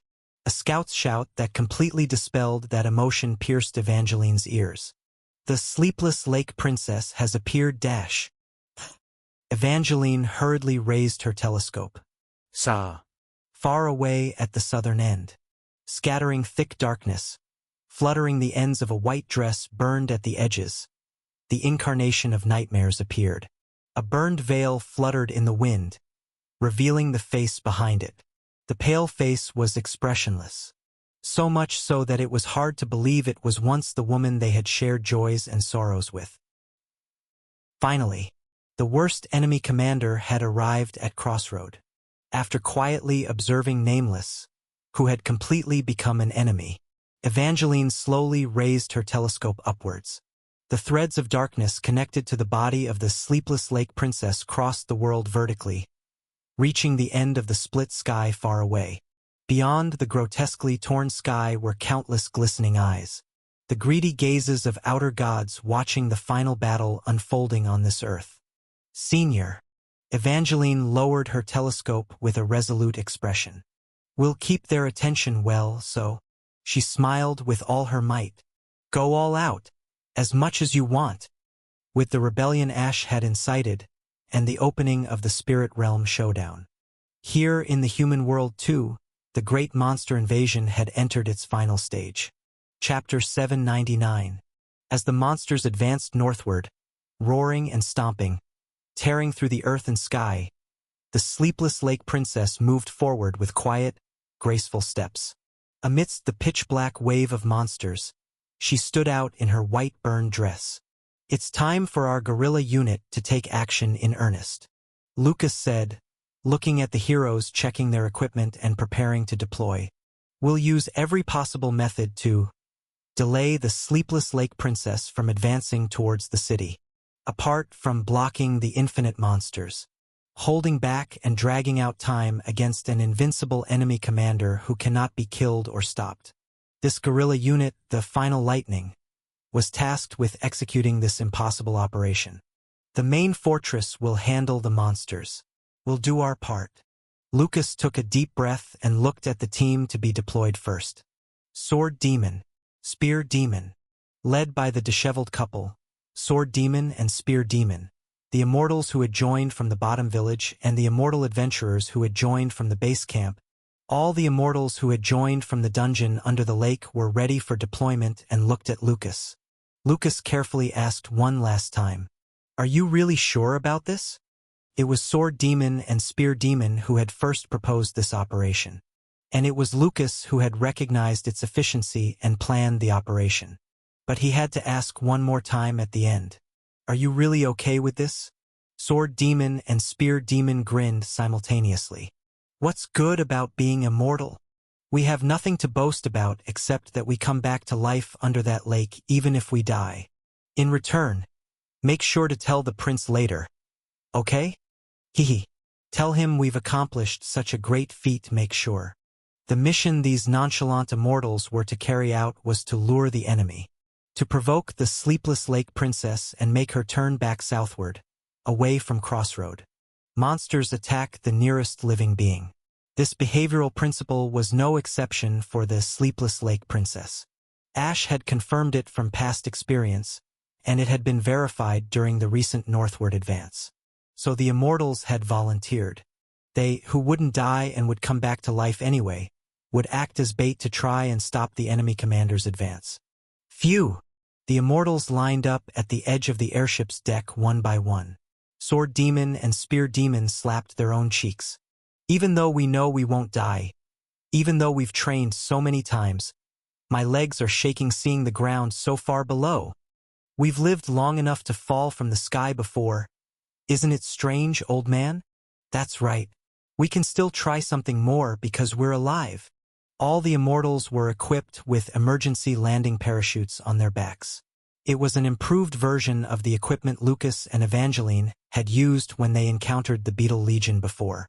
Everyone was ready, and Lucas commanded, "Airborne unit." Lucas made eye contact with the immortals and nodded heavily. "Good luck." Sword Demon and Spear Demon smiled back, and Lucas extended his arm to the side. "Descend. Yeehaw. Let's fall into hell dash." The immortals ran across the deck and fell one by one, each letting out piercing screams and shouts. Their total number was 20. For parties. Watching those embarking on a literal suicide mission, Lucas pressed his lips tightly. Whoosh! The 20-member airborne unit fell from the airship to the ground, then deployed their parachutes at the exact timing. This equipment designed by Ash was crude compared to Earth's parachutes, but it had one excellent feature, the ability to set the landing point. By combining wind magic, earth magic, and flight magic, it could gently guide them to land at the desired point. Despite this feature, 1 out of 4 parties landed in the wrong place. But 3 parties were able to land at the planned points, in the midst of the advancing monster horde, and at a precarious distance south of the sleepless lake princess. Charge dash! Out of the way, you monster bastards! Led by Sword Demon and Spear Demon, the airborne unit rampaged and slaughtered the local monsters in an instant. All of these were those who had been living unable to die in the darkness of that lake kingdom. They were all proficient in close combat ability to handle monsters. But our original purpose isn't the monsters. Sword Demon and Spear Demon rolled their eyes and looked back. They had to catch the princess's attention. Let's rampage spectacularly. We need to go absolutely crazy to catch the princess's eye. And fortunately or unfortunately, there was no need to try to attract attention. Crack dash! The one party that had fallen behind and landed much closer to the sleepless lake princess than the planned point died with their entire bodies crushed. The lake princess had clenched her fist once, instantly taking the lives of the 5 immortals. Then, the sleepless lake princess slowly turned her head southward and stared at the remaining 15 members of the airborne unit.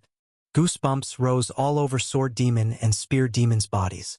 They thought they had become as numb to death as possible, and had long forgotten things like pain or fear. But just meeting those empty eyes under that veil of the sleepless lake princess, "Feels like I'm gonna piss myself." "Eye south," Sword Demon muttered honestly, and Spear Demon, who came to her senses first, shouted urgently and led the airborne unit members.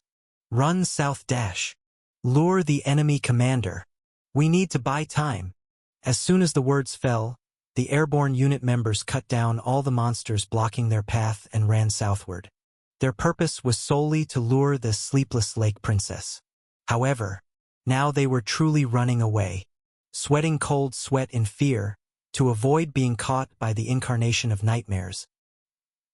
In the sky, Blue Pearl. Lucas observed the battle situation with the scouts. It was going according to plan.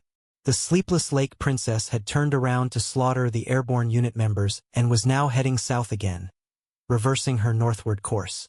However, it doesn't seem like they'll be able to buy much time. Lucas groaned as he observed the situation. The airborne unit members, all immortals, were powerful heroes with above-average combat abilities.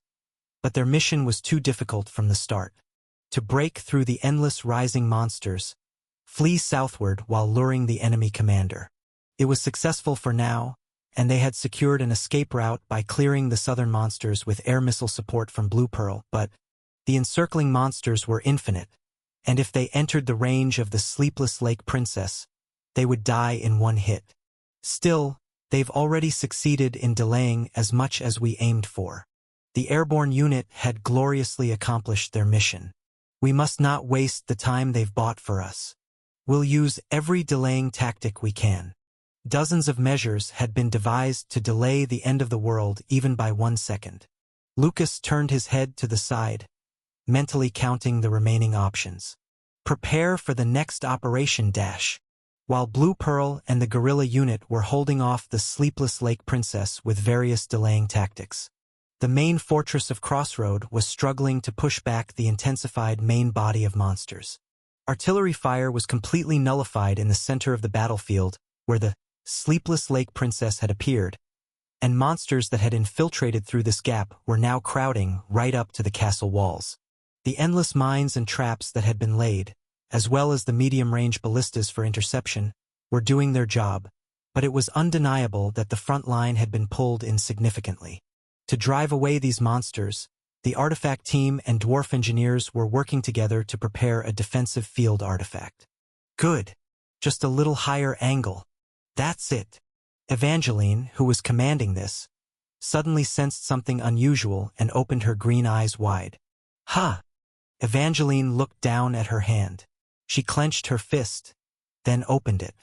An unprecedented emptiness, as if the whole world was being drained away, ran down her spine. The flow of magic power is weakening. The blessing of the guardian tree is disappearing. The connection with mana, the source of magic, is being severed.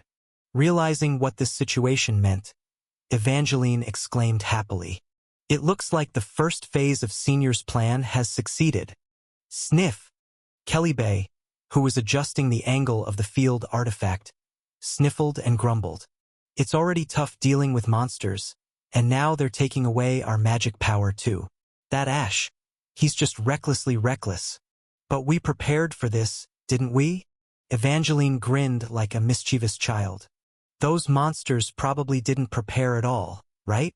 Indeed, the monsters were now easily torn apart by artillery fire they had been able to withstand until just before, and their tough skin that arrows couldn't pierce was now penetrated in one shot. The supply of magic power from the spirit realm to the mortal world is weakening.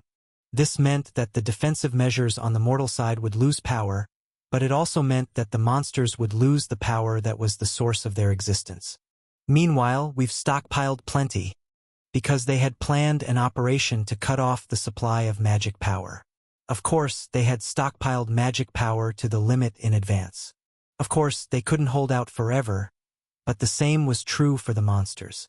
On this battlefield where both sides are declining, Evangeline, firmly grasping her shield, flashed her emerald eyes. Let's see who can last till the end, you bastards. Meanwhile, sensing this anomaly, a change occurred in the sky as well. The countless eyes watching the sleepless lake princess and the destruction of this world through the crack in the sky began to spin round and round. The outer gods urgently turned their gaze, not to the final battlefield of the mortal world, but to behind the scenes, to the spirit realm where a rebellion was being plotted. Whoosh dash! I quietly observed the 4 massive pillars of fire burning in various parts of the spirit realm, the guardian trees of the 4 major non-human races. These trees were already in a weakened state. This was because most of their trunks had been removed in the mortal world, leaving only the roots remaining here in the spirit realm. Of course, they were still fully functional even in that state, but when each racial god uprooted and burned them, they quickly lost power and perished. The problem was the tree before us. The last remaining tree here in the spirit realm did not perish easily. Even when I issued an eviction order with the authority of a racial god, and the emperor forcibly set it on fire while riding La Mancha, the tree stubbornly held on, as if it were trying to survive on its own. It's definitely weakening, but at this rate, this tree will endure. The Demon King, who was watching beside me, spoke up. And if this tree continues to act as a wedge, the spirit realm cannot be closed. It's like a doorstop preventing the door from closing. Huh? How do we remove this? As I groaned, the Demon King faintly sneered. Do we have time to worry? It's starting now. Look at the sky. I raised my head following the Demon King. Rumble dash. The sky of the spirit realm filled with aurora. The sky split open, pushing aside the aurora like parting curtains. And like the Milky Way appearing in the night sky, countless eyes began to appear, twinkling like stars. The outer gods have noticed our rebellion. As the Demon King's words fell, the gazes of the outer gods that had been spinning round and round all fixed on us at once. No, not just gazes. Crash, clang dash, breaking through the sky of the spirit realm like glass, transparent and gigantic hands, began to stretch endlessly towards where we were. The sight of enormous fingers filling the entire sky and falling to the ground was so surreal it was absurd. Well, the Demon King asked leisurely, "What will you do now, rebel?" As if watching a fire across the river, despite being an accomplice himself. What else can I do? I grinned. There's no way things would go exactly according to the initial plan, right? Of course, errors occur, flaws emerge, and accidents happen. Then we just modify the plan accordingly and continue the offensive. That's why I'm here. We'll accomplish both removing the guardian tree and repelling the outer gods simultaneously. Taking a breath, I drew out all the royal authority and power I possessed, and the power of the two dragons at the same time. Two flames swirled in a circle in my chest. An immense magical power surged throughout my body. This is the final battle. There's no reason to hold back. Now, this is your chance to witness firsthand the troll show of the rogue prince that will never happen again. Meeting the gazes of countless outer gods with my whole body like concentrated spotlights, I shouted at them, "Open those big eyes wide and watch." Chapter 800. The eyes of the outer gods glaring at me all flickered ominously, and those gazes shining like stars, in waves, blinked, closed, then opened. The next moment, whoosh dash, tearing through the atmosphere of the spirit realm, an immense spiritual pressure rushed in. It was that instant death technique used by the outer god contracted with the grand magician White Knight before. The existences of this world, mere toys to the outer gods, lost their lives with just that single blink. But the situation now is different from then. The outer gods looking this way now don't have an intermediary contractor like White Knight back then. There's no mediator to fully connect that power to this world. No matter how tremendous the power shot from a star-like distance, its potency is diminished by the time it reaches here. Moreover, a dedicated defender to receive this attack has already been selected. SAA. As the Demon King stepped forward and lightly waved both hands in front, a massive curtain of darkness was created in the sky, covering the gazes of the outer gods. Boom, boom, boom dash. The shattered curtain of darkness scattered across the sky like fireworks, skillfully spreading and repairing the darkness, while sweeping away the gazes pouring down like rain. The Demon King nodded to me. "I'll block all the blinks for you." How reliable! But you'll have to sweep away the touches yourself. The fingers of the outer gods filling and pouring down from the entire sky. These two are not the actual bodies of the outer gods, but the materialization of their will, yin-yang. The very will that the outer gods have shot into this world to interfere in concrete ways beyond simple slaughter. Because they take the form of fingers, they can interfere with this world in various ways, but therefore, their simple power is actually weaker compared to those blinks. Phew! Taking a deep breath, I drew out all the power I possessed. As the flames of the red dragon and black dragon nestled in my chest blazed simultaneously, dragon wings made of magic power spread wide on my back. I flapped those wings and soared into the sky. Whoosh! The magic fortress I had deployed in advance rose up tall, following the flag in my hand. For a moment, I took on a form similar to a dragon made of fortress. If I'm the dragon's head, the following walls would be like the dragon's body, I suppose. I don't know what sinister intentions you have, but in my world, looking up at the fingers falling to fill my vision, I prepared the dragon's authority.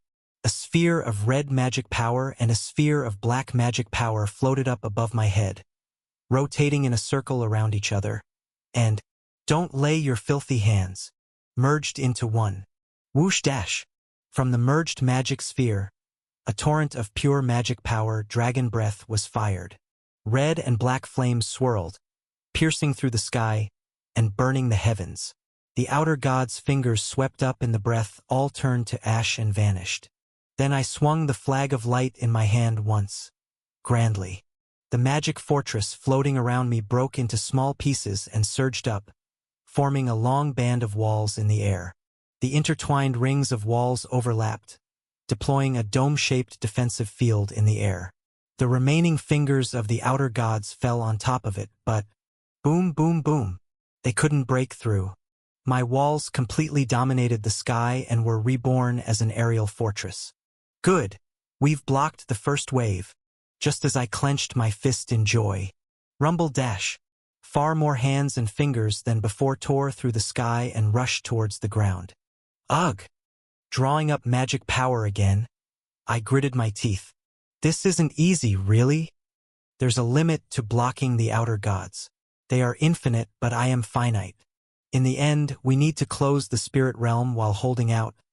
But Everblack was still stubbornly enduring without perishing. Father! I shouted to La Mancha, which was struggling while flying around Everblack. We need to evict Everblack. Isn't there any way? The Emperor was uncharacteristically flustered. Among all living humans, he had been in contact with Everblack the longest and handled it most skillfully, but now he wasn't able to control it properly. Why, Thornbush? Everblack was still stubbornly enduring even with its entire surface engulfed in flames, and the Emperor slowly reached out his hand while keeping La Mancha close to the Thornbush. You are a being created for humanity, a magical lighthouse functioning for humanity. You have never disobeyed our guardian's orders even once until now. So why? The Emperor placed his hand directly on the surface of the burning tree and breathed his will into it. While the Emperor struggled to handle the tree, I endured, receiving the onslaught of the outer god's fingers that kept pouring down. Second wave, third wave, fourth wave, fifth wave. Ugh!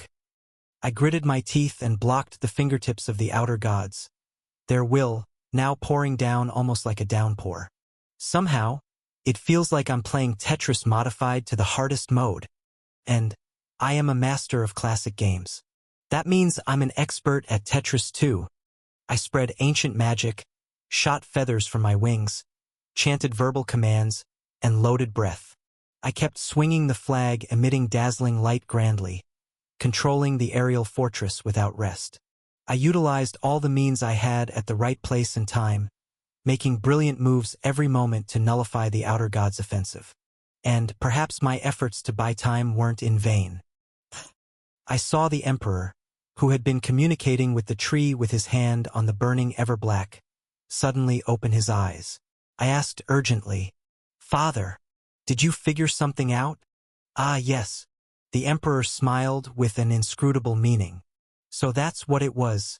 Haha, indeed. No, don't just smile silently. Explain what's going on dash. It was at that moment when I was about to press the Emperor while catching my breath roughly. Crack!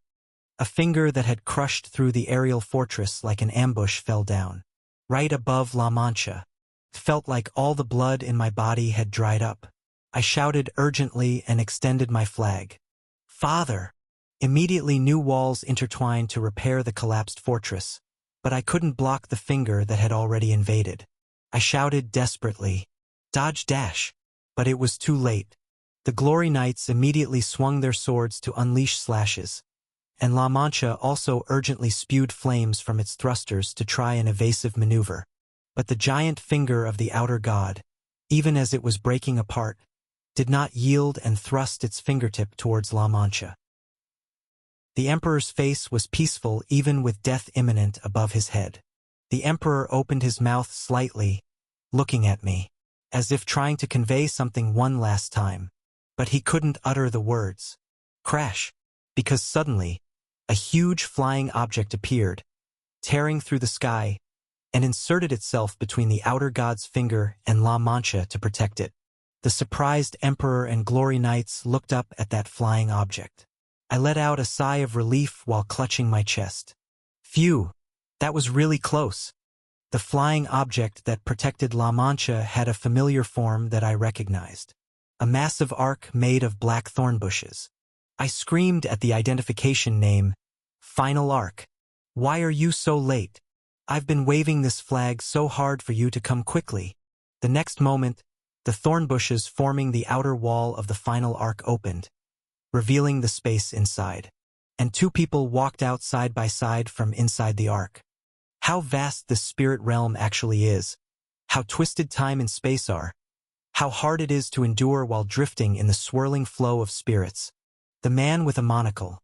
His dark red long hair tied in a long braid at the back of his neck. Fernandez Ember Keeper Everblack smirked. What's the point of explaining? Never mind, you rogue son. I'm glad to see you after so long too. Then the man with dark blue long hair standing next to him, Lark Avalanche Everblack, burst into his characteristic hearty laughter. We came to help after seeing your flag. Little brother. Humanity's greatest magician. Humanity's strongest knight. My two brothers who had left for eternal confinement in the spirit realm had joined as my allies for this final battle. I sneered smugly. Did you enjoy your exile life? We brothers got along better than expected. It wouldn't have been bad to be exiled forever from now on. But, Lark grinned and raised the long sword in his hand. If our little brother asks us to close this purgatory, of course your big brother should help with all his might, right? He had lost both arms and legs in reality, but here in the spirit realm, they were all restored. And Lark displayed his transcendent martial prowess without holding back. Slash! As Lark swung his sword powerfully, a deep blue trajectory was carved in the sky along the sword's path, followed by a sword wind that swirled like a storm. The fingers that had been approaching closely were all torn to shreds and pushed back to the far side of the sky. With just one swing. While confined in this spirit realm, the flow of time is different from reality. We had to spend quite a long time. What else could we do here? We just trained with our swords, according to the laws of the spirit realm. As I gaped at this ridiculous power, Lark touched his lengthened hair awkwardly. Then Fernandez, who had been watching with his hands behind his back, stepped forward raising his staff. By the way, I watched you fight a little, Ash. Huh. Even after gaining such power and rank, your battle sense still needs to grow a lot more. What did you say? You need to use it efficiently. Fernandez raised his staff high. Like this. Then Fernandez's magic power intertwined like thorn bushes with my aerial fortress, starting to reinforce my walls at will. The reinforced walls automatically shot thornbush stems towards the approaching fingers, and the fingers pierced by the thorn bushes were shot down powerlessly. Not stopping there, Fernandez's thornbush-like magic power endlessly intertwined with itself, continuing to expand like a net. Now it's a bit sturdier. After arbitrarily reinforcing my fortress to the fullest, Fernandez gave a hateful eye smile. I trembled my fist. If it weren't for the final battle, I would have really, like this, after pushing back the fingers once with the help of my two joined brothers. Lark and Fernandez stepped down onto the deck of La Mancha. Tension that wasn't there until just before was clearly etched on the faces of the two brothers. The Emperor waiting on the deck gazed at his two sons. Lark and Fernandez slowly knelt on one knee before him and bowed their heads. Long live His Majesty the Great Emperor. Two unfilial sons greet father's noble countenance. After a brief, but aeon-like silence, "My avalanche, my ember keeper," the emperor slowly opened his mouth. "Due to this father's lack of virtue, you had to turn your backs on the mortal world and live in eternal exile here. But what's past is past. We must look to the future, not the past." The emperor's voice was unprecedentedly aged, and also affectionate. "Will you forget our grudges, forgive each other's lack of virtue, and lend your strength to this final battle?" Lark and Fernandez bowed their heads deeply. "It is our infinite honor, Father. We will fight together until our spirits and bodies turn to dust." The emperor approached with a faint smile and grasped the shoulders of his two sons to raise them. "The day has finally come for us four guardians fighting against the fate of destruction to form a united front.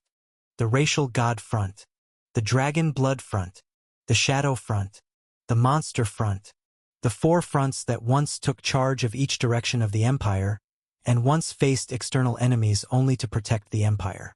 That front has already crumbled. Now we seek to protect not the empire, but humanity. Not just humanity, but all people regardless of race. Not just people, but everything that makes up the world. Commander of the World Guardian Front." The three people who were once commanders and guardians of each divided front looked at me simultaneously. "For the sake of protecting the world, give the order." And they bowed their heads at the same time. "Raise your flag. We will follow that will to the end." A smile formed on my lips without me realizing, because it was the moment when the four fronts that had been torn apart and antagonistic, and our family finally became one.